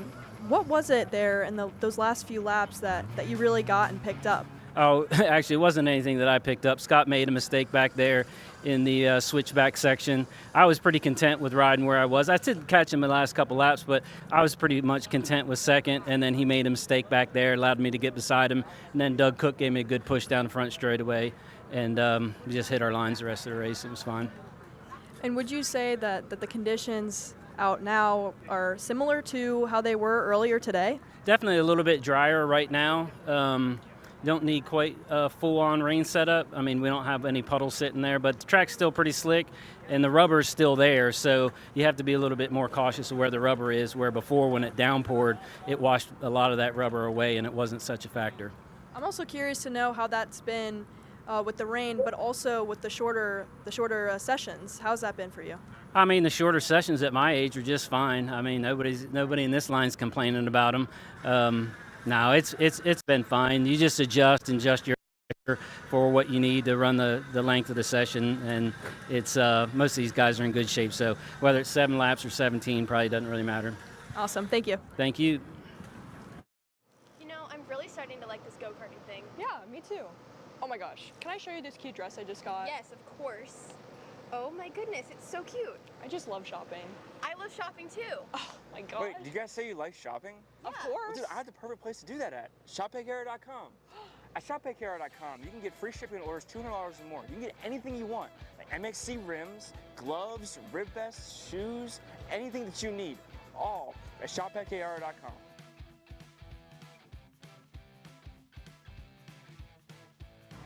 Who is he talking to? No idea. But we're gonna have to check it out. Sounds like a great deal. Sure does.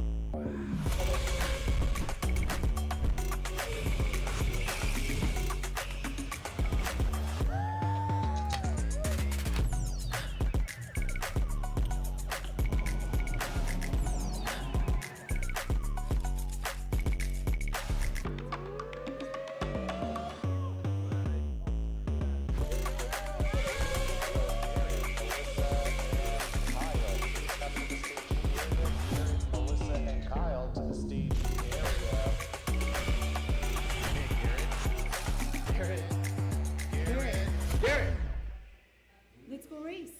Come on, man.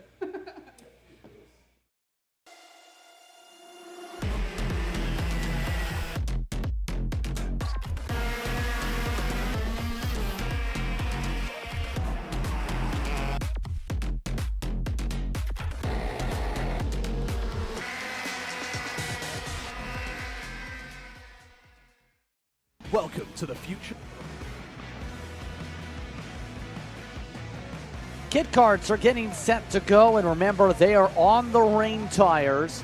There's a lot of information coming up. We'll get to that once things roll here. Maverick Reddick looking to see what happens here this time after launching away with the drive. Bird, Dixon, Smith, McCloskey, and Clements.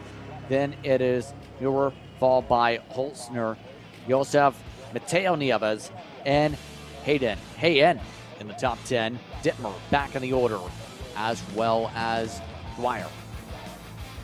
Just about set to go, and don't forget William Heckman is the 008. That's also in this group too. That was pretty fast. Looks like they've checked on one more driver, make sure everybody is good. Here we go. Karts roll, green is out. We're underway for Kit Kart. 5 laps on the board. Brought to you by Max Torque. We'll see if Maverick Reddick is able to have that lead that he had in that first heat. That was under the dry conditions. We'll see if Maverick has that same in these wet conditions. You can see one driver off on the first lap, but we are still clean and green up here at the front. And off and away we go to settle things out here. Remember, Reddick on the first lap pulled away by 4+ seconds to start off the day. It's about the same top 4 in the order. Dixon is up there. You still have Heckman also riding out the storm to try and chip away the gap. He is in one of those that is not on the pylon. That is Dwyer. That's going to be the 8th. It's the 008 here on circuit. Still, though, look at this difference. You make the track wet, and Bird steps up, and we have two karts off.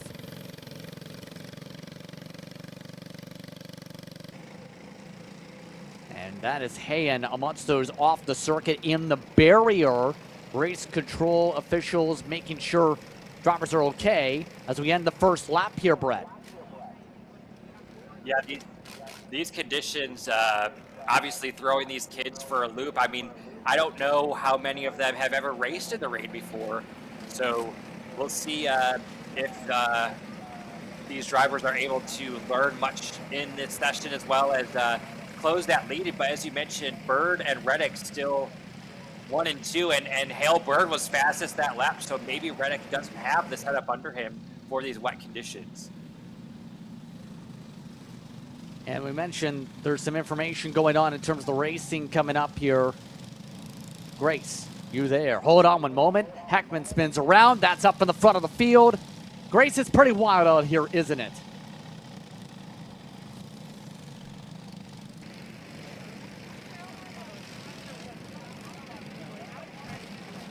I'll try that in a moment here as everyone continues to have spinnies, giving the kid carts as they adapt here. I believe that she's got set up down track side.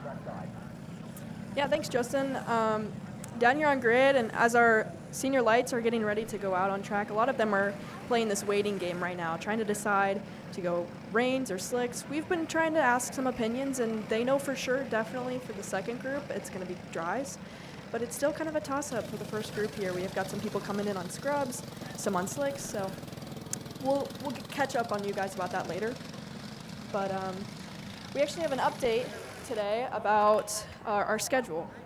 So the classes following Sportsman today, which is going to be Masters, and both senior medium classes are being booted to tomorrow morning. So today we're going to finish up with Senior Light, Even, and Odd, and then Sportsman. So back to you guys. And obviously, we talked about with the lights and a lot of different factors here with the way things have gone, that's coming into play. So obviously tomorrow is going to be a busy day for competitors. As you can see, some of the teams working on their karts down pit road on that lower third or the bottom corner. But you know who is one of those really capitalizing on all this? The 8 of Dwyer, and this is the actual 8 on the pylon, is up 8 and is flying. Yeah, and actually you could see briefly on that camera shot, there is a little bit of dry patches starting to show up on this racetrack. So I think once we get one more heat, we'll have a dry line clearly on this racetrack. But during Grace's report as well, we saw a number of drivers go off track in this session. And they mentioned it, or we mentioned it previously, all the oils and rubber are still on this track. So as you can see, the 9 there getting loose. So the track is still very, very treacherous out there. And it looks like that's a blue Margay that's trying to make a move now. That is Muir that's trying to make a way on by. 2 laps to go, side by side for third. Dixon tried to set up a crossover attempt. Got to the bumper at least. Has to line up behind and reset as Dwyer continues to be your second quickest kart, third quickest actually outside your top 2 on the racetrack. Dixon inside, wants third back, sends it deep, able to make the corner stick, but the crossover yet again, side by side for the kid karts. Yeah, great racing here for 4th, 5th, and 6th on the racetrack. Different lines, different method. Oh, it looks like Dixon got a little bit sideways perhaps in that corner, and you can see the 97 able to make that pass. But I was about to say, just so many different lines these drivers can take with the current state or conditions on this racetrack. A little bit of a loose moment now for Dixon, though. Here comes Dwyer, looking to make the pass for the 4th position. Something flew off Dixon's card, it looked like, for a moment. Looks like he'll still keep going as we come up to the white flag this time by. But the CRG still 1 and 2 at the head of the field. 1 lap to go. Maverick Reddick Not as big of a gap as earlier, but it's still a hard one to close up. Yeah, I think as this track has started to dry slightly, it's worked in Maverick Reddick's favor. But Bird in the 88, not doing too bad either in that second position. But you did see, I saw the same thing off Dixon's car. It looks like something flew out the back end towards the back half of the racetrack. And that can happen when you go off-roading, as he did off one of those corners, but has not slowed him down. Still in the fourth position for Kit Dixon as we are on the final lap. Everyone pretty much spaced out, but we can't call this one just yet. We've seen these track conditions. You can go off and lose a ton of positions here on this final lap. It's been a fun battle for a couple of the drivers today, but for Maverick Reddick, he's been the king of the kit cards here today. Reddick keeping up what's been a stellar year for him again. One of the best in the nation. If you follow the Carter DB stats, he's usually a front contender. Kart 75 coming through the final corner. Again, this would be about 100 starts in his career coming into this weekend. It would be nice to add a 33rd victory to the numbers. It's Reddick who gets the heat done, sweeps the heats over Bird. And you can see just how spread out everyone was due to the just the conditions and the calamity that we saw in that race. But here comes third, fourth, fifth, and sixth. And the rest of the field coming out of the final corners down the straightaway here. But a good learning experience, I think, for a lot of these kids. As I mentioned, perhaps never racing in wet conditions. And they got a good dose of education, I would say, in that event there. And I know parents for Maverick Reddick are going to be happy to see what happened, with the connections we talked about sometimes there. But obviously, speed, you have to recognize it. Reddick by 3 seconds over Howell in the 88. And it's Muir in the top 3. Dixon, Dwyer in the top 5. Dwyer did fall behind the 9 by about 0.6. Smith, McCloskey, Yevez, Clements, Dittmer, and are the drivers who finished. Holzner was the only driver, despite all those spins, only one driver didn't take the checker flag there. Yeah, good job by those drivers to keep it in there, stay in that race. But what a great job to see two teammates 1-2 in that Kid Kart Heat. They'll be tough to beat in tomorrow's main event. He's been an interesting name over the course of the Kid Karts. Current tier number 5 at the national level out of those who run that rank. But CKT Senior Light due up, and we talked about their situation. As you can see, some of these drivers indeed keep the treads on as we look to find out how things go for this group. This is your odd qualifying group, ready to do battle with Tutwiler, looking to try and command this field. His stealth, looking to try and make sure there's no mistakes here on this one. Yeah, you can see it's a toss-up there, just sitting there on pit road. The 9 with the rain tires, right next to him, the 369, looks like on dry tires. So really a split decision, it looks like, on pit lane. And you saw in that one camera shot, there is clearly some dry racetrack out there. And we mentioned it in our qualifying show that wet tires on a dry racetrack will heat up very quickly, and there's not very many puddles out there. And actually, we're going to go down to Grace, who's going to give us a little bit of an update on what the decision was with these tires. Yeah, thanks, Brett. And it actually seems like, from what I'm seeing, that nobody really knows what the right answer is when it comes to the tires so far. As I went up and down the grid, I counted 9 people on slicks, 5 people on new sets of reins, and 8 people on scrub sets. So it kind of seems like a toss-up. I mean, we have a good mix of a little bit of everything, so it's definitely going to be interesting to see how all these different tire compounds compare and contrast on this type of condition. Back up to you guys. And you know the wild thing about some of these calls possibly? There may or may not be rain in the next 6 minutes, not to add a little bit of panic for some of the teams, but hey, commitment is there for some of the drivers. Look at the bubbles. See the green that we left before. You see that tail with the next storm? That's just about where we're about at here. And that's going to get interesting for some of these karts. You can already see a couple of the teams are already regretting the decisions. You can tell with body language because they can hear me say that. Yeah, I mean, it's just going to be, it's like you need a meteorologist to be on your team if you want to make the right choice. But I think if we've had a good heat, the first one and the second one, maybe this is a good test session for what you could experience tomorrow. Some of these same decisions may need to be made tomorrow because forecast is identical for tomorrow's main event, as they are on their formation lap. I think some of them are testing out, especially if they're on those slick tires, testing out just how much grip is in this racetrack. See some of the starters, how they're sorted. Tutwiler, Makovsky going to be up at the front. Shad, Thek, Ionel, Munson, Young, the master we see. Some of the drivers towards the backup note. Getz is going to be someone to keep an eye on. A part of this group here in this one. Beckenhart looking to avoid troubles. Jarvis Comey had issues in the last race. Looking to keep it clean for Caleb to close out their possible day in this class at least. You see some of the drivers still making sure to double up. But hey, about to get tested.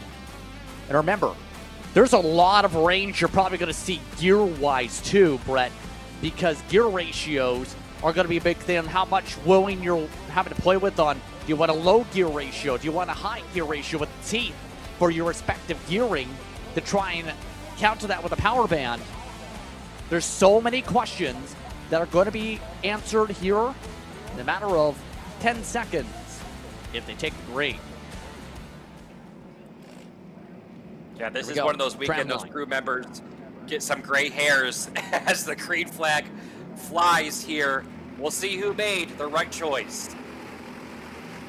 Here we go. We're underway. Tutwiler leading things off. And look at Makovsky already getting the run. Believe might be possibly on the slick. We'll have to see because he's got a big advantage. And that's the thing. Do you see those little sprinkles here and there? Oh. There's karts off the track with it.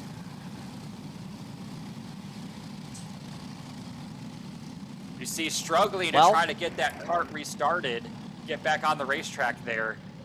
Pushing that it is now, Amundsen. Oh, heartbreaker. You don't want that to happen the second heat. Obviously frustration there. The rest of the field carries on. Single file here for the most part. It looks like the track is still just a little bit too wet for the guys that are on these slick tires. Absolutely. Absolutely. As they go about here up at the front of the field, Dakamutsu is trying to make some passes here. And already the major is gone. Already up with the 112 to start. Everybody else in the 114s to 115s to begin. Shad on the move.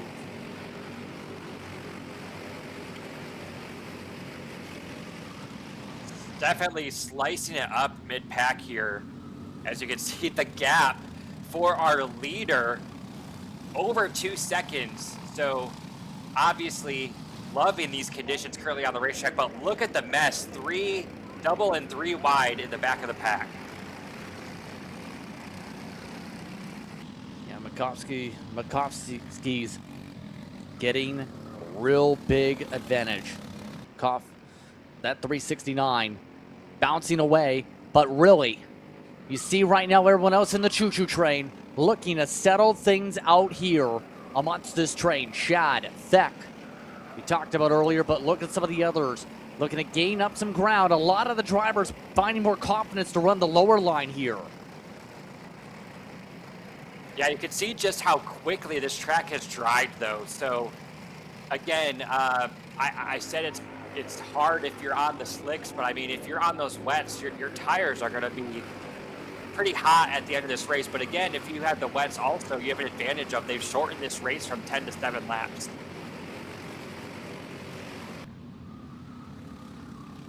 Really, as they zip about here, you can tell Major, I think, has really nailed what they need for the setup here with how big the advantage has gotten here compared to some of the others. But really, as you see Tutwiler amongst those that has to find a way to get the rhythm back, also getting some rhythm. You see the moves going on with Beck. All of them staying single file. Ianello followed down to 10th last time by. Grace, to you. Hi, thanks, Justin. A lot of our senior light even group was watching the drivers out on track right now and said, yeah, definitely slicks. But as I said that, it's raining again. So throws another little loop into everything, and nobody wants to grid up yet because we don't know what's going to happen. Back to you guys. Yeah, they're all taking notes because of the potential of the radar we alluded to and the potential of the bubbles here. Munson, after the off track, by the way, setting fast laps. Here's the downside for him. 21st spot, very back of the field. Going to be a little bit of a disappointment, obviously, with the off-track sequence for them, but still showing the kart is fast, and it's going to be probably mid-pack for the 136 today, or tomorrow, I should say. Yeah, that's got to be incredibly frustrating to have the fastest kart on the racetrack, but be almost a full lap behind the field because of that incident that happened on the first lap. And just, Justin, I mean, what decision would you make if you're in the second heat? Do you want to put on the wets or do you want to stay on these slicks? Because we could have more rain on the way, but you can see the battle here is continuing no matter the weather conditions. Yeah, really, that's a tough question because unfortunately I'm not if you follow the trend of, say, eNASCAR competition, at least a quarter of the drivers are meteorology majors or like to follow airplanes or stuff along those lines. Unfortunately, I'm not one of those drivers that fell into that category. So what I'm going to say is you basically have to be a good judge of following weather radars, hoping the radar doesn't automatically change and change when the rain would hit by a matter of a few minutes, because a few minutes could be the difference of it raining when you're gridding up to raining when you're about halfway to the race again. So many different things you have to factor in if you're a team. And I think you can see with the decisions made for this race between slicks and wet tires and tires that have been run a few laps on the racetrack, the field has really sectioned out. They've really strung it out with the leader 4 seconds ahead, and then second place is well in front of the rest of the pack. So you can see this is really the best battle I think we have on the racetrack is what you're looking on your screen right now between the 305 and the 315. I think so. They've kept themselves pretty tightly buttoned up here in the pack. Calvin Zane amongst those that have done pretty well, but also you have Rio amongst those moving ahead. Ryan's up 12. You have Blem that's gone up 12 also in this conversation in the 315. Yeah, 12 spots. That's a heck of a return. 315 up to 8. So top 10 finish, that's going to pay dividends probably tomorrow. And the race isn't over. Still opportunity for them to get some more positions in these final 2 laps. Huge opportunities here, keep in mind. We talked about for Blem, we've seen already some interesting moments for those drivers over the course of the weekend from that camp. But today, at least in the light, speed is coming to light here in this one, right as Ryan has the white flag. And as you can see, more karts are off the track, I believe one of the Marinellos, as everyone else will make their way through for the final time around in the choo-choo train. Yeah, I think some of these drivers are going to be glad to see this white flag if they don't like the tire choice that they made, if their setup isn't right. But One driver that obviously made the right decision, it would be the 369 that's leading this race. There he is, all alone on the racetrack, it looks like. That's how big of a lead he has right now. Yeah, this has been dominant from him so far. Major 5.6 seconds of the line over Jackson Young, who's gone up 5 as well.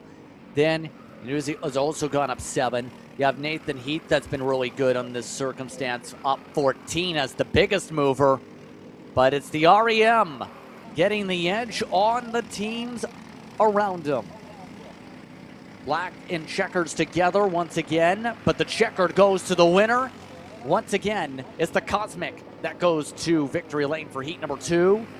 That is going to be a first and a second on the board for the 369. And no surprise, that was a totally different race from the senior light heat that we saw earlier this afternoon. Obviously, totally different conditions on this racetrack, as well as we're getting later in the day, so that track temp, along with the rain, probably has decreased from the 90 degrees, I think, that we saw for their heat earlier this morning. But I think we're going to have a little bit of a lull here in the action because they have a number of carts they have to get off the racetrack before they can get the the heat for the next set of drivers underway. There was a lot of attrition in that event. Major Makovsky able to come up on the top by 6.1 seconds. Newsy, Heath, Zing inside the top 5. Maria followed by Blem, Thek, Tutwauer, Ianello inside your top 10. Munson did recover to 11th, by the way. Remember the fast laps and being the fastest car on the track by a few tenths? He was able to get at least to mid-pack to salvage a lot of spots. Never give up. I mean, that's why you don't retire from the race early just because you went offline. That saved him a little bit from having a bigger hole to dig out of tomorrow. So as you can see, all the teams making sure the tires are scanned as they work in the scale line. All the competitors going to make sure they are ready for what's going to be a very unpredictable Sunday, to say the very least. Grace to you. Here with Nathan Heath. Nathan, you made it up 14 positions in that race. Talk to me about what was going through your head when you were rolling up to grid and people were showing up in slicks, people were showing up in rains, and you took the gamble with slicks. What was going through your head? I don't really know. I was just, I was looking at radar, and radar just showed like 5 little blips of green. And I'm like, that's not coming anywhere near us. Everything else was on like the border with Indiana. So I'm like, it doesn't look like anything's gonna happen for like half hour. If I get slicks on and they don't hold the kid carts out for too long, I should at least beat half the grid because half the grid had wets. And basically the gamble just paid off. Yeah, and talk me through that race for you, climbing through the pack. How was that? Well, first on lap 1, everyone, first like 4 people went off in 1, and then in 2, and then in 4, about 10 other people went off, and so I was right there like 8th. I'm like, what am I doing here? And then in like turn in the, I don't know, the 90 degree. I don't know the number. A few people went off there because there was like a little wet spot or a dry spot. My visor was too shaded, but there was a spot where people kept hitting and just going straight. And so I braked way early and just kind of went through there really slow, and I got such a huge exit out of it, and I passed like 4 people doing that. Awesome. Well, congrats. Yeah, thanks. Gotta love detail. Details are very helpful. And all that's to say, we're coming up to our next group. It's time for the even group, and Colin Warren trying to get a sense of this group here with Christopher McKeithen, Cameron Reed, Cale Zimmerman, all amongst those in the order this time. You also have Curl, Irwin, Lorenko, Chambers, Simpson, and Klein all in the top 10. How they finished out in Heat 1. Looking to maintain things. Owen Lloyd down at 11. David Baker down the order. Gillen, followed by Tortato. You have Capolongo. Lost a few spots after being a hard charger earlier, but he's back in 15th, not from the back. Cloud, Ma, Heber, Clark, McGee. Amongst those in the order with Day and Lawler looking for better Heat 2s. Just past 7 o'clock, and as drivers have said, it's about hoping the bubbles aren't predicted to connect together. And right now, the shade and the darkness are starting to settle on in here at MCC Cincinnati, late in the going.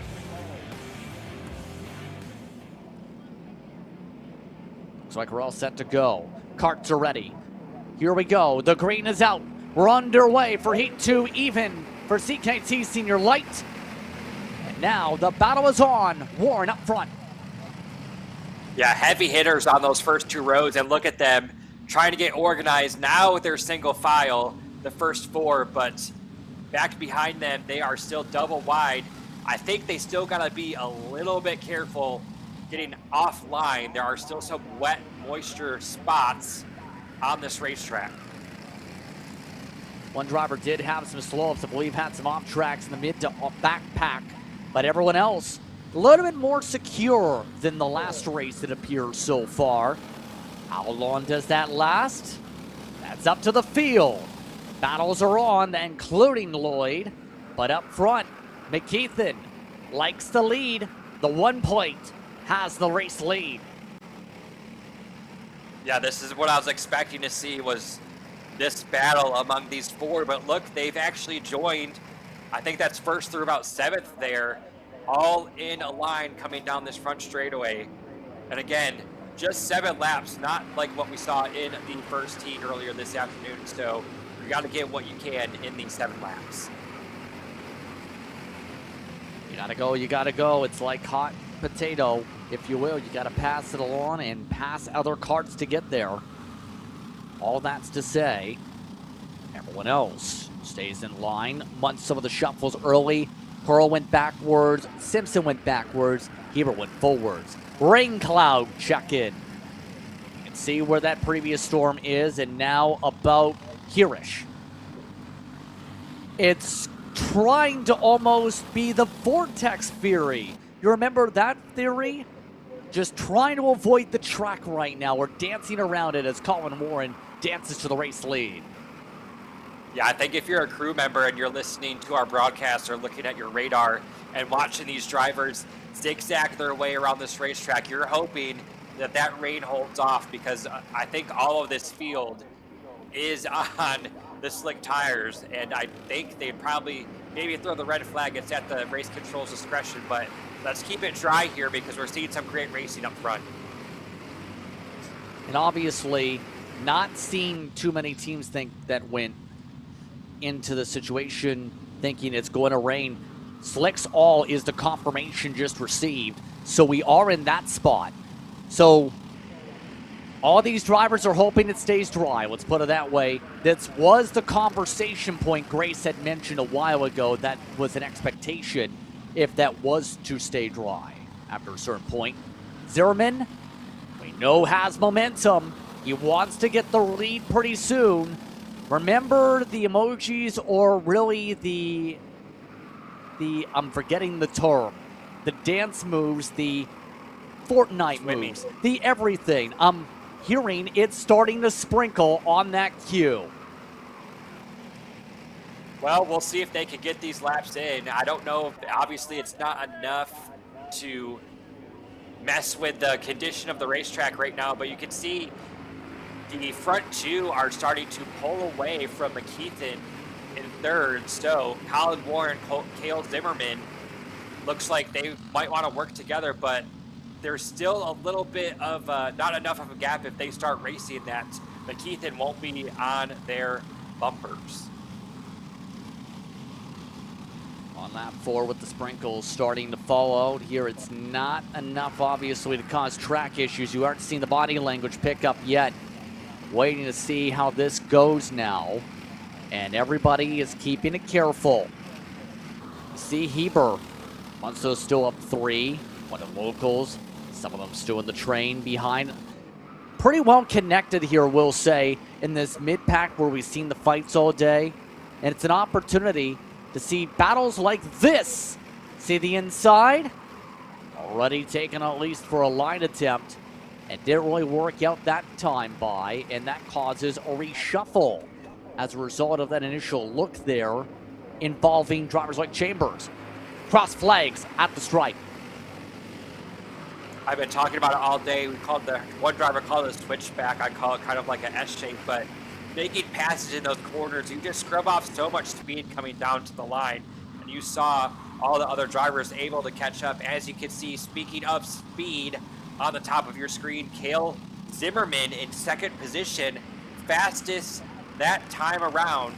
As you can see, he will have the speed, or he does have the speed, I should say, to possibly get around Colin Warren before this race gets the checkered flag. And look at the difference. McKeithen's actually falling off because he ran a 107.3, ran a 107.4 before that, won a 108.3 before that. Mind you, it was a 0.2 difference and then a 1 or 0.2 difference after that. McKeithen going the wrong way at the wrong time, coming to 2 to go. Yeah, you have to wonder if that cart's falling off with the setup or the tires, or even if Cameron Reed will be able to pounce and pass McKeithen for third position. Yeah, you see that on the pylon right now. 0.5, 1/10, 2/10, 4/10. That is a pretty substantial difference between the two of them. See with the headshots there. But as this goes on, Warren versus Zimmerman is still the battle up front. And Zimmerman, I remember the conversation listening in before the interview portion, we were down trackside, about I believe he called it the kayak rather than the swim move. He had mentioned, I felt there was no way for me to not have Warren win the race. Now Zimmerman's in the opposite situation where there is a spot where he can make sure Warren doesn't win the race as long as he gets a good final straightaway. Yeah, I think Zimmerman has been waiting in the wings, and I think he may make a move on this final lap, and we've seen all day. Back half the racetrack, if he can get a good run off those final corners, we could see one of those finishes that we've seen all day. There you see the gap. I mean, they're nose to tail. We'll see if Zimmerman can put together a great final lap and try and make a move for this win. That's actually Cameron Reed catching up to McKeithen. Has a chance to take the top 3 again, actually. Reed was 0.3 quicker than McKeithen last time by. Watch that towards the stripe in the backdrop. But here we go. It's Zimmerman looking for his turn to try and put on the right moves.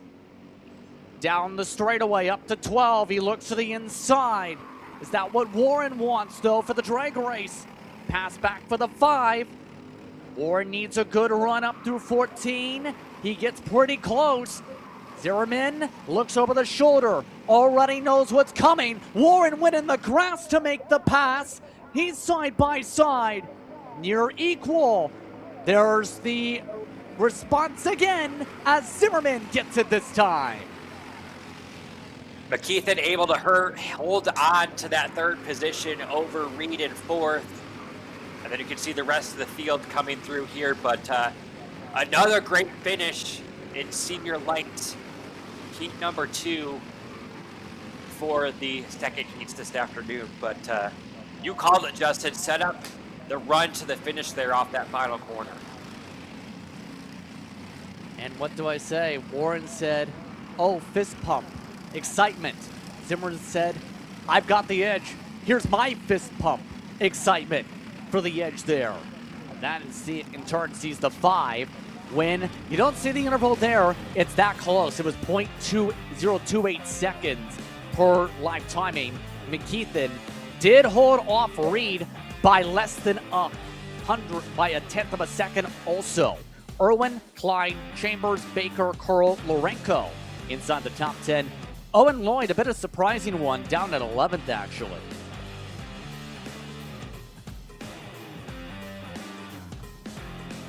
There's the rest of the finishing order. This is the back half of the field.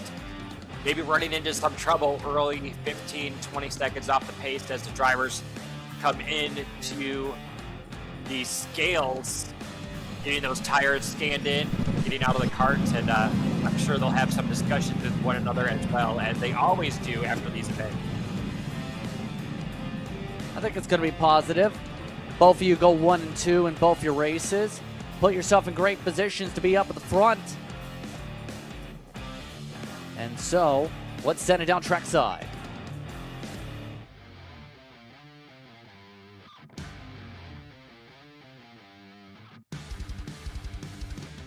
We should say.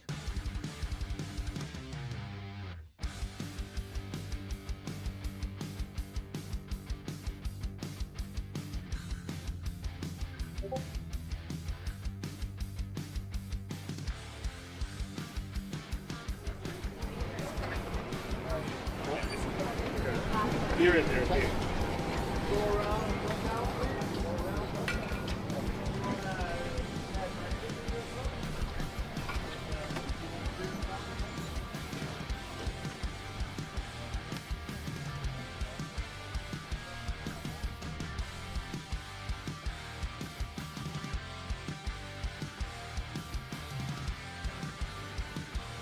Kale, you thought for a second there that you weren't going to win that thing. I mean, we all saw what happened in that back corner, but you got it anyways. What was going through your head then? Honestly, the heat race points were kind of going through my head a little bit. I didn't end up swimming this time. The oar worked better. Thanks, Colin, for teaching me that. But no, me and Colin were just super quick. I could tell pretty much right away. Just worked with him. I mean, obviously, reveal our teammates. We had a great package together, and in the end, I was kind of thinking about how I got 4th in the last one. Kind of wanted to go win that one for some extra points. And just kind of tried something in the back, some blocking, and it ended up working, obviously, and was able to beat him to the line to my surprise. Thought he had a little bit more speed than me, but ended up all good. It's always great racing with him. He's really clean, and I think we had a blast. And going into tomorrow, you've got your other medium heat, and then you've got the finals. I don't know if it's supposed to rain, but those sessions are definitely going to be a lot longer. So what's the plan there?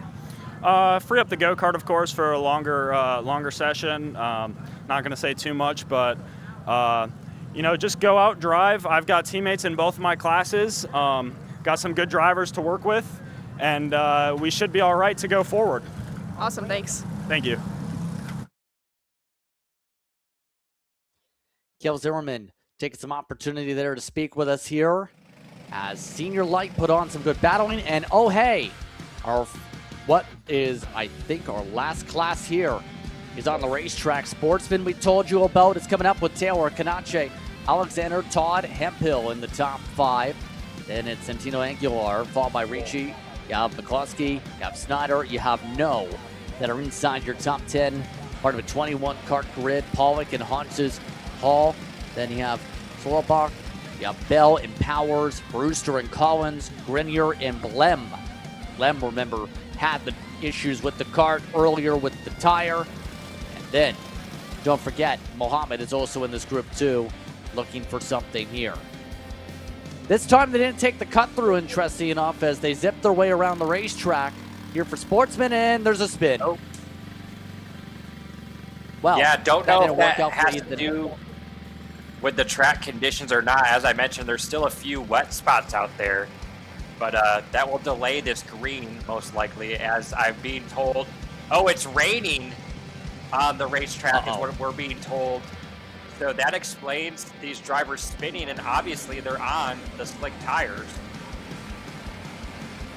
Remember that point I made about you have to figure out if the bubble is going to blend together in the span of a couple minutes? Yeah, this came just at that time. And now it's going to get interesting how this field's going to go as they all zip around the racetrack. You can see the sprinkles starting to come on down. And remember, the last field prior to this had been on all slicks. That's how close it was compared to the last class. Now they're doubled up this time. Yeah, this is going to be interesting to see how this all shakes out. If, again, it's up to the discretion of, as we saw earlier, up to the discretion of race control if they want to throw the red flag due to the rain. So, again, Justin, I'm just at a loss for words. I have no idea what we're about to see. So here we go. They're taking the cut through, and it looks like I'm going to try this here. Now it's slowed down a bit, so this is a little bit of an interesting spot. Yellow flags are already waving from Jason Burgess. So it looks like they are already watching and saying we have to go around again here, make sure on things. So they sent Burgess down from the flag tower. They also hadn't had all the carts together there in the first place. Yeah, I think this might be the number 5 that was... Nope, that's the 4. That's the 4 that was spun, That's I believe, Grenier. and hadn't caught up to the back of the pack. They're going to try this again. Let's see. As they'll all double up here. Going to be an interesting race for the sportsman class, to say the very least. Some of the various team members you've seen already giving hand signals, because if you're down towards that pit lane where they set up the carts, it's a straight shot up towards where this part of the track is. So it's probably your best bet if you want to give a signal where they're looking at you straight on through 6 and 7. Yeah, and I saw there was a couple people out there with umbrellas out, so obviously it was raining a little bit a few minutes ago, hard enough to pull out your umbrella. You can see some in the background there, but it looks like we're still going to go green here. Boy, I would not want to be one of those drivers in those carts right now. So here we go, down the hillside again. Looks like all the carts are catching up here, giving signals to watch each other here. 1 of 7 laps if we get to take the green flag here. We'll start on the board. Here we go. Heat number 2, Sportsman, right about the end of the day. It's been a day that started off around near 12, 13 hours ago. Field zips its way, and off and through we go. Already off to side by side to begin, as the race leaders already single file out and get into the rhythm. Yeah, if I was these drivers, I think I'd just want to get into a rhythm, like you mentioned, and get these laps done. But as you can see, they're jockeying already for the lead, so we have a change up front for the top 3. But again, I would want to get these laps clicked off as quick as possible, knowing there is rain right on our doorstep. Yeah, it could be one of those situations where it could get wild. You see already little blotches of some wetness still on the circuit, but all that's well. As you can see, Taylor did lose the lead, and here we go, the bubbles.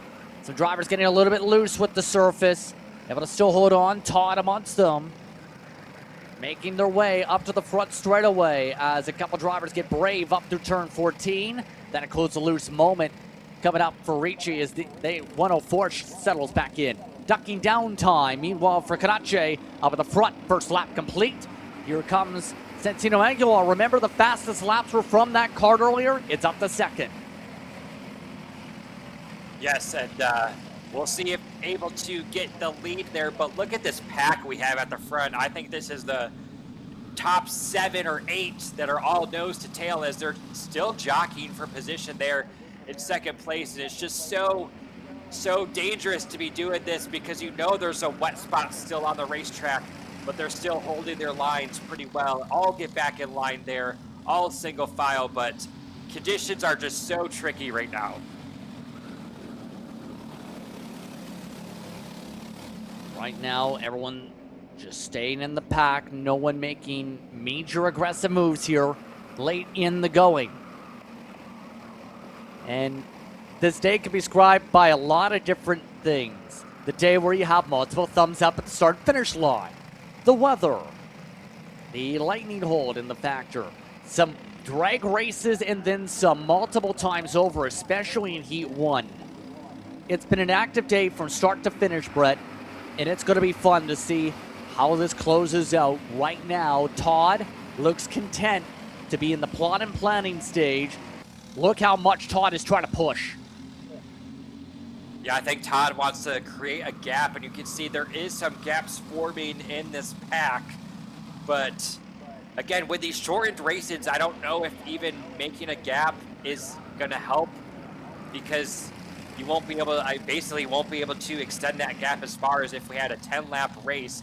But as I say that, I mean, they're just nose to tail all the way back through 10th place. So you make one mistake as well, you could go back from first or second to 10th. That's not what you want to do in this last heat race of the afternoon that we believe.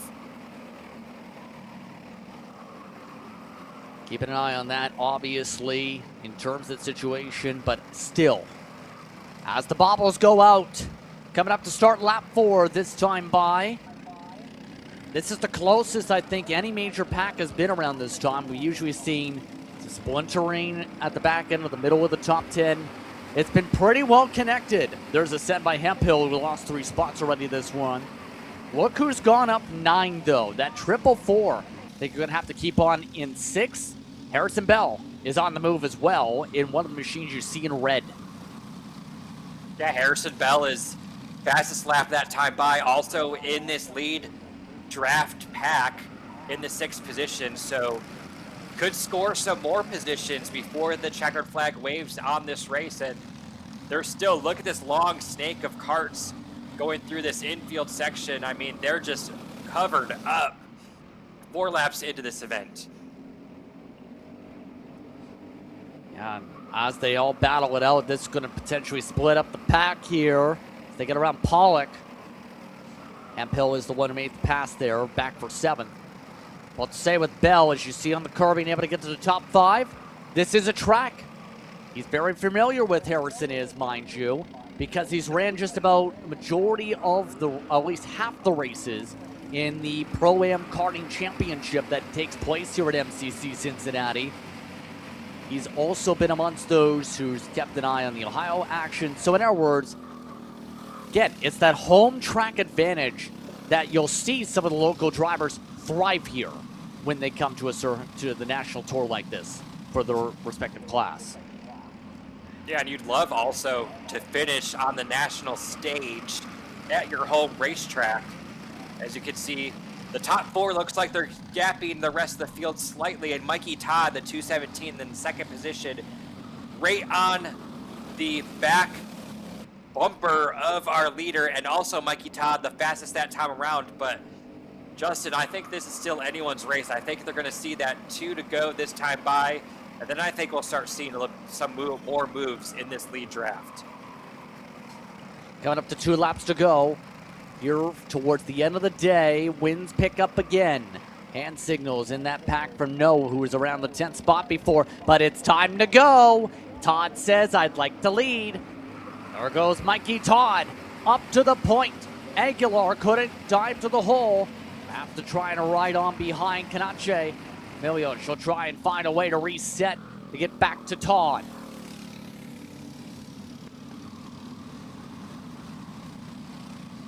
You can see single file for the moment. We'll see if anyone has anything for Mikey Todd. No surprise that he took that lead with 2 to go. Again, he had that fastest lap. Now everyone's going to try and reorganize, maybe try to make a run, as we got about a lap and a half left to go here in Cincinnati. Here we go. Lap in a 3rd. Look over the shoulder for Todd. Now, nobody else making too many aggressive moves unless you're the 444 of Bell. Another pass for Harrison. Picking up spots. Looks like a few drivers at the back of the group want to try and step ahead like Hemphill. But the problem is, there's only 1 more lap to go, and it's Todd that leads the pack. Todd has a bit of a bumper. Now, if you're Canache, if you're Aguilar, you have to get on the bumper, get just about to it, and set up a draft for this win. And you know Mikey Todd's going to take a defensive move like he did right there, a little bit lower in that corner. And then Bell, you mentioned that, in 4th position. What a comeback as they're dicing it up now, these top 3. Here we go. Fight is on. Aguilar tried a different line initially up through the S section. Now they rumble their way up out of 11. Aguilar's under attack more than anything else. Bell amongst those trying the 3 wide. No, that's actually some of those like Taylor. All while Todd, he's not felt too much pressure yet. That might not last though. Look at Canache get the run. Todd took a defensive line. Now Aguilar trying to give assistance. Side by side for the race lead, coming up to another drag race. We've seen plenty of them today. Why not end it with that? It's Canache who gets the win by 69 1/1000ths. What a great way to finish out that heat there. Those drivers, like I mentioned, just covered up first through about 10th position. You saw that massive pack coming down the straightaway into our flag man and then across that finish line. What a great race that was for the Sportsman division. Look at the results. Canache, Santino Aguilar, Todd, Alexander, Bell, Taylor, Ricci, Hemphill, McCluskey, Hall, and No. For the top 11, Pollock, Hodges, Blem recovered to 14th after the issue earlier. Brewster down 15th position here today. And a couple drivers are going to have to figure out things. That includes Drew Snyder, who finished 19th here today in this final heat. And as these drivers all finish things out and the last of the drivers come across to finish, take a look. We still have plenty of racing tomorrow. The quad header continues tomorrow, Brett.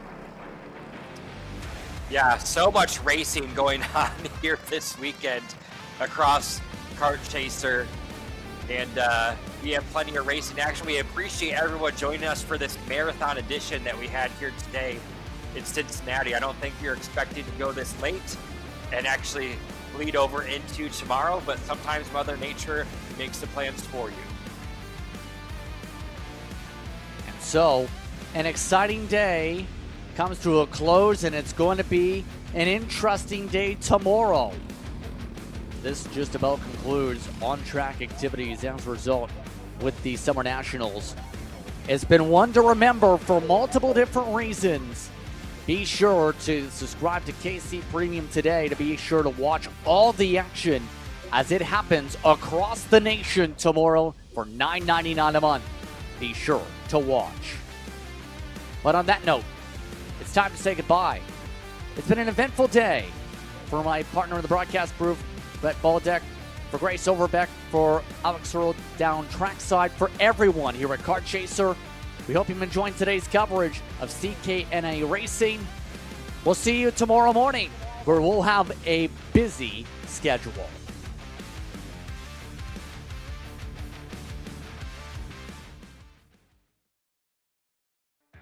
This broadcast is the sole property of Kart Chaser Group, LLC. Any rebroadcast, reproduction, or other use of the images, audio, or accounts of this event, in whole or in part, without the express written consent of Kart Chaser Group, LLC is strictly prohibited. Thanks for watching.